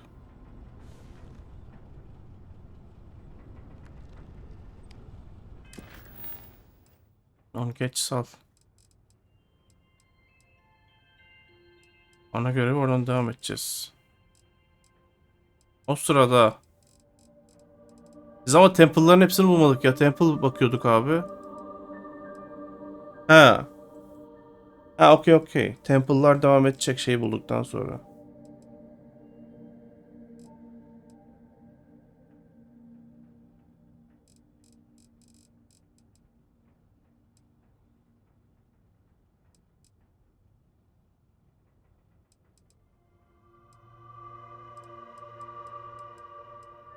Audition şu var.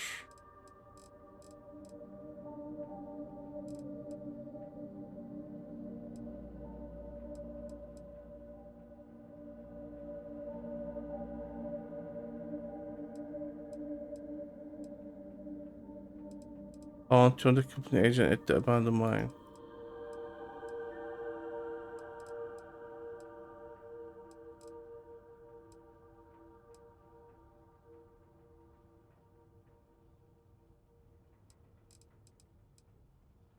Bunu yapalım mı? Yapamayız ki. Güzel gemimiz yok.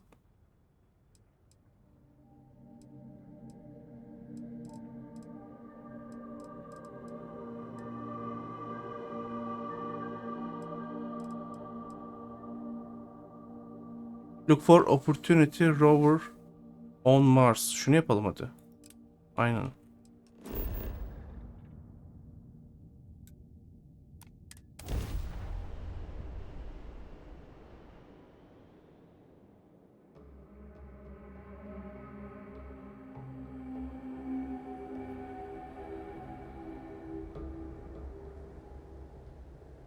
Gemi nerede lan?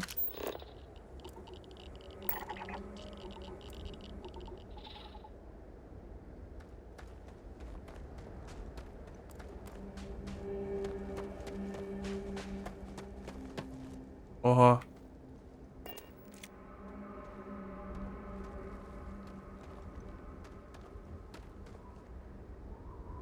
Opportunity snow globe. Missed beyond measure.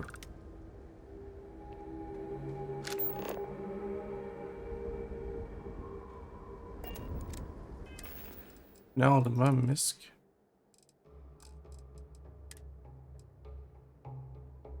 Their survey data. Opportunities Snow Globe. Aa çok iyi lan.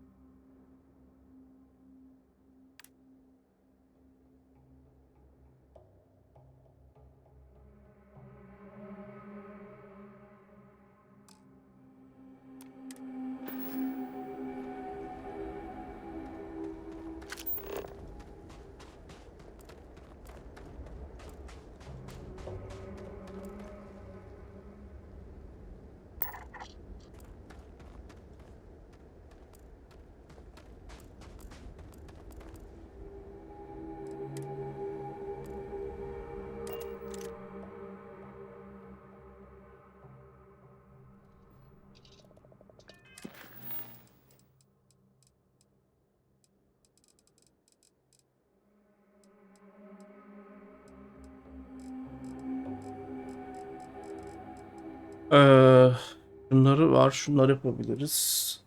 Şunlar var. Security oppressing aura, it might be worth talking to him in neon security. Best measures.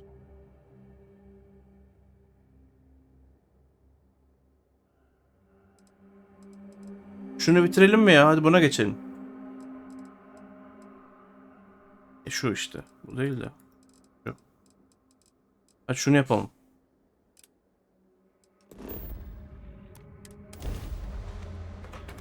Abi neler neler çıkıyor ya. Çok acayip.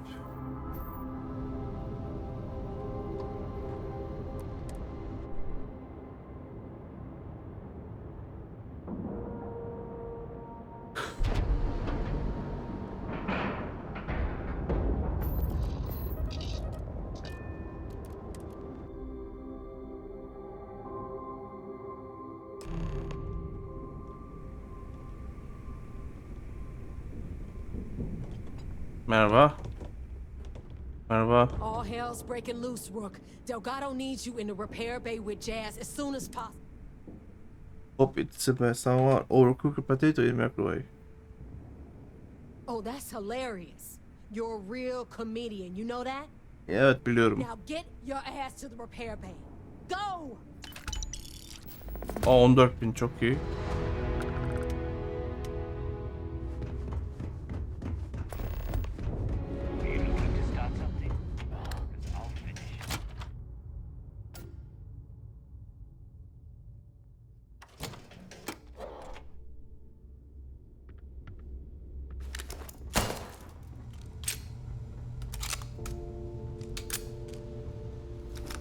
You are sure we will have those defense batteries up and running? Merhaba. No, I'm not sure. They're in bad shape, Dal. Really bad shape. I'm already using duct tape and spit to keep the station from falling apart. You want me to pull a rabbit out of my hat? I don't want to hear excuses. I want to hear that it's going to be fixed. Period. Get it done. All right. I'm on it. You want to quit standing there and hand over the conduction grid data? I don't know what you're talking about. Getting this wasn't easy, you know. What's this about defense batteries? Nothing you need to worry about. Stay in your own space lane and let Jazz do her damn job. Now, do you have what we sent you to Neon for, or not? I don't know what you're talking about. If you're making a play for more credits, it's not going to work. Cut the crap and give the conduction grid tech to Jazz. Perfect. I'll get to work on this as soon as we're done here. All right, listen up because I don't want to repeat this twice. We've gotten word that UC Systef is massing somewhere nearby for an attack on the key. While we prepare for their arrival, I want you to head straight for Bannock 4 and bring Crixus' legacy home. Grab my ship immediately. Tell me exactly what you need me to do. I'd rather stay here and fight. Why is Crixus' legacy so important? How do you know that this death is massing for an attack? I have a very reliable source at Mast. They were so concerned that the threat was real, they actually jumped the information out to us right away. Tam olarak ne yapacağım söyler misin? Lay it out, Jazz. All right, first things first. I'm gonna upload this data you snagged from Generdyne into the Keys databanks. All you need to do is build and then install a conduction grid module onto your ship. Oh, and if you haven't already, you'll need the comm spike module installed as well. Once your ship is ready, jump out to Bannock 4, board the Legacy, and bring us the cash. Allah Allah. Sounds simple enough. There's got to be a catch.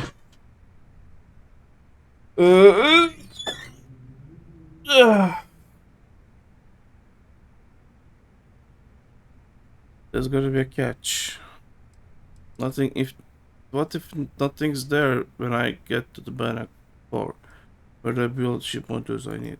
Everything you'll need for ship repair and construction is down in Jass's section of the key. If you have any questions about the modules, she'll...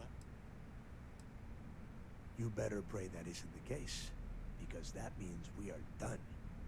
As in, no more Crimson Fleet. Patlatırım lan hepinizi sizin ben. Yok ederim hepinizi. Deli, artistine bak. Of course there's a catch. What, you thought this would be easy? After you board the Legacy, be on the lookout for 2 transfer modules. They're special keys that allow access to the ship's vault. Once you locate the vault's control center, hook up the data core I'm gonna give you, and download everything they've got. And before you get any bright ideas, like running off with the money, that currency is going to be heavily encrypted. Only a genius like Shinya will be able to crack that encryption. So bring it back here right away. Çalamıyoruz yani. What if she can't crack encryption? That would be a first. I have yet to see encrypted currency that Shinya could not manipulate within hours. I mean, the guy plugs his body directly into his mainframe. He eats, breathes, and shits numbers all day. No, I'm not worried about him. Why will I need 2 transfer modules to open the vault? Because those Galbank ships were carrying so much money they didn't even trust their own crew. I bring it here. I'm not a traitor.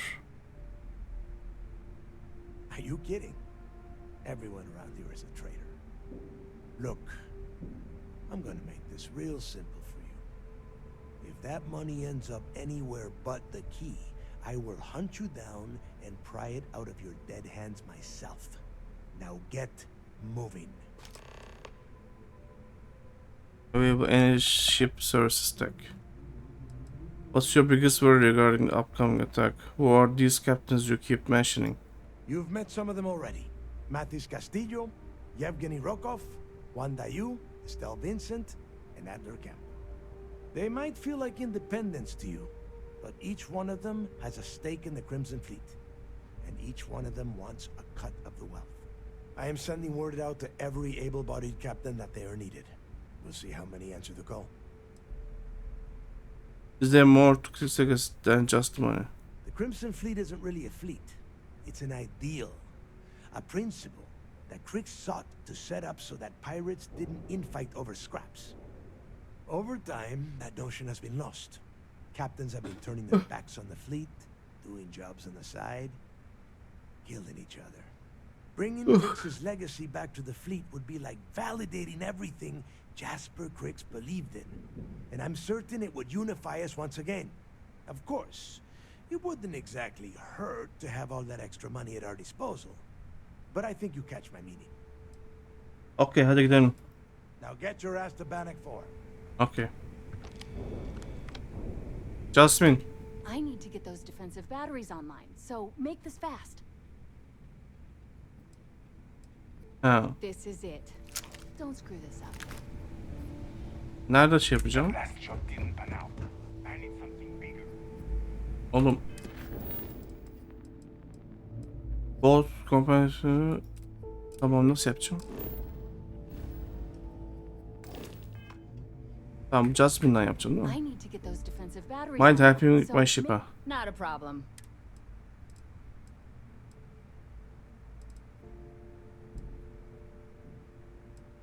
I'd love to take your money. Shop's always open.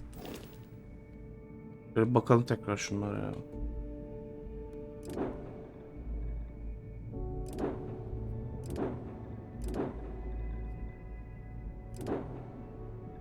Boss.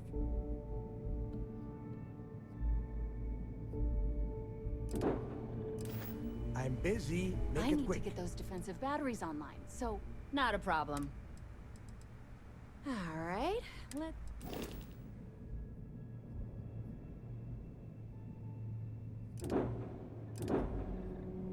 Buna mı şey yapalım yoksa...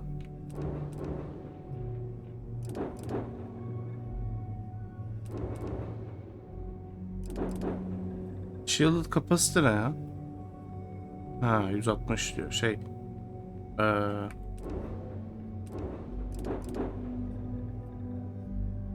Ne onun adı? Kontraband şey yapmak için, taşımak için. Buna mı takalım abi? Neye takalım? Neyle gidelim? Savaş olacak mı acaba? Bununla gidelim madem. Upgrade ship. Değil. Pardon. Shipbuilder. Takacak yer yok ama galiba. Ha şu yanlar var.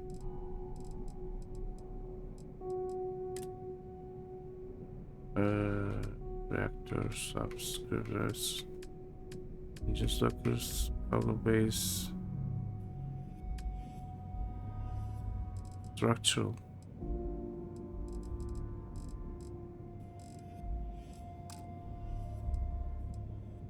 Nasıl takacağız?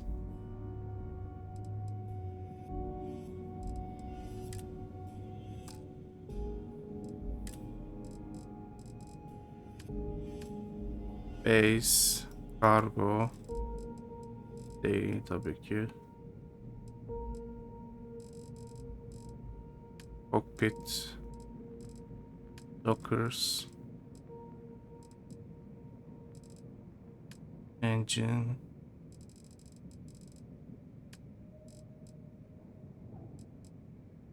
scan jammer.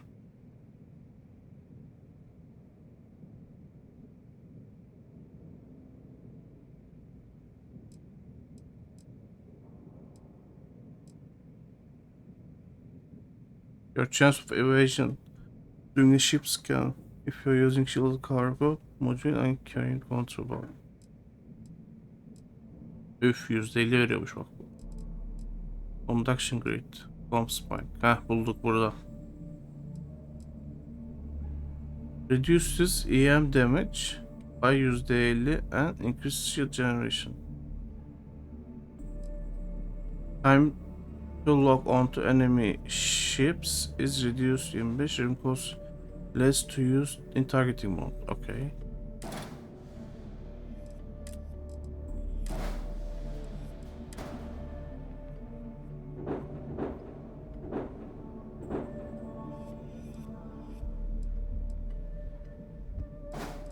Nasıl yapacağız? Nereye takalım? Şu yanlara bir şey takalım o zaman dur.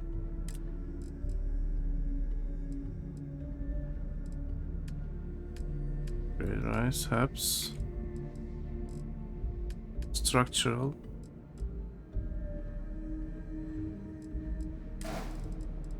taksak olur mu?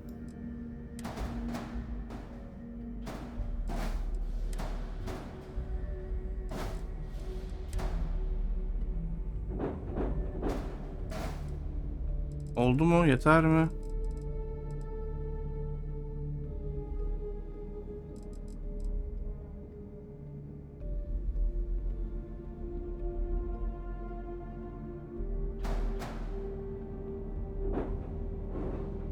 Olmadı.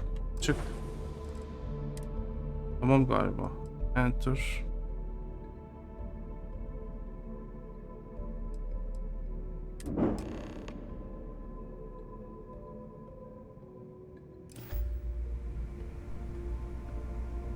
Tamam hadi gidelim. Yok ama 2 tane mi ne ekleme falan mı diyordu? Neyse eklenmiyor ki. Okay. Hadi gidelim alalım Crix's Legacy. İnşallah uzun madenler falan olmaz ya. Yalvarırım.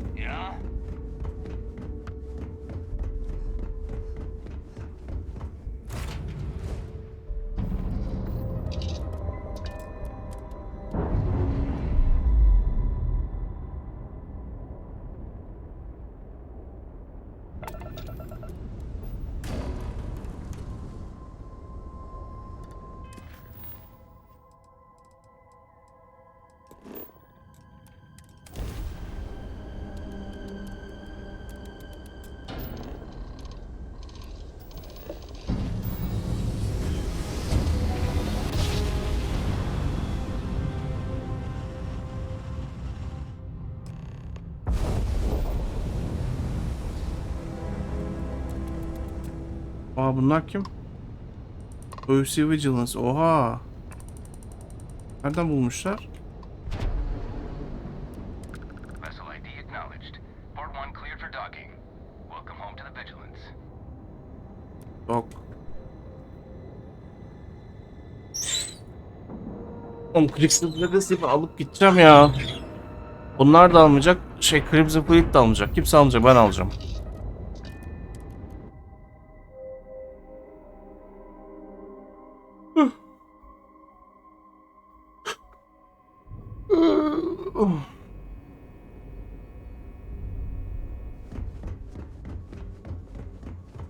Most of our operations team graduated.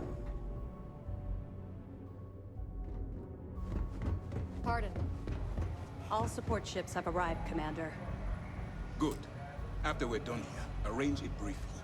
I want all of their CEOs over here as soon as possible. Yes, sir. Come back. Sir. Yes, sir. Where have you been? I've received the reports about that stunt you pulled on Neon. I'm well aware Yumi Komiko wasn't a model citizen. In fact, from what I've been told, she's quite the opposite. However, that doesn't give you an excuse to act as judge, jury, and executioner. What the hell were you thinking? Was uncooperative and didn't leave me a choice. I got the job done, so get off my back. I'm sorry, Commander. What am I supposed to do when I run out of options? You search for more options. And when those fail, you search even more. Anything that prevents you from drawing that weapon. The only reason you should be opening fire on anyone is in the defense of your own life. You always have a choice. Someone has died because you were too stubborn to find a safer solution. This is not how UC SysDef operates. I don't want to repeat these orders ever again.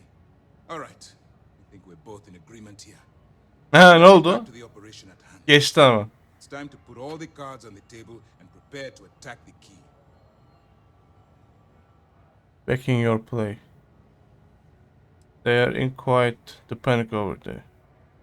I'm not sure attacking them is the best course of action. Yo saldır saldır. Finally backing your play. They're quite in panic over there. Yok. Aynen. Good. The more confusion and panic we cause, the more damage we can potentially inflict. Before you jump to Bannock 4, I need to make one thing abundantly clear. The credits from that Gal Bank transport cannot reach the fleet. You have to bring them here at all costs. If Delgado gains access to those resources, we might be touching off a battle we can't possibly win. We've been monitoring the Crimson Fleet's comm chatter in the Crick system.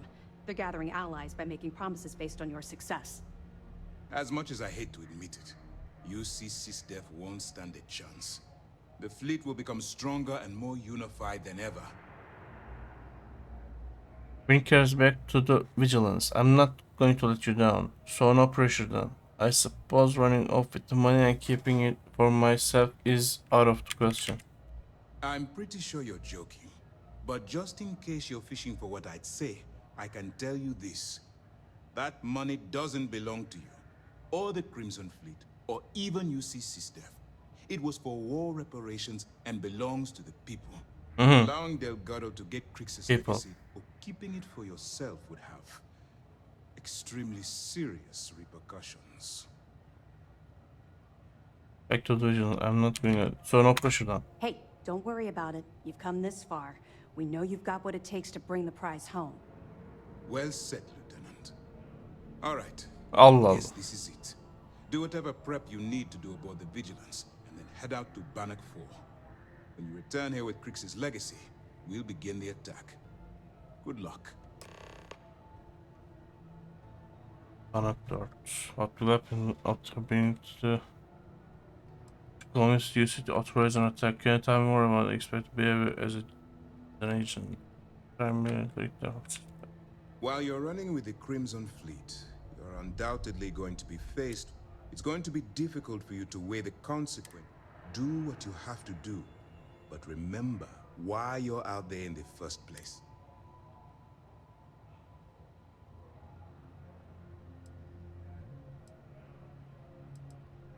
That's why I expect you to constantly... Look, I can see that you're struggling with it. If there's a route to your goal which doesn't involve killing innocent people, use your instincts.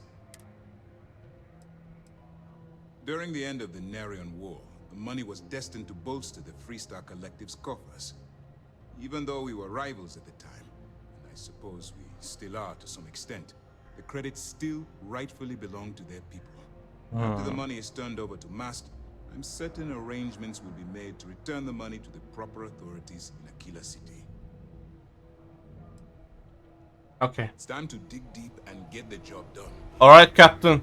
Don't worry about me. I got this.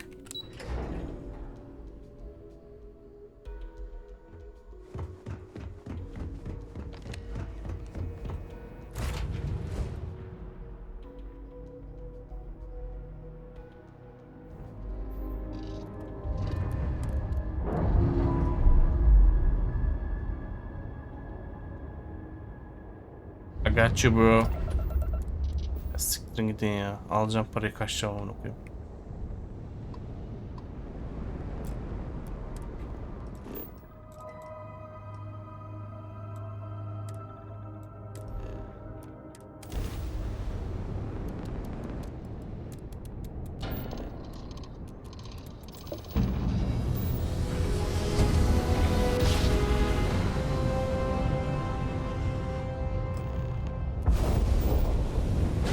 Ne oluyor? Anana vurdum.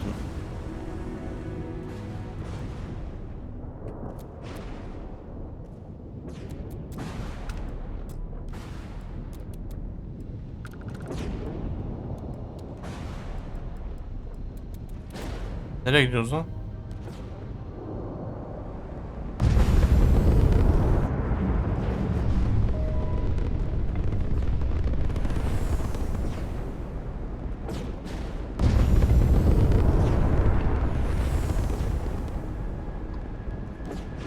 Unknown signal.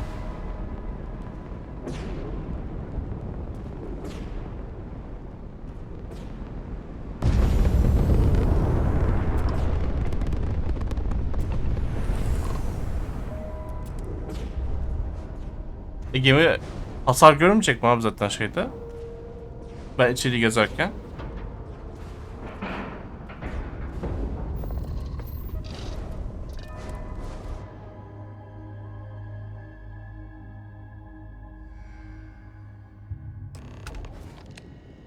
Aha.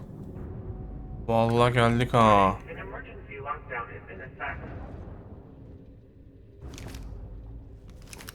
Kaydet.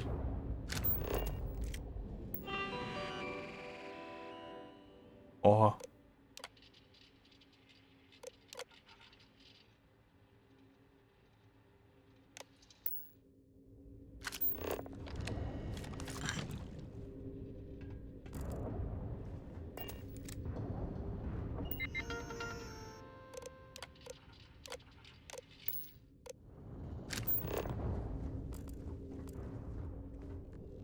Docking port.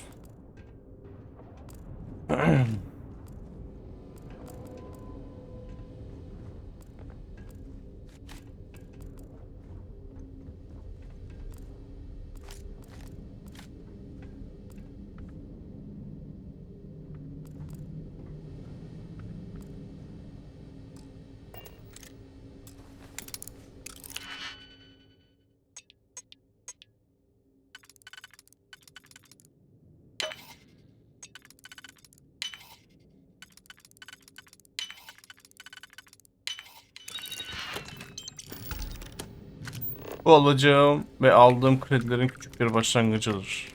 O kadar.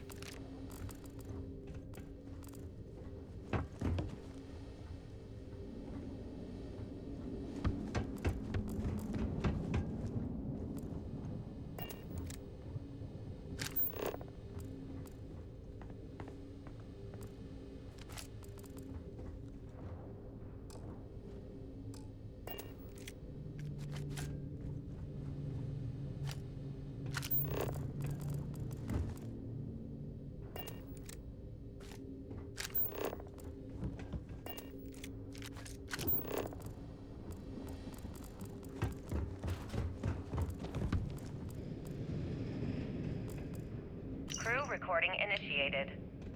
Alright, the system should be all set up. Just shout out when you want the computer to record. Should work for everyone. Okay, fine. Now, give me the bad news. The bad news is that our engines and grav drive are destroyed, and we're drifting toward Bannock 4. Wait, doesn't that put us smack into Bannock's EM field? We hit that, every circuit on this ship will overload! Easy, Simmons. What's easy about it? Huh? She's right. We end up in that electromagnetic radiation, and we're dead. Hey, there's no need to talk like that. It's Simmons' first time out. Can't you see she's scared? Yeah, Bakara, pipe down. You aren't helping. Everyone stop. Right now. We all need to take... Crew recording initiated. Hello? Hello? Engineer's message said they set up some kind of a recording system. Well, the red light is on, so I guess... Crew recording initiated. I just wanted you to know I placed a commendation in your record, Aguilar. Really? Why would you... Ah! Take it easy, Doc. I like to keep the arm, you know? Sorry. This field dressing's the best you're gonna get away from a hospital. Captain's right, though. Crew recording initiated. All right, so how long has Bakara been locked in there? I'm not sure. A week? Maybe more. All I know is that he took some food packs in his duffel into the head and locked himself inside. Everyone's been steering clear of him since he scared Simmons, so we didn't even realize he did this till today.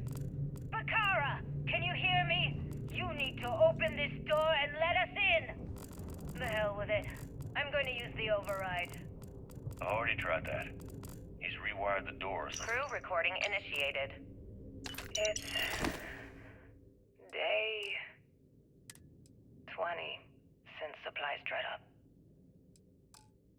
And here I am, staring at an empty poker table.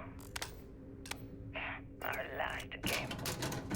After Simmons passed, we kept trying to get together at least once a day for a game. To keep our minds off of things. Kellner and Leong were the next ones to, Yavaş yavaş ölüyorlar. Crew recording initiated. What else? Damn it, Mayfield. You must be cheating. There's no way anyone can be that lucky. Oh, yeah. I'm so lucky. Tell you what, I'll trade all that luck for a sandwich. Deal? Yeah, sure. It's been, what was it, 3? Oh, 2 weeks since the food supplies ran out. If we had sandwiches to trade, we'd be eating them ourselves.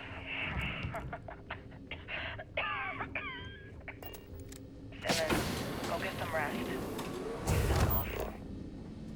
Yeah, I'm just gonna take a nap or something. I can't even read the cards anyway. Crew recording initiated. All right, it's recording.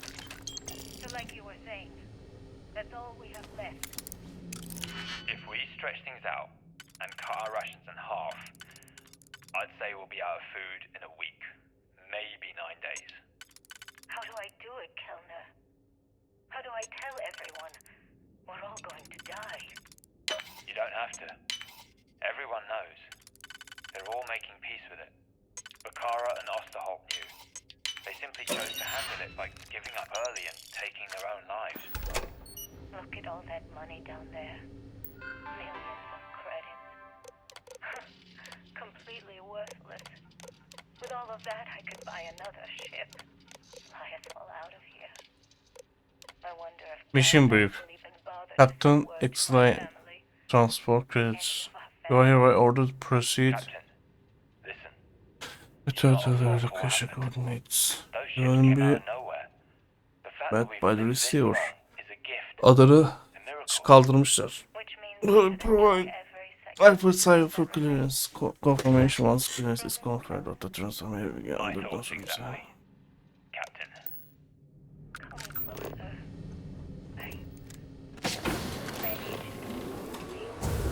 Abo! İnanmıyorum. Bu az önceki ses kaydıyla konuşan bu ikisi bunlar mı? Ve tam sonuna denk geldi ses kaydının. I need you to hold me dedi ve bam. Tam ele tutuştururlarken ölmüşler, yazık ya.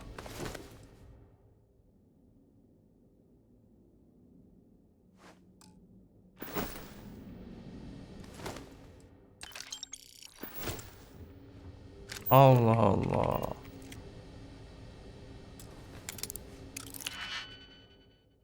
Üf, bu ne ya? Otoslot.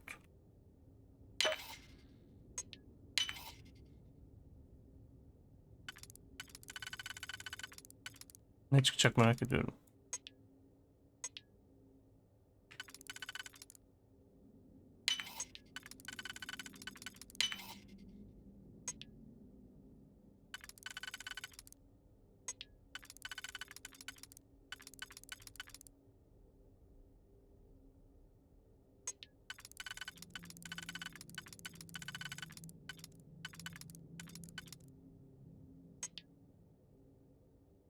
Ortada ve son.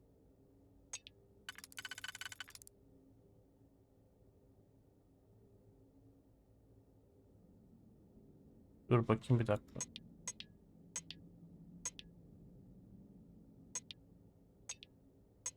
Önce içtekini yapalım. Tamam, bu ikisini yaptık. Sıra bunlarda.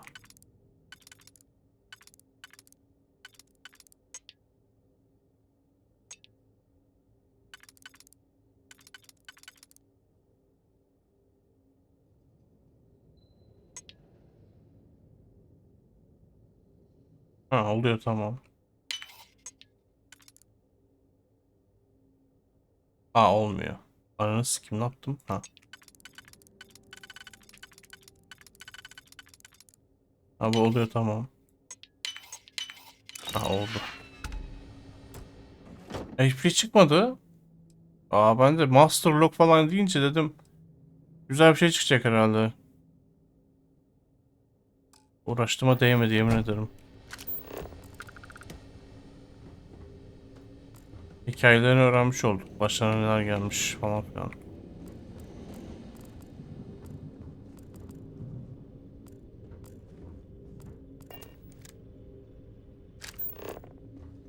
Ben buradan mı geldim? Buradan geldim. Öyle gittim. Buraları topladım. Devam ettim.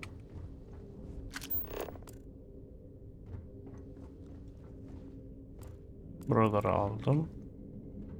Buradan geri gitmişim.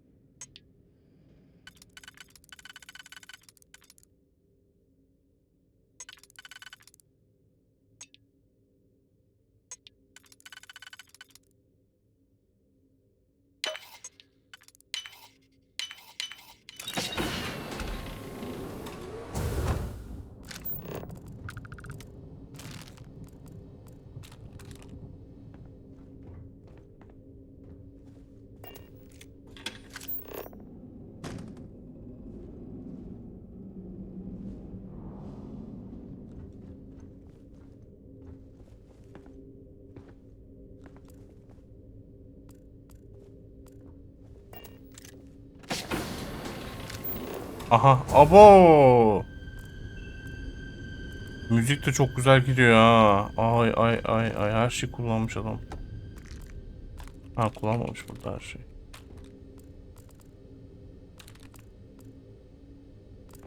Kafasına mı sıkmış?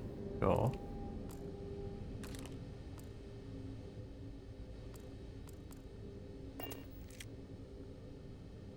Drink condensation. Why? Power need water. Allah Allah. İyi ya.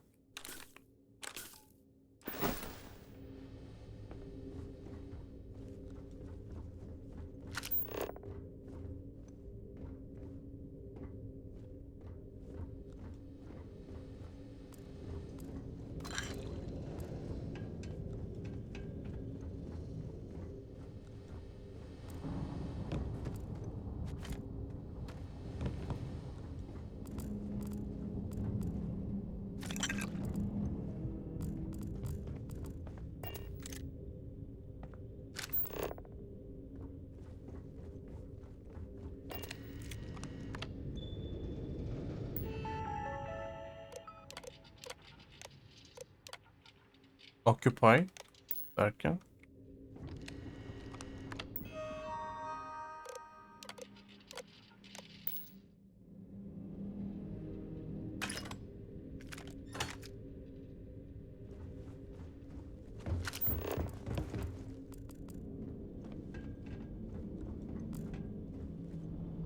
Oraya çıkacağız. Tamam, çıkarız.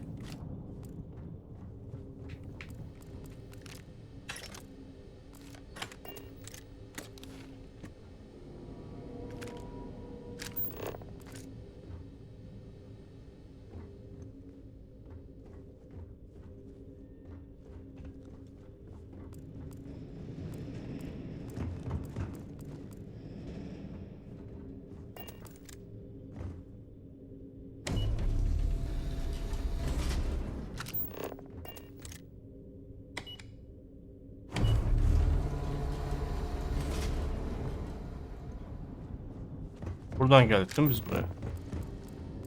Aynen.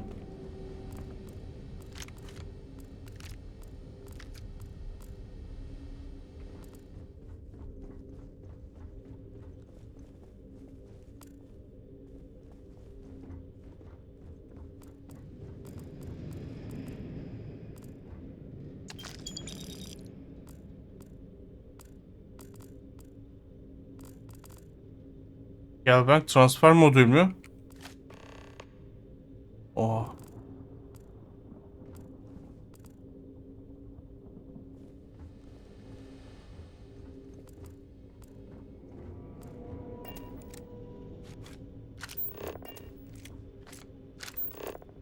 Vallahi lootluyorum ha. Fena lootluyorum.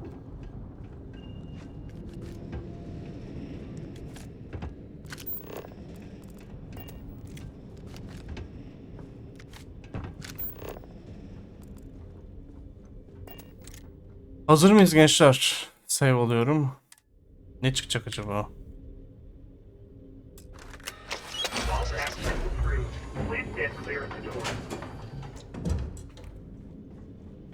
Bence hiçbir şey çıkmayacak ha. Bence boşaltılmış çıkacak zaten.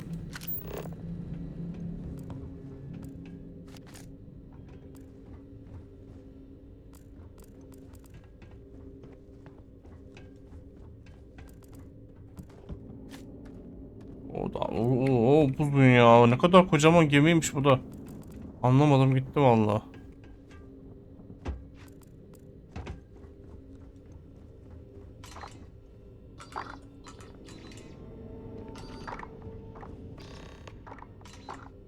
Access to crate time.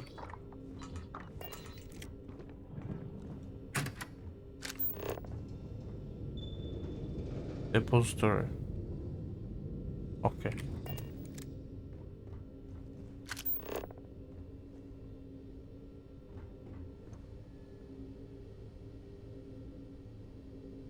Locate Vault Control Center. Optional. Access to crate time. Oo, çok güzel gözüküyor lan.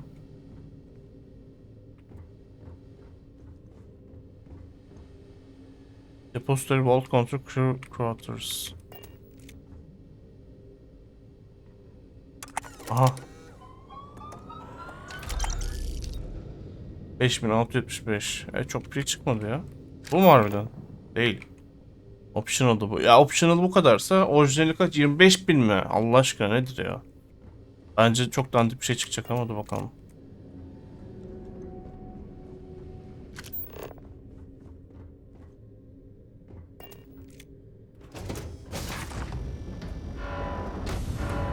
O ne abi?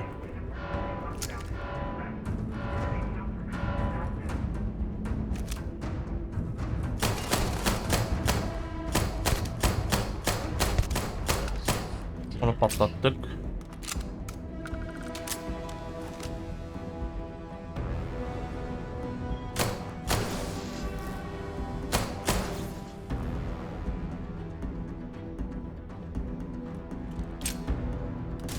Allah belanı, ne oluyor?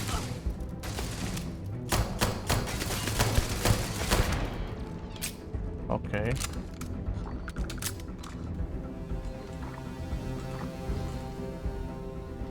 Bilgisayar yok mu? Bilgisayar, hemen kapatalım bunları. O expert diyor ya. Reaktör kontrol computer yapayım mı? Dur bir dakika bakarız buna şimdi bir dakika. Acele etmeyelim. Acele etmeyelim.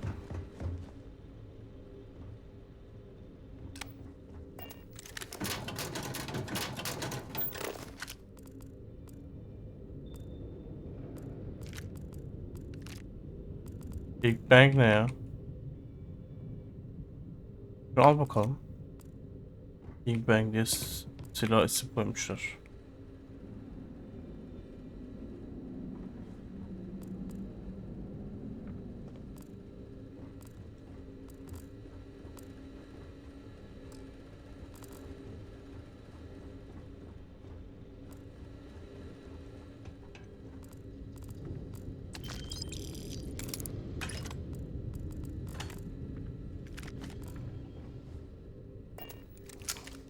Bir tane daha robot var.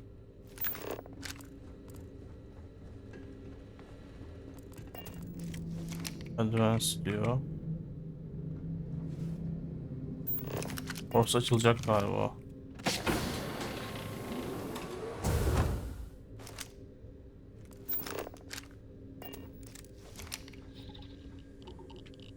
Radiation Leak Reactor.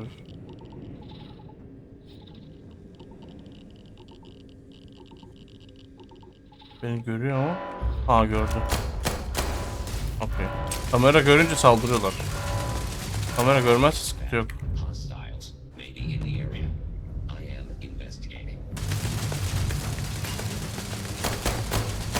Allah belanı.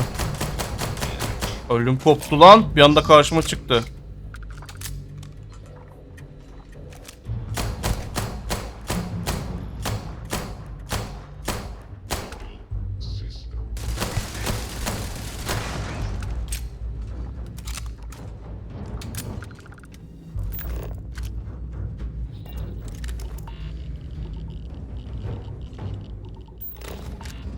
Reaktörü mü kapatacağız acaba orada?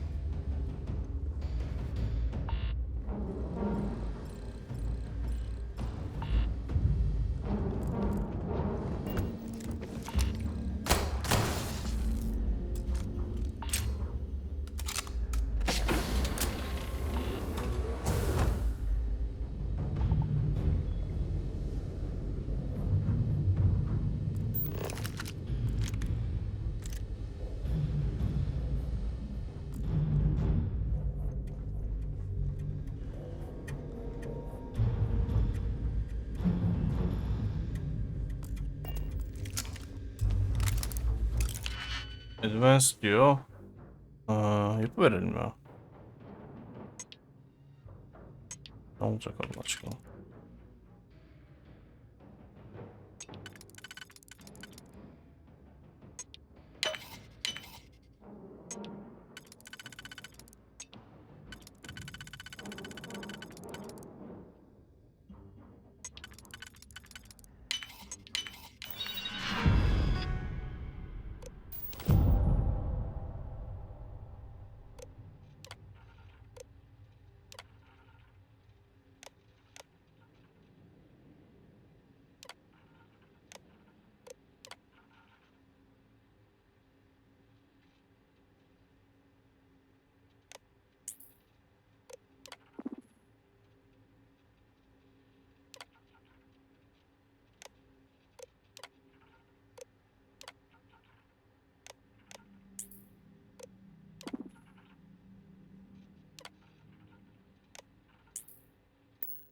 Güzel.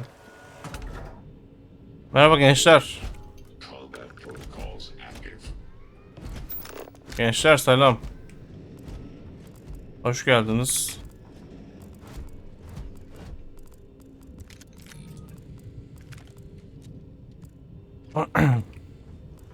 Merhaba. Çok iyisiniz, harikasınız.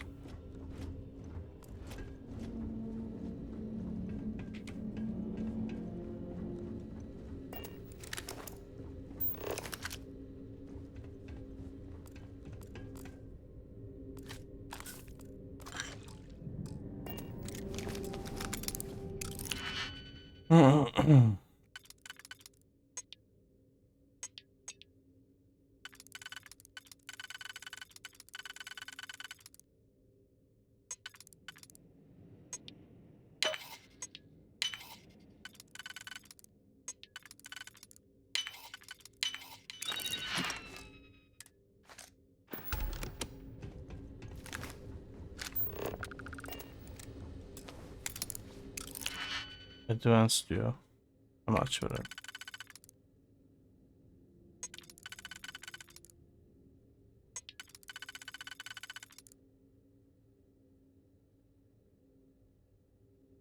Nasıl yapacağız?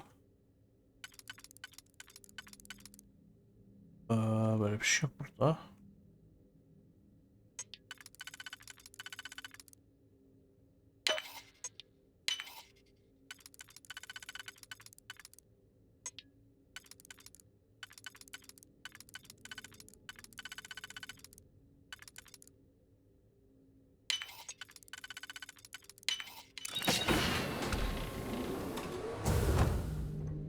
Bu benim geçtiğim yer değil mi? Açamamışım kapıyı. Açmamış daha doğrusu.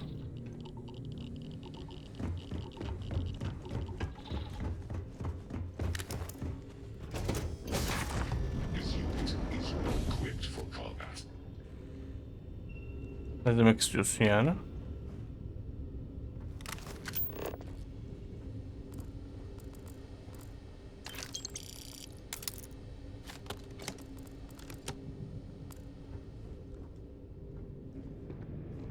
Hangi unit? Bu mu?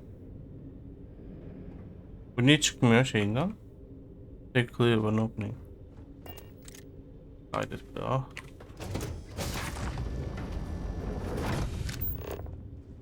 Shield Genetic Physical Plant. Oradan gideceğiz. Öf güzel. Öf. Adapt Tombstone. Ne oluyor?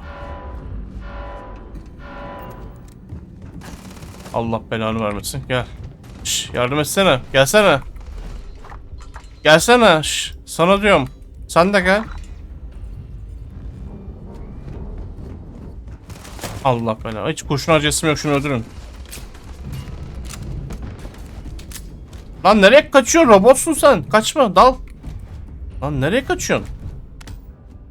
Kime diyorum? Alo. Helal lan. Sen kapış hadi. Vur. Kapıdan mı giremiyorlar acaba? Evet evet helal. Helal vur oğlum. Harikasın vur. Kaçma kaçma. Sen de gel. Sen de vur. Sen ne bakıyorsun? Endüstri robot model. Bu ateş edemiyor galiba.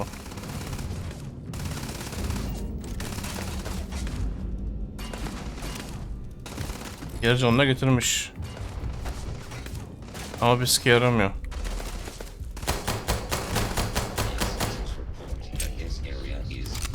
Allah Allah. Hadi canım. Aa inanılmaz bir şey ya. Başka düşman yok diyor bana. Hiçbir sike yaramadı. Düşmanların hepsi öldükten sonra başka düşman yok diyor. Allah Allah. Gıcık ya.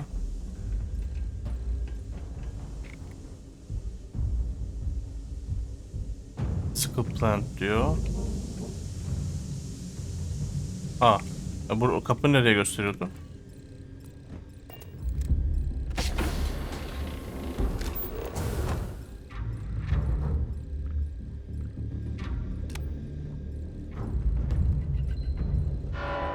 Ne oluyor oğlum ya? Yapma lan. Ne oluyor lan? Allah Allah.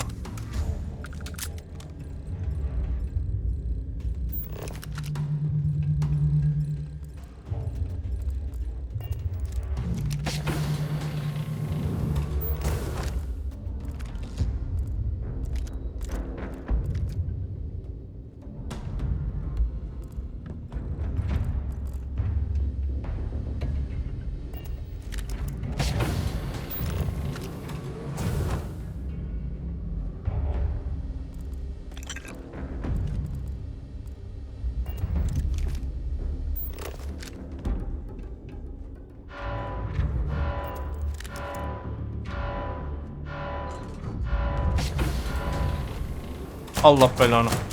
Allah belanı öl. Harika. Ödüm koptu valla.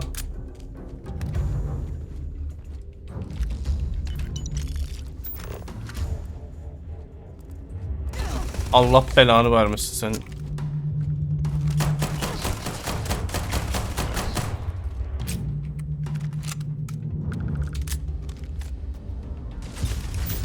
Daha var mı?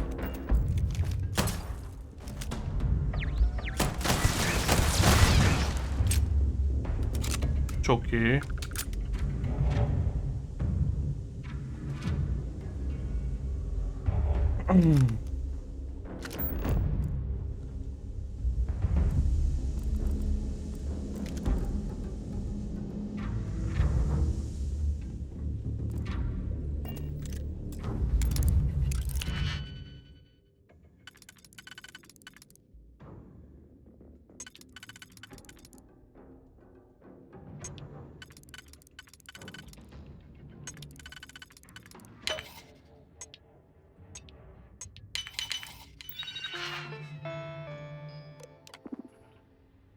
Open door.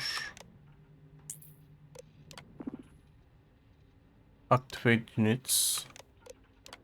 Grand door for.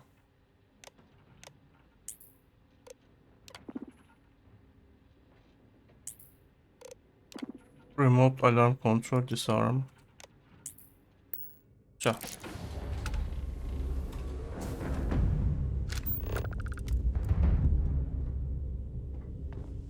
Geride bıraktığım şey ne benim? Ona bakayım. Ha buradan mı geldim ben? Yo. Ha buradan geldim evet.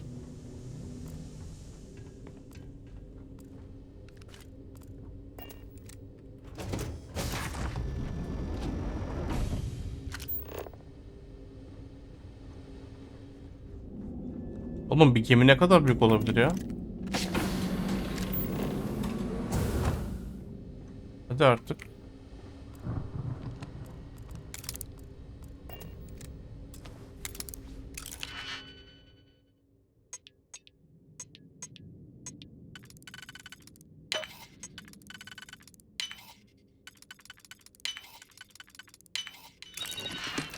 Güzel, çok iyi.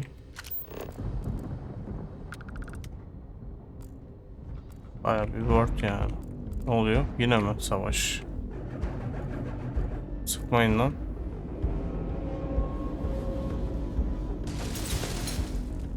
Sıkma lan sıkma. Vault door. Aha. Connect an engineer assistance. Açılmıyor vault.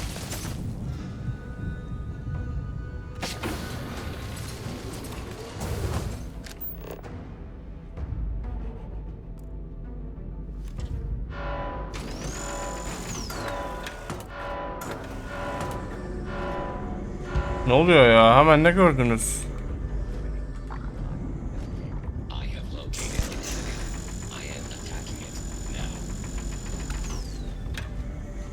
Allah belanı.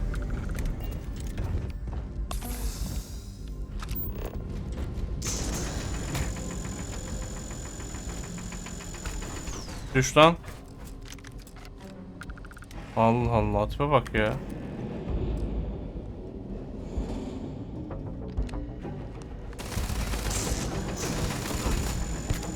Oğlum bu ne? Dolsun şarjı bir daha yapalım.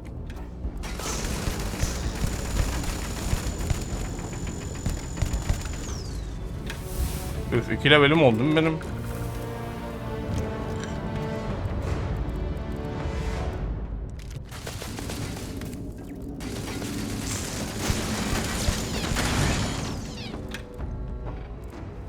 Beni yormayın ya. Beni harbiden yormayın. Ben yoruldum çünkü. Ben yoruldum hayat.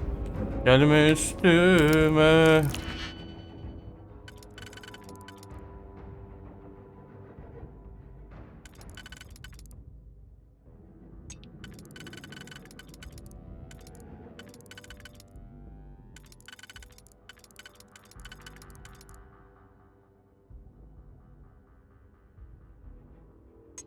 Ben yoruldum hayat, gelme üstüme.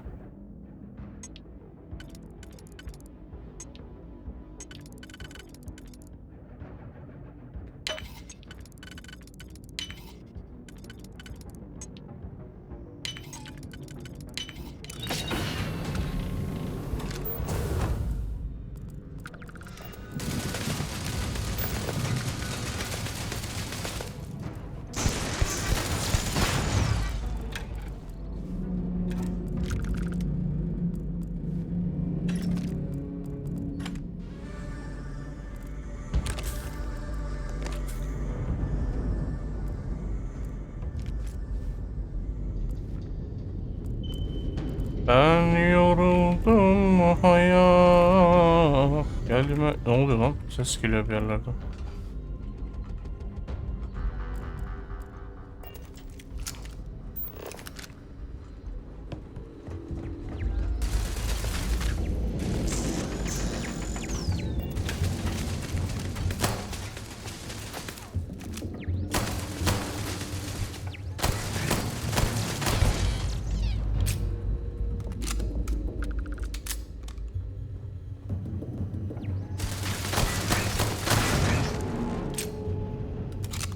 Tamam mıyız hocam? Tamamız galiba.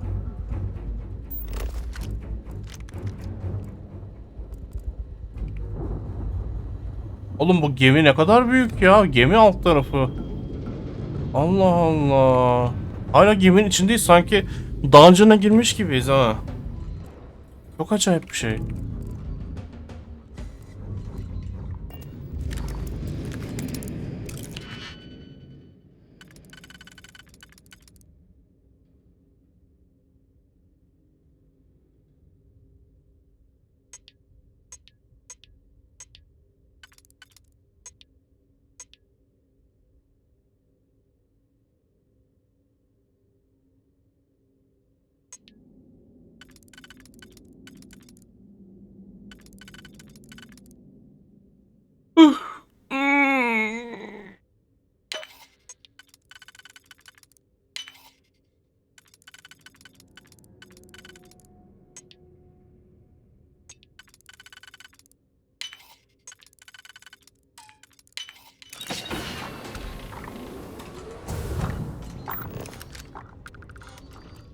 Crew recording initiated.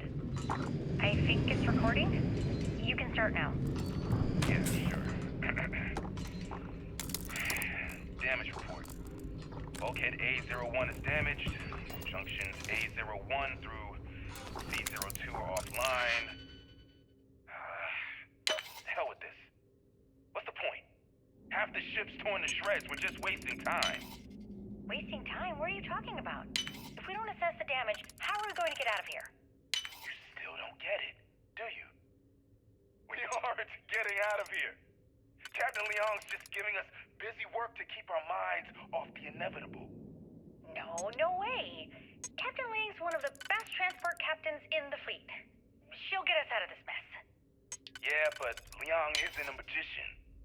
We're in over our heads. Even if someone comes up with a plan to block the EM field, you heard Osterholt, we've got no engines. We're not going anywhere. Yeah, but Galbank's going to want all these credits back, right? They're going to send someone to find us. We're way off the shipping lane. Our escorts were completely destroyed, and we can't send any communications. You do the math. God damn it, Bakar, I don't want to hear this. Just read the damage report and let's get back to work. Read it yourself. I'm going to go get wasted. I suggest Allah. you do the same. Crew recording terminated.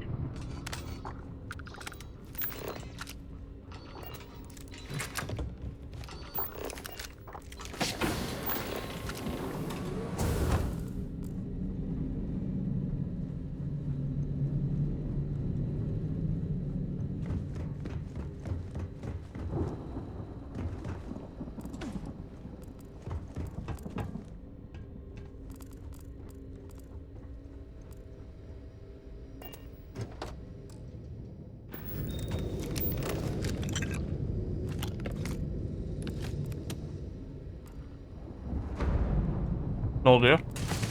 Allah belanı.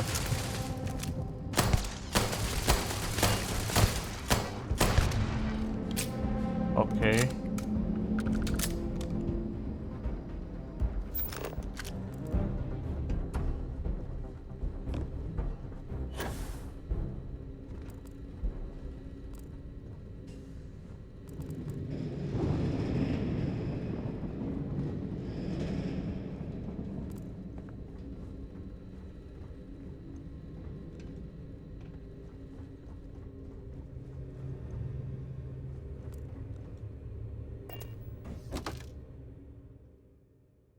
Bu ne? Ground Crew Space Element. Şık duruyor aslında.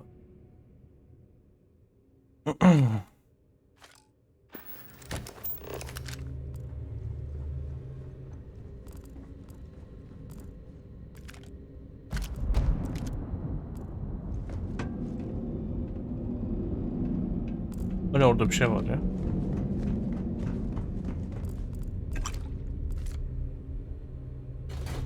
Deep Sea Planet yok, çöp.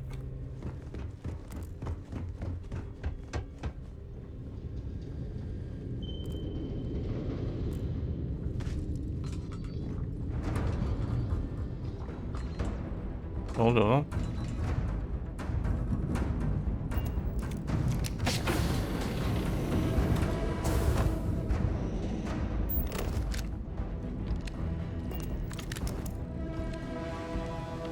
Dur. Bir dakika, buraya geleceğiz. Bir dakika. Ondan önce şu aşağıyı bitirelim.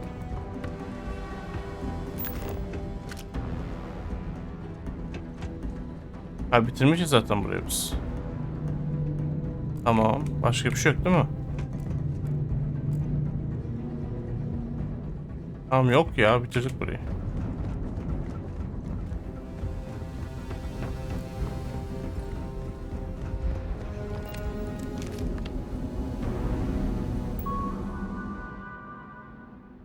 Open door.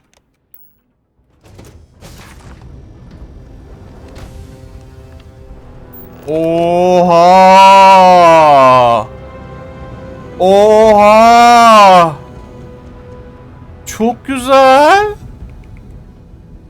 İnanmıyorum. Oha, bunlar ne? Biz gemide miyiz hala? Oğlum çok iyi. Allah Allah. Dur bakayım. Oğlum, buna ne biçim gemi bu? Uzay istasyonu bildiğin gemi değil ki bu.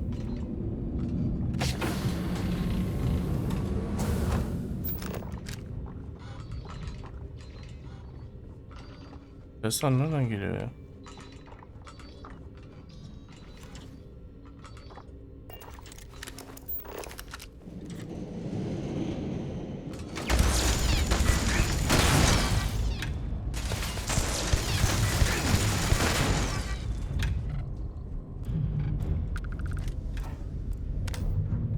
Burada kapı var. Burada kapı var.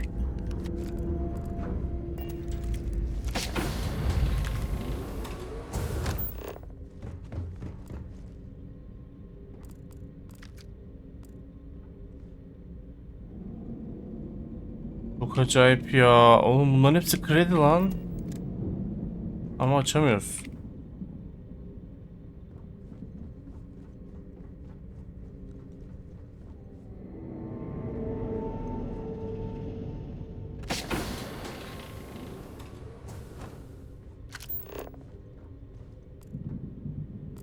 Bir şey söyleyeceğim. Eğer oyun bana müsaade etmezse bunların hepsini çalamayacağım galiba. Etmeyecek bana müsaade oyun. Crimson Fleet'e götüreyim değil mi? Çünkü onlar açmasını biliyor ve bana da pay verecekler işte. Hani ne oldu lan? Ay amına koyayım. Bana da pay verecekler. Eğer UC'ye götürürsem hiç alamayacağım. Bunlar normal bana para normal ödeyecekler şey.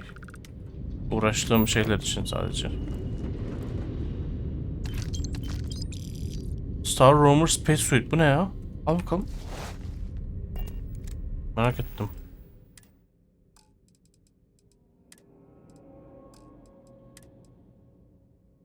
Ha daha önce gördük biz bunu ya. At bunu at. Hop aşağı düştü.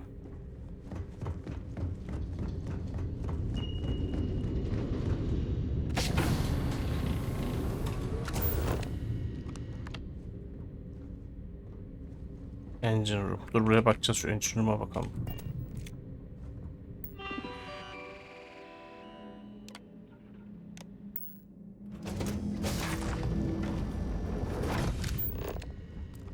Ha tamam.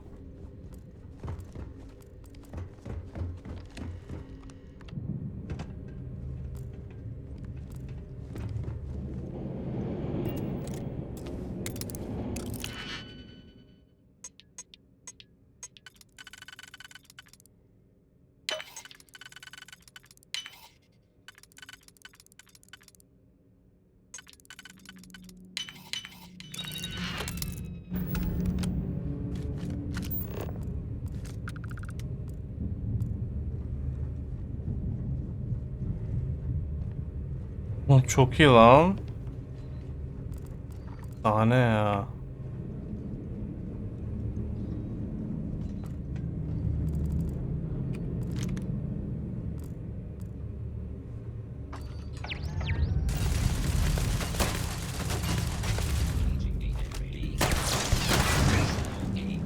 Allah belanı. Şöyle yapalım bir dakika.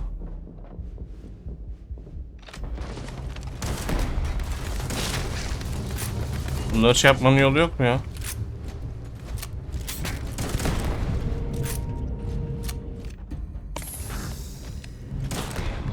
Oha.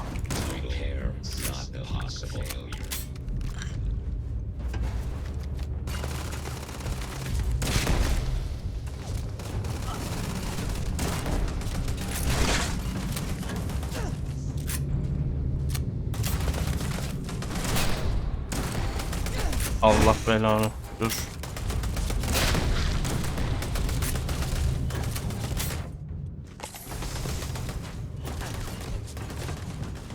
Oğlum o iyi vuruyormuş ha. Nerede diğeri?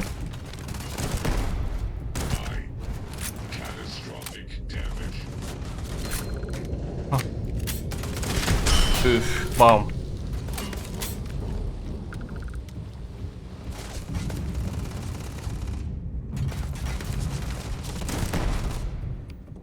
Şöyle bir şey yapsak.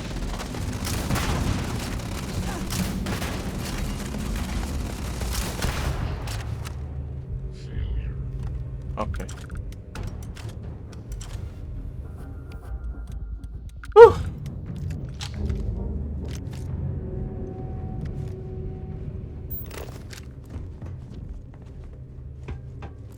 Dur bir dakika, şu komple boşaltacağız burayı şimdi, dur.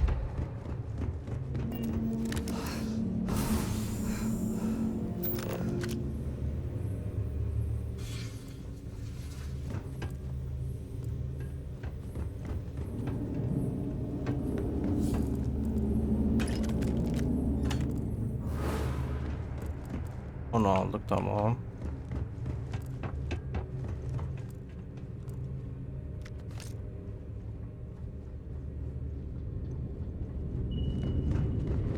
Onu aldık. İleri gidelim. Şurada bir kapı var ama. Ay.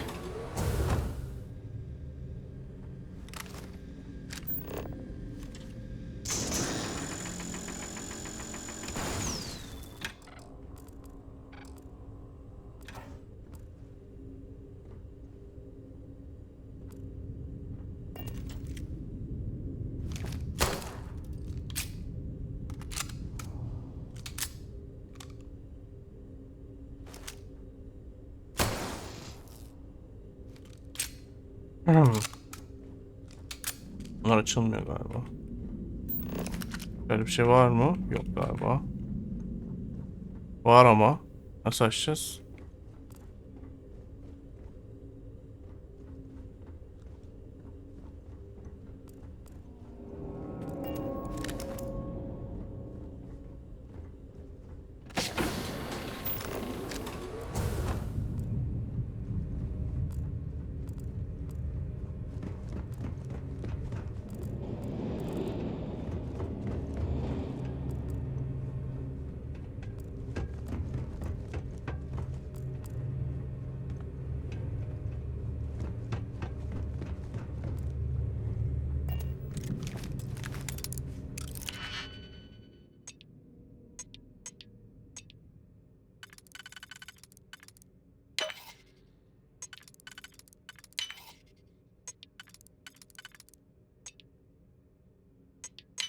Amına. Neyse yaptık şansa. Yanlışlıkla tıkladım ya. Calibrated pacifier geç.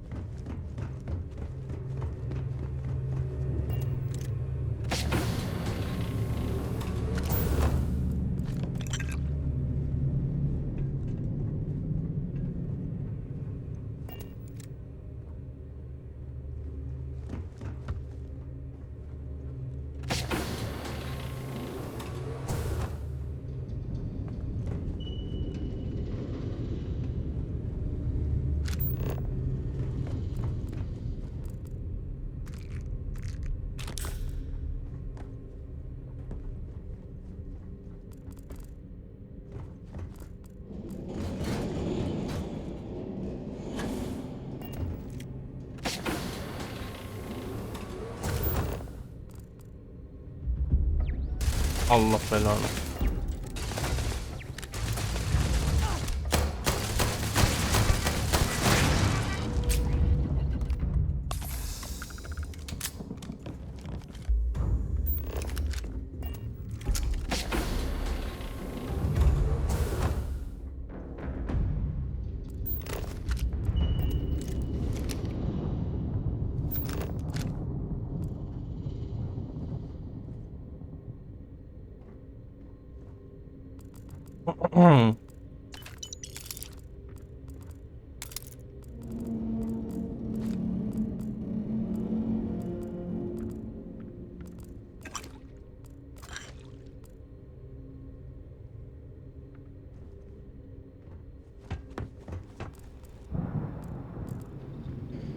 Pack of cigarettes falan. Madem buralar insanların girmesi yasak. Neden insanların kullanabileceği şeyler var burada? Eşyalar falan. Oyunda bir tutarsızlık var.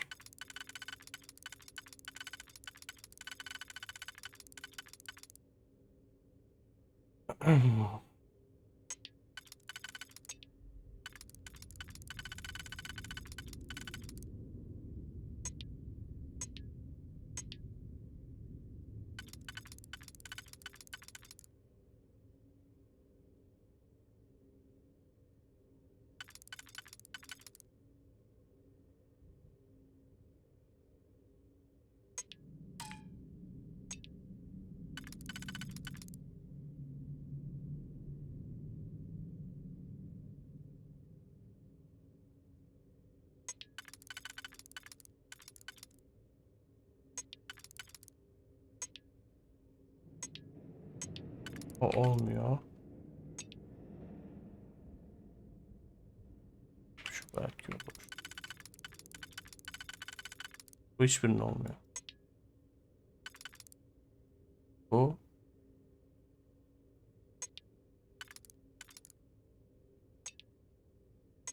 O da olmuyor. Çok karışık lan, bir dakika. Tam karıştı ya.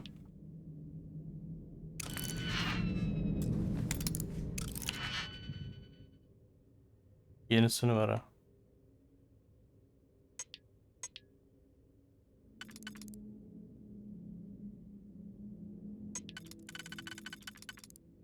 Tamam.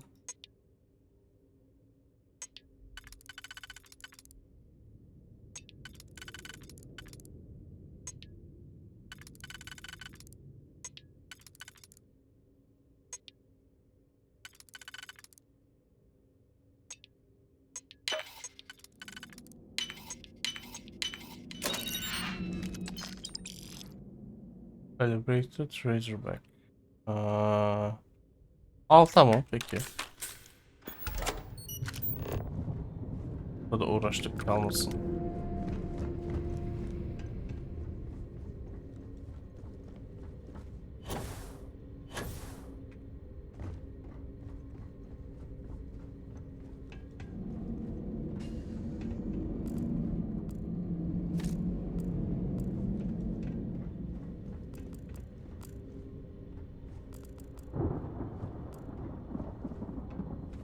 Ha, buraya gelmiştik biz. Okey.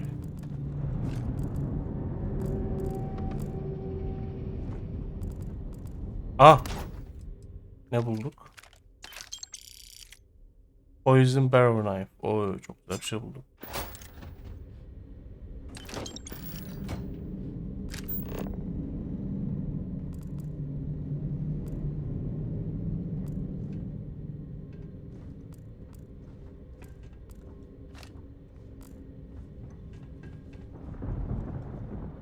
Merhaba. Retrieve Jasper Creek's position. Çok güzel bir an yaşıyoruz galiba. Şu anda müzik çalıyor. Çalıştıramıyor muyuz bunu? Güç mü yok?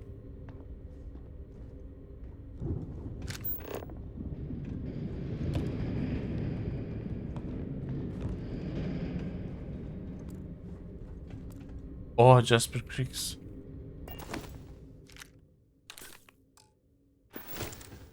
Oh! Oh shit.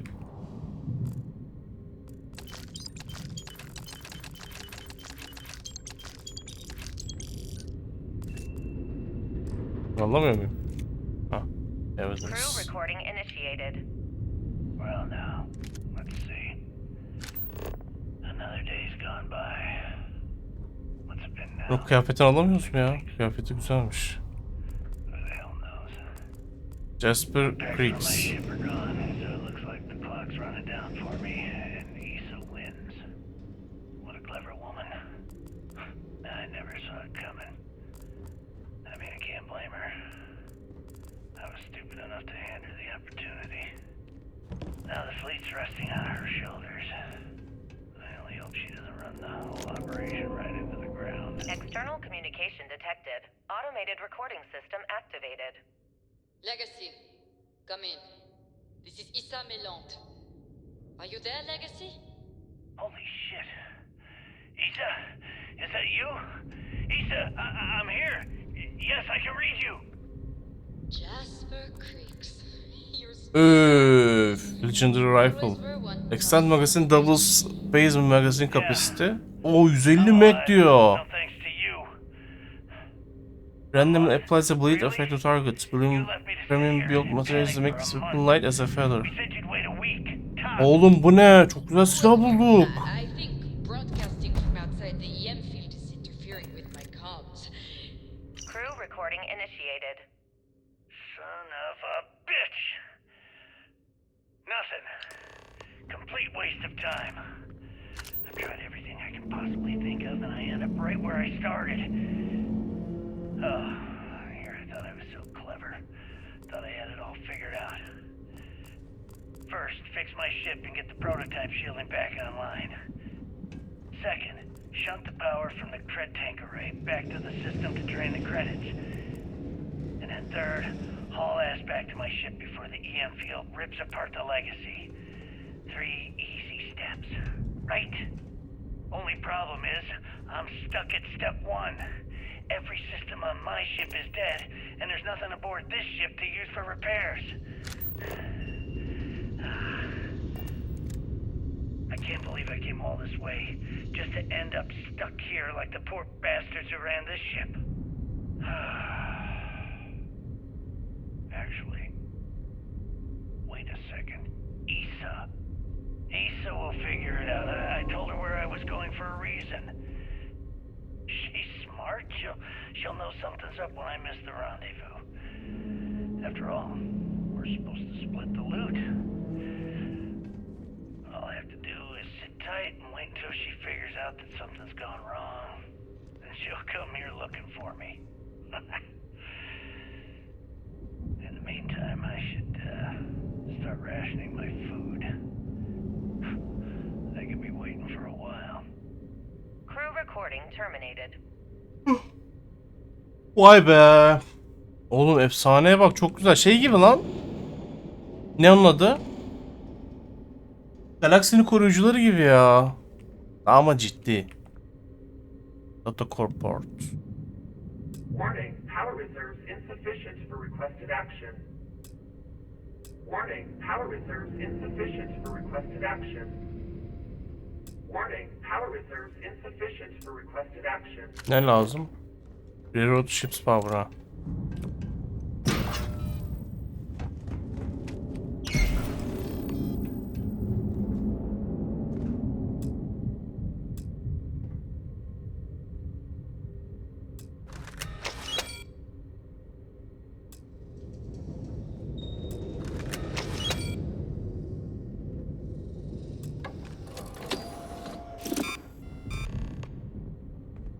Olmalı Legacy's Credit Reserves. Oha. Al abi. Beginning currency transfer. Please stand by. Oha.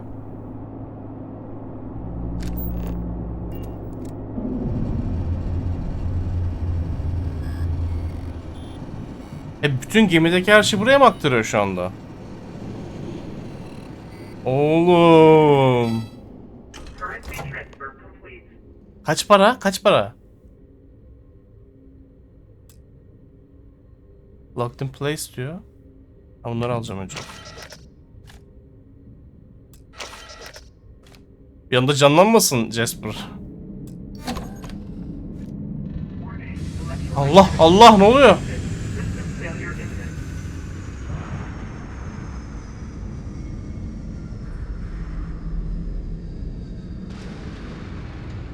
Ne oluyor lan?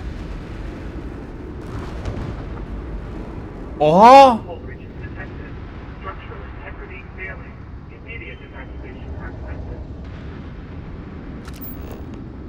Escape Legacy.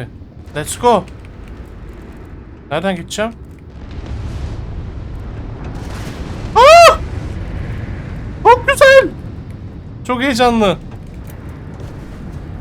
Lan.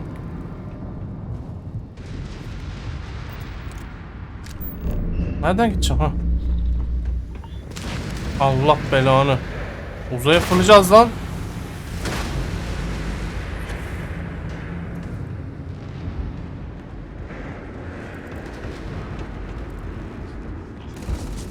Ha, daha ne dalıyorsunuz lan?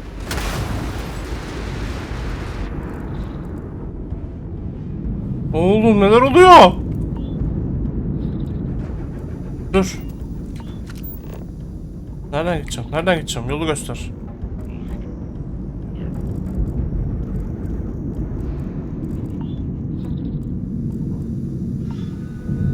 Oğlum gemi patlıyor lan.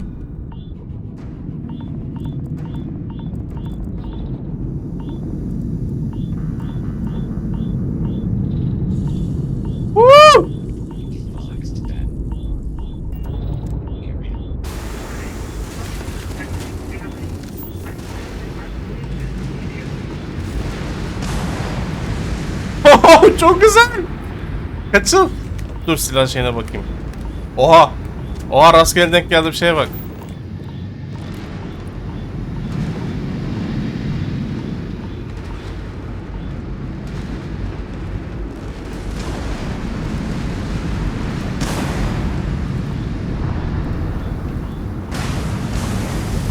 Oğlum dur lan, dur lan.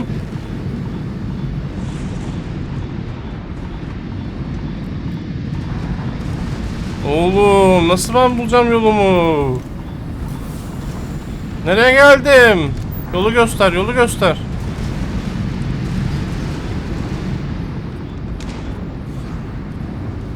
Yolu göster ha.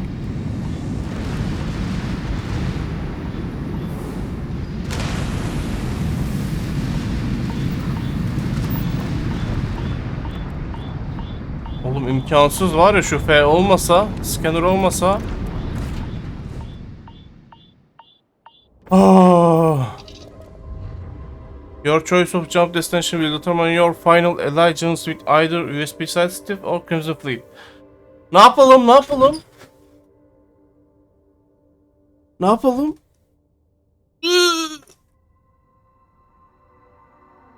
Ne yapalım? Ben diyorum ki Crimson Fleet'e gidelim. Onlar parayı bölüşeceğiz. Nasıl olsa hani paradan ben de pay alacağım. UCC Staff'e gidersem bu sefer düşman olacağım. United Colonies'e. Çok kararsızım ya.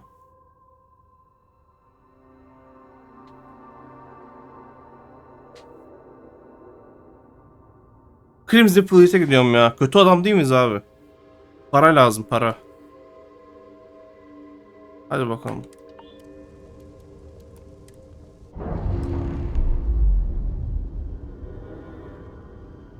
Oğlum bu ne? Görüntülere bak. Foto mod. Üff.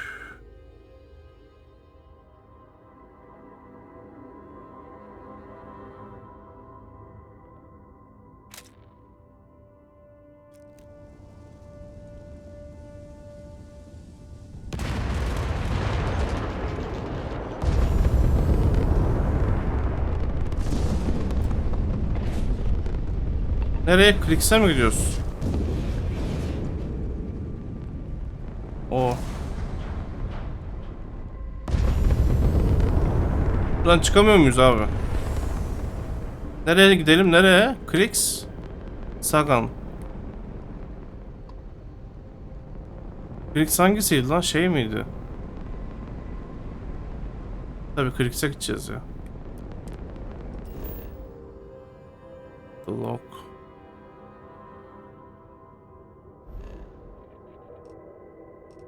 İyi. Let's go. Ben en başta söylemiştim zaten bunları şey yapacağımı.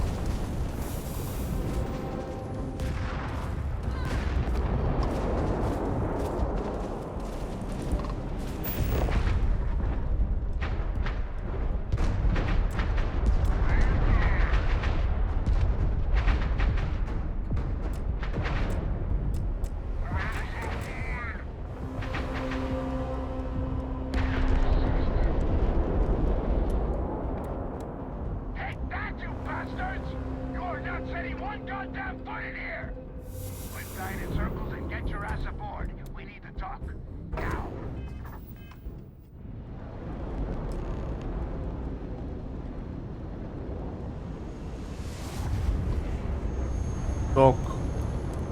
Kötüleri seçtim. Ama para ya.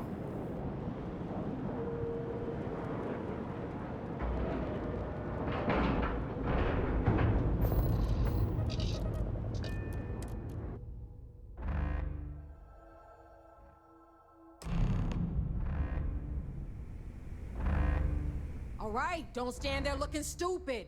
Everything's going to hell and Delgado needs you in operations. Sister finally decided to show up.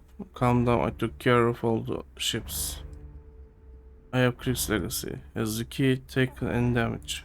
Not yet, but hey, if you stand here long enough, maybe we can just wait and see if their next attack wave does a better job.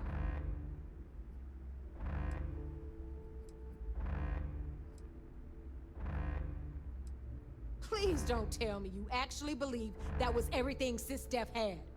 Wake the hell up! Ikande's throwing everything he's got at us, but we're planning on pushing his sorry ass all the way back to Jemison. That is, unless you want to keep standing here talking while the Vigilance puts its crosshairs on us. Okay. The Vigilance is smaller than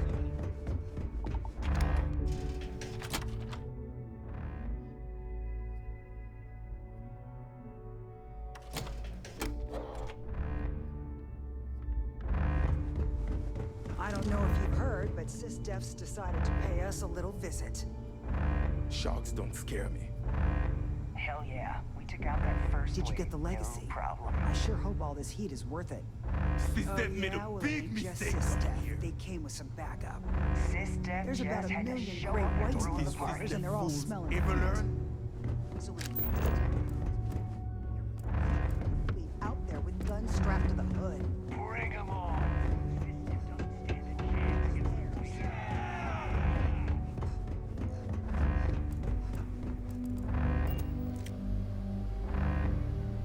Is that it?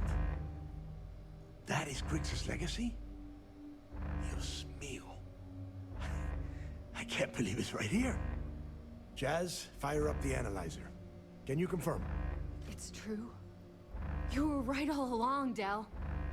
You know, there were moments, doubts. I almost stopped believing it was real, that I was chasing ghosts. But then came that day on Subarov, and everything changed. And now, here it is. Grix's legacy. Our future. Of that, there can be no doubt. Commerce ne demek lan? With good financial planning we could secure the fleet's future for generations. Commerce ne demek ya? Bir dakika, commerce anlamına bakacağım.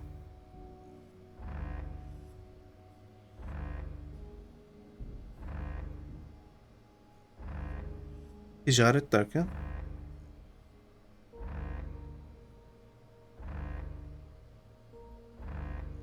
İş, alım satım, ilişki. Anlamadım. Neyse.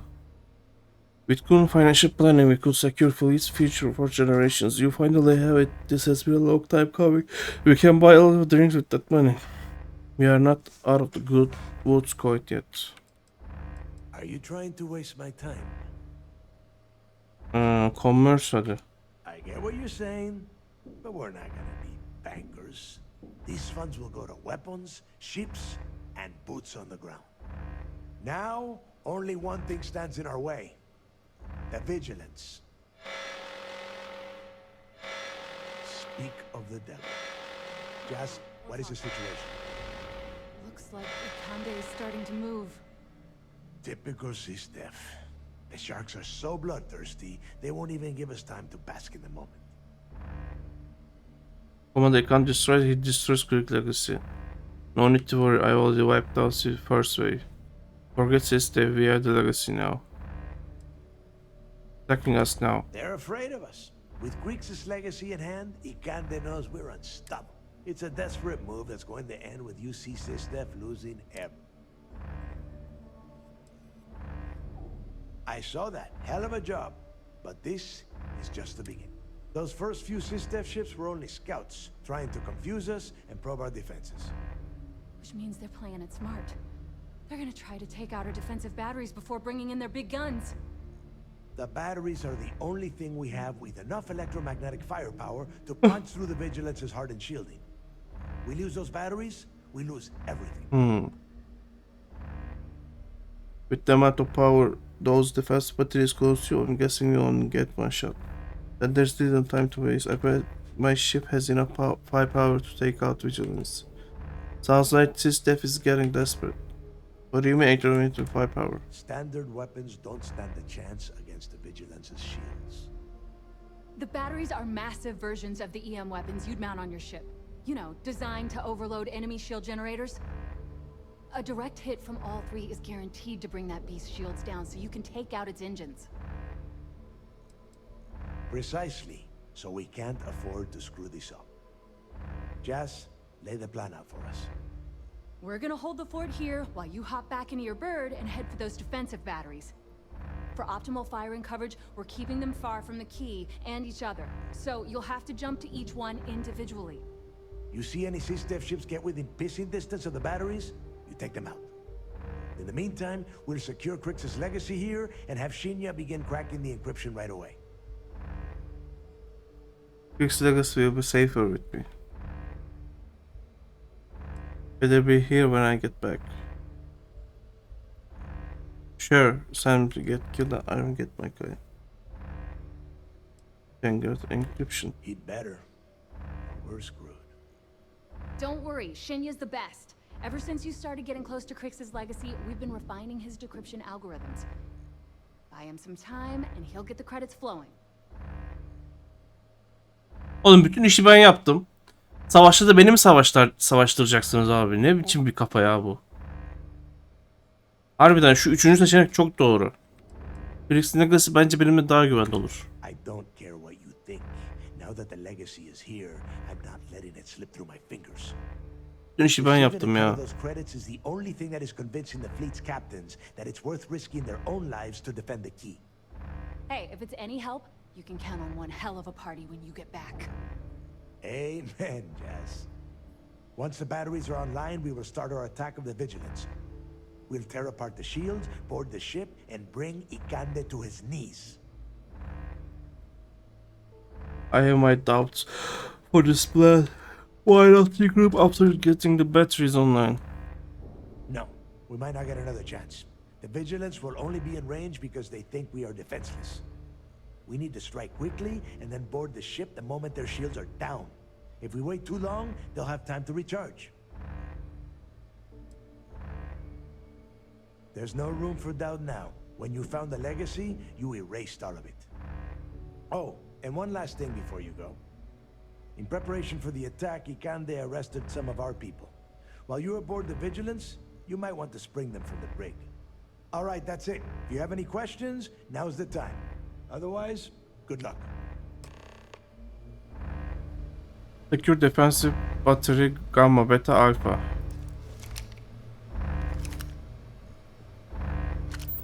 Nerede diğeri? What? Ha, haritaymış o. Ben de diğer noktaya bakıyorum.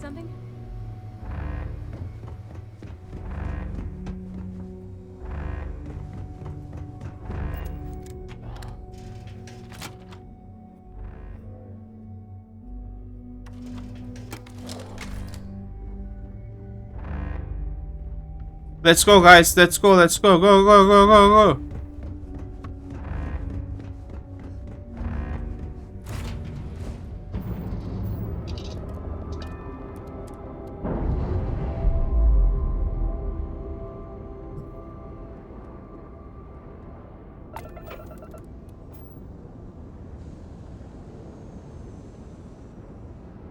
Nereye gideceğiz?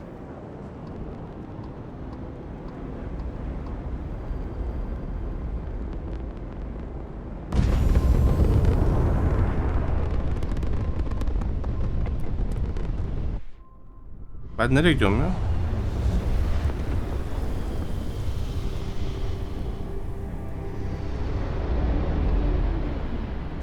Aha. Aha.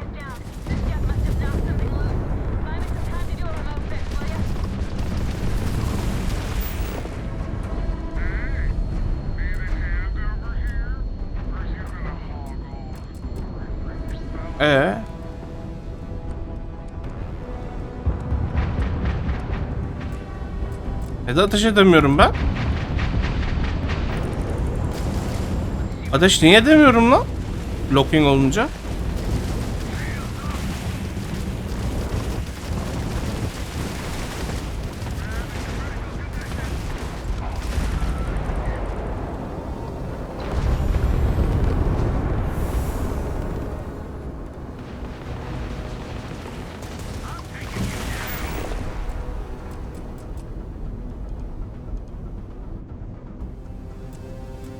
Neden ateş edemiyorum ya?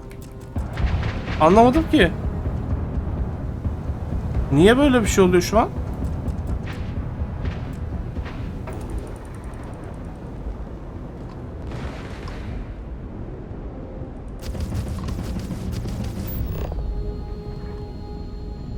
Ha. Shield. Oğlum neden sıkamıyorum?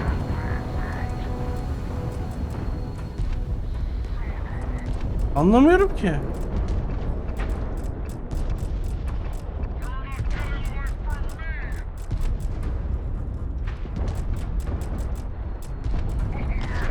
Aa! Neden sıkamıyorum bloktayken?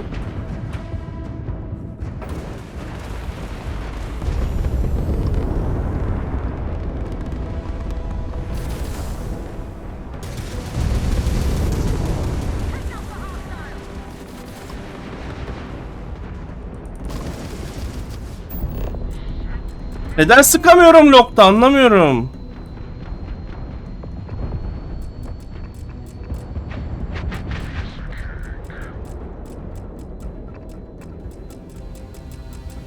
Aa! Anlamadım ki.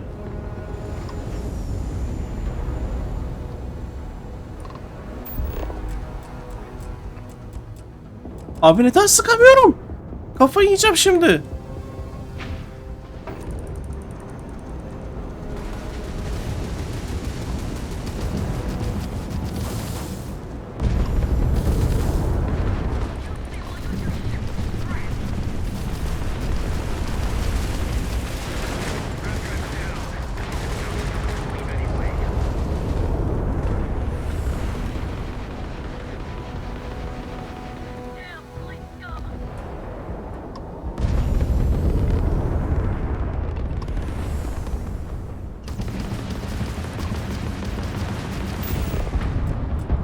Aa! Çok acayip abi. Loklanınca sıkamıyorum. Çok saçma.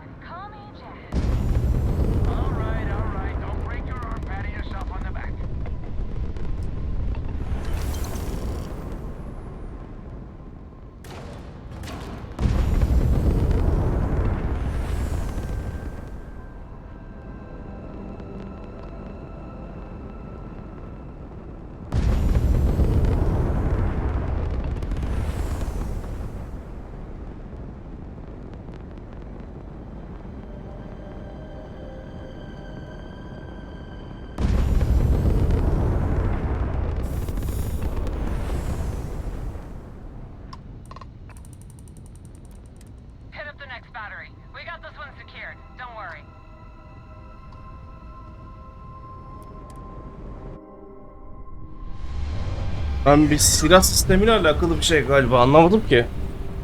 Silah sistemiyle alakalı herhalde. Hedefe kilitlenince ateş edemiyorum. Çok acayip. Aa çok kasıyor şu an. Bir dakika bir saniye. Niye o kadar kasıyor? Normal mi bu? Oğlum niye o kadar kasıyor?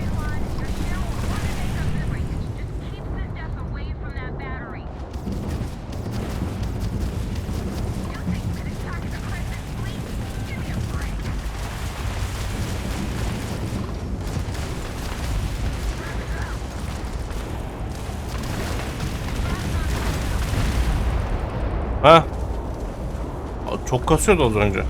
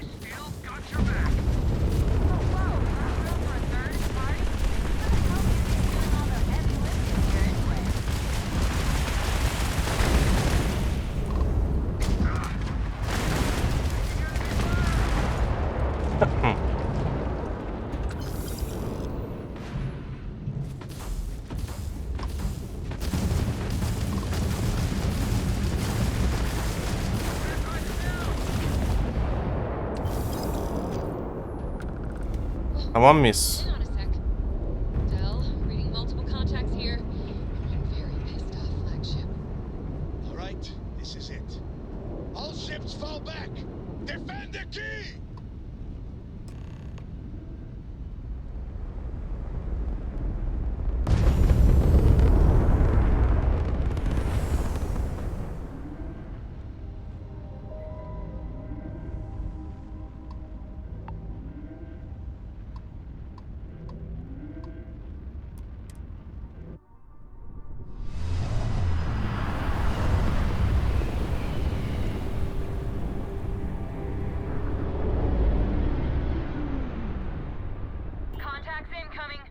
Oha.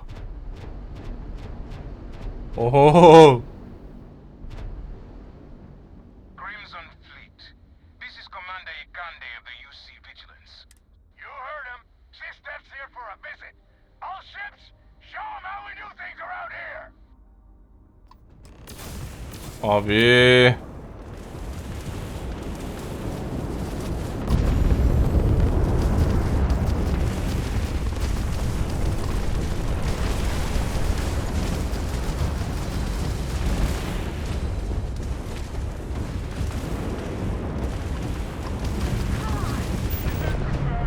Ben neden sıkamıyorum abi burada? Çok saçma ya.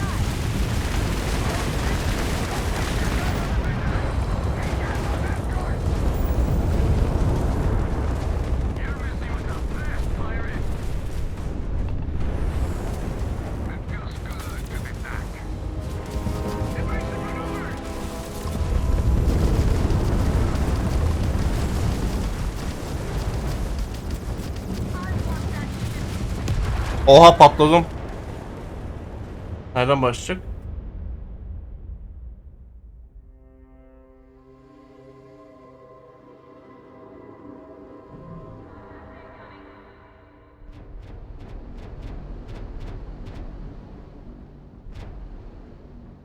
Crimson Fleet.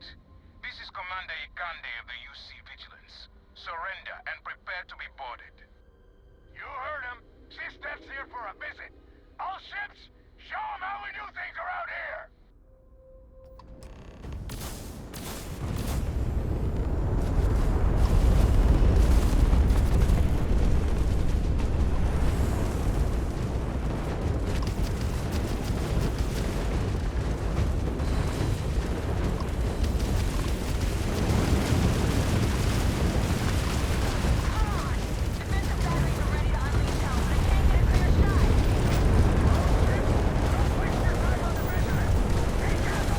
Oğlum.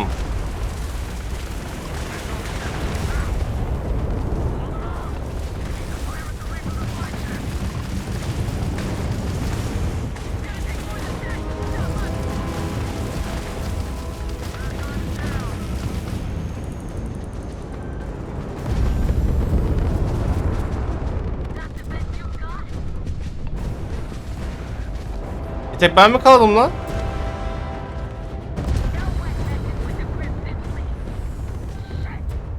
Oğlum yapmayın lan. Şşş.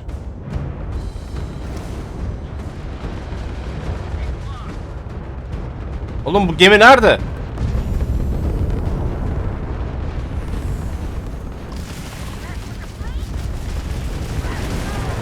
Bu kadar basit.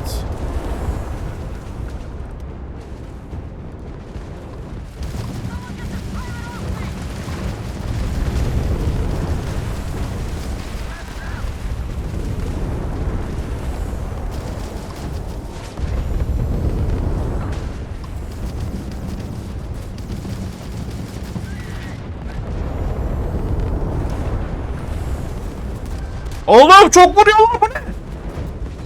Lan bu ne? Çok vur. Ben tek başıma mı kaldım anlamadım ki. Allah Allah.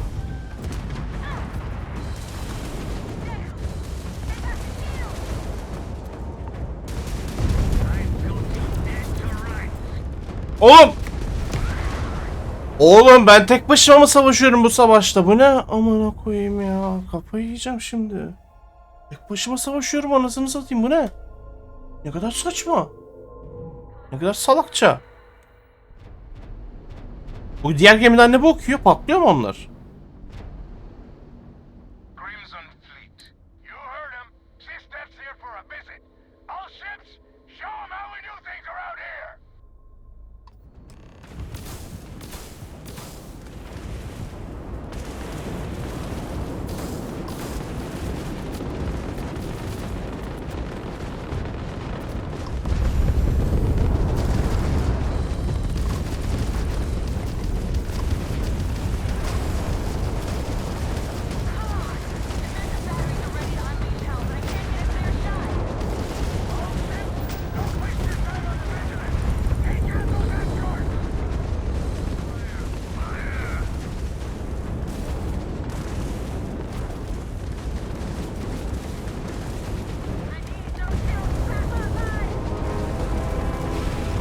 Kalkanları yenileyemiyor muyuz hocam?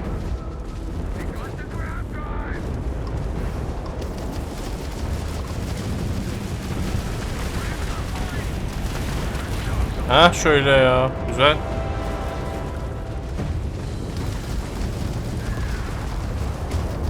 Ben olduğum yerde böyle sıkıyorum. Güzel oluyor. Güzel.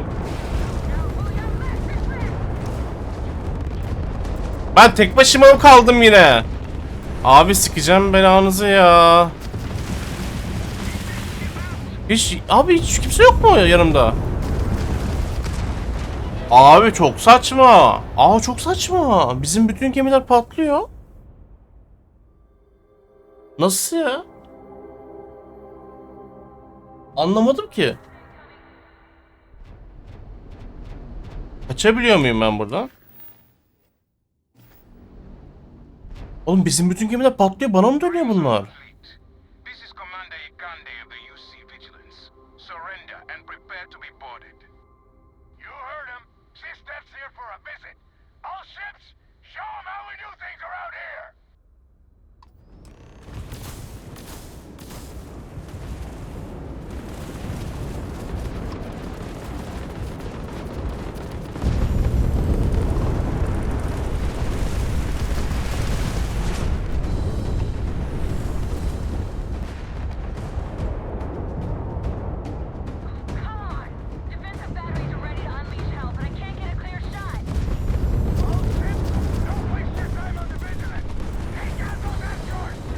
Ya amına koyacağım ya. Oo, siktir git ya.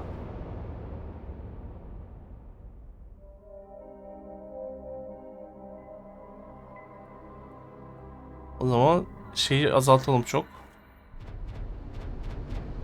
Tamam, geç konuşmayı.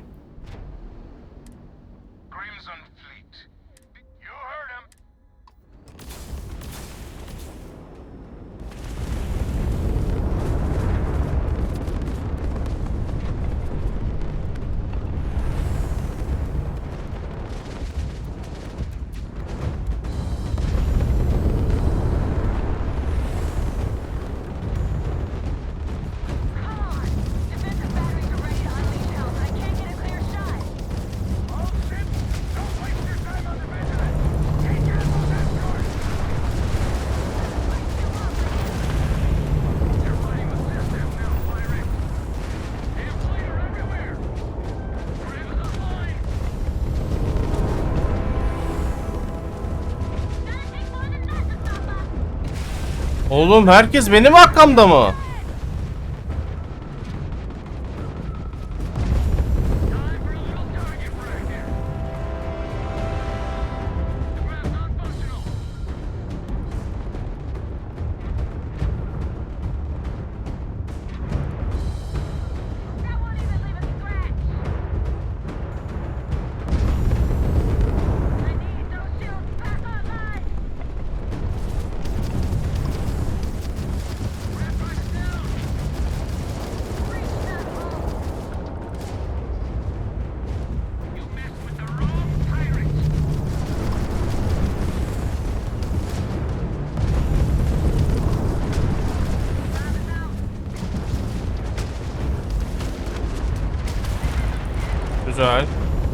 Kalkanları tekrar yüklemek gerekiyor biz uzaklaşıp. Onu anladım ben şu anda.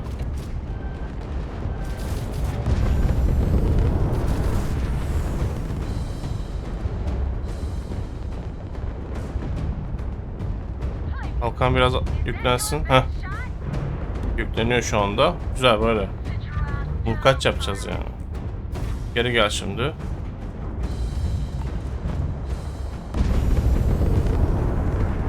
En aşağı, en aşağı, en aşağı.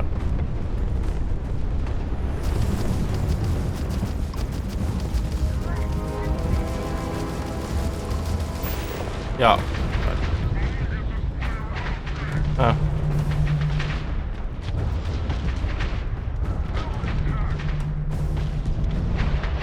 Şu anda sıkabiliyorum. Demin sıkamıyordum.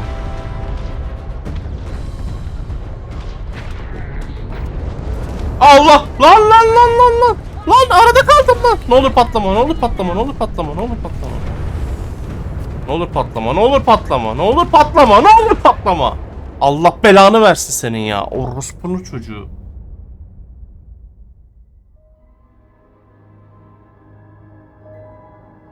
Of, çıldıracağım ya.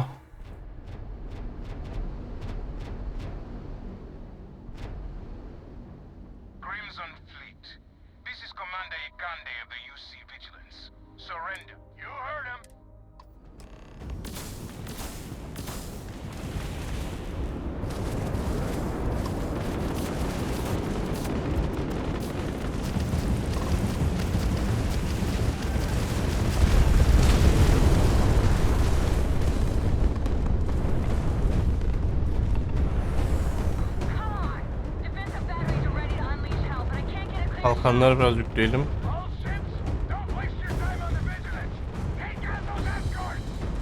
Hadi oğlum. Ay amına koyacağım ya.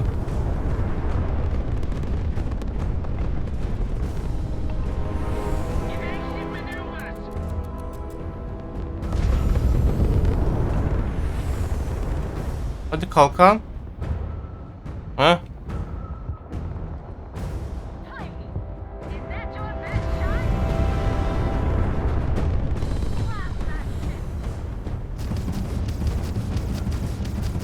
Hasar vuramıyoruz galiba ya.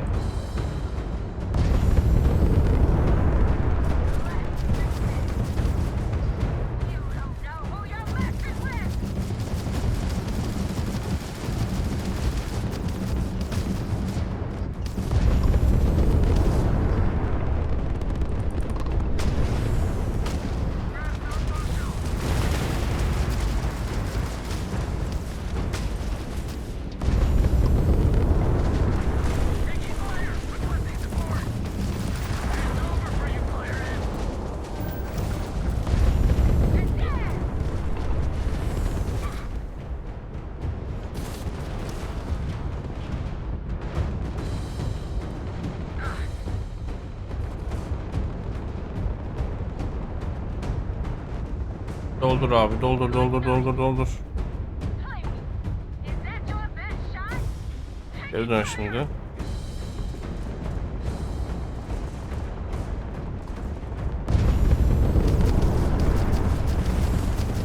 Ben vuramıyorum değil mi?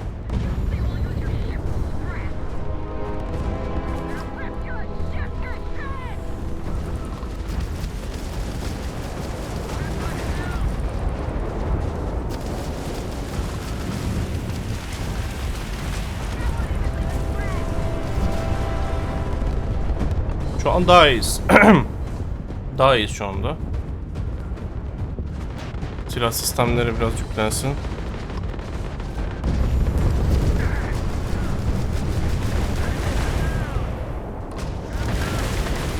Güzel. Kaç abi, bas.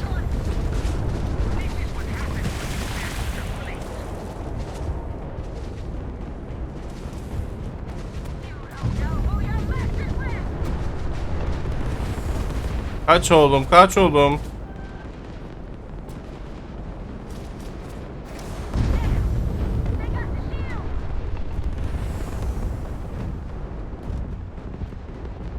Benim de geliyor shield'ım. Geri dönelim şimdi.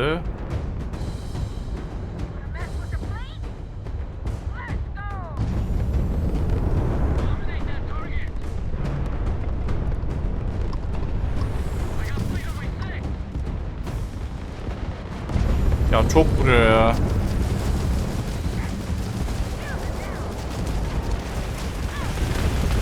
Oha oha oha oha oha. Kaç buradan. Kaç buradan, kaç buradan.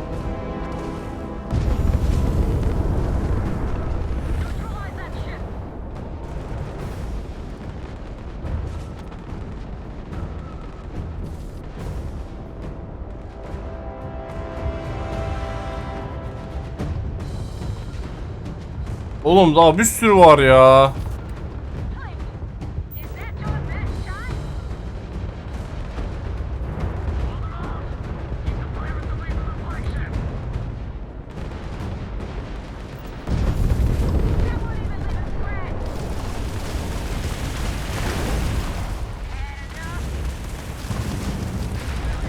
Güzel.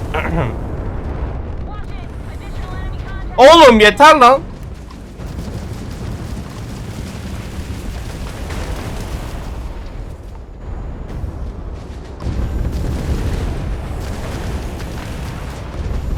Kaç abi, kaç abi, kaç. Kaç.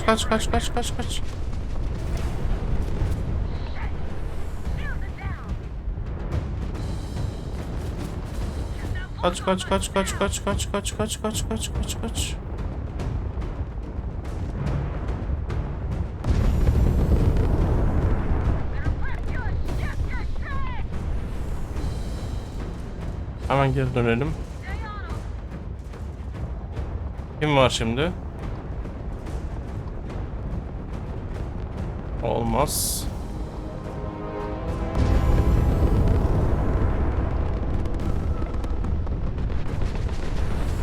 Sen mi vuruyorsun lan bana? Gel. Gel lan.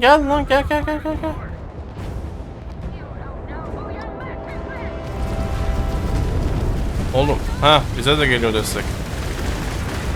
Bu kadar basit ya. Aman olsun. Uzak kime saldırıyor?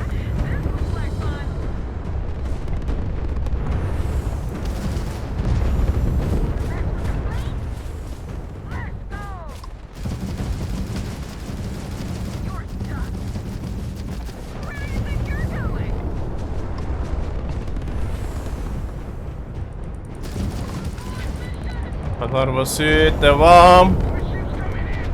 Abi bu ne? Yetmiyor lan.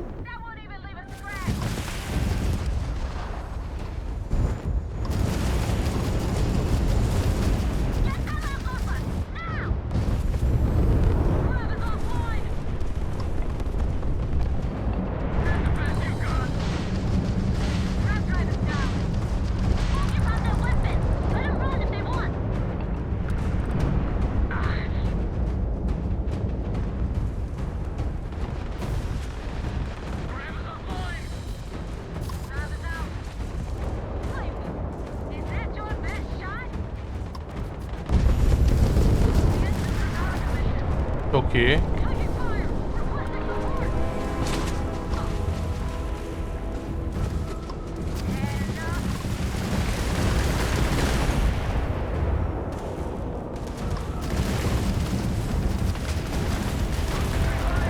Çok iyi abi, devam.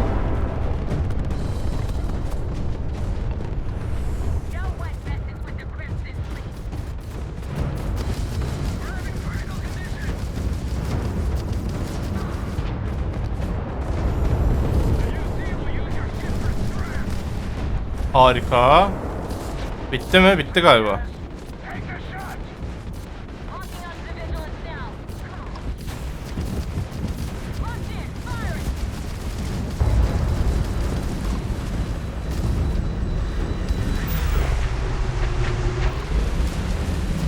Çok güzel bak.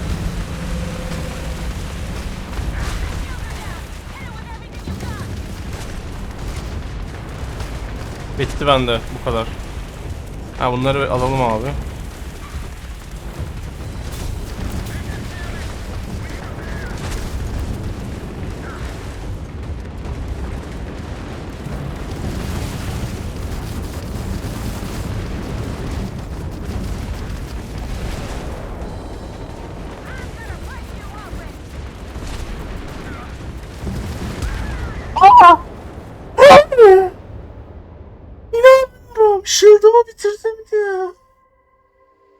ben ne yaptım?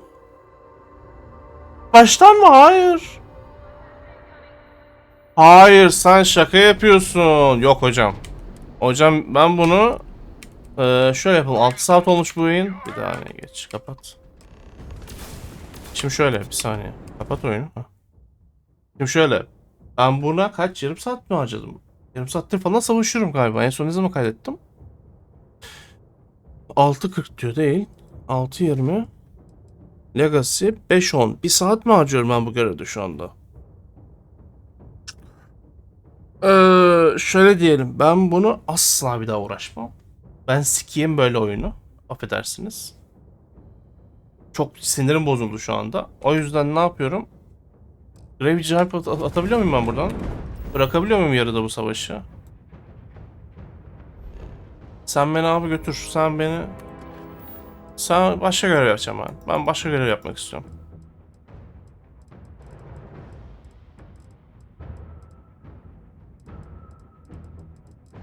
Ne yapalım? Ben buraya gideceğim. Jump abi. Ver abi. Ver abi. Saldım ben. Yok, umurumda değil. Onlar savaşsın orada. Ya abi gerçekten beyninizi sikeyim ya. Çok sinirim bozuk ya. Çok sinirim bozuk ya. Yani en son bütün fleet'i batırdık ya o yok ettik abi. Ana gemiyi yok edeceğiz. Ana gemide ben silah olduğunu tabii yani biliyorum da hani ciddiye almadım çok. Abi bütün shield, engine hepsini bitirdim, sıfır yaptım. Gittim bütün silahlara verdim abi. Sıkarken beni patlattılar. İnanabiliyor musun? Allah kahretsin gerçekten böyle oyunu ya. Sikiyim gerçekten. Benim hatam bu arada. Oyun hatası değil ama çok sinirim bozuldu. Çok aşırı sinirim bozuldu ya.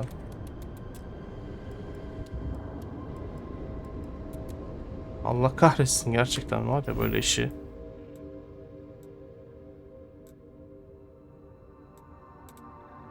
Hatta bir şey söyleyeyim mi? Bence burada bitirelim ya. Görev falan yapmayayım. Ben sonraki yayında tekrar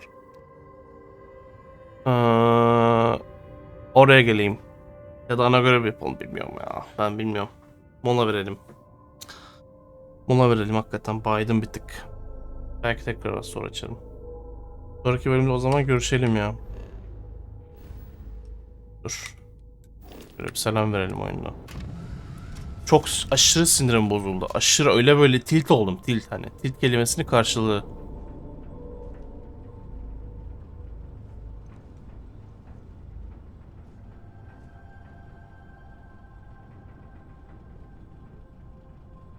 Kendimi göremiyorum. Peki tamam.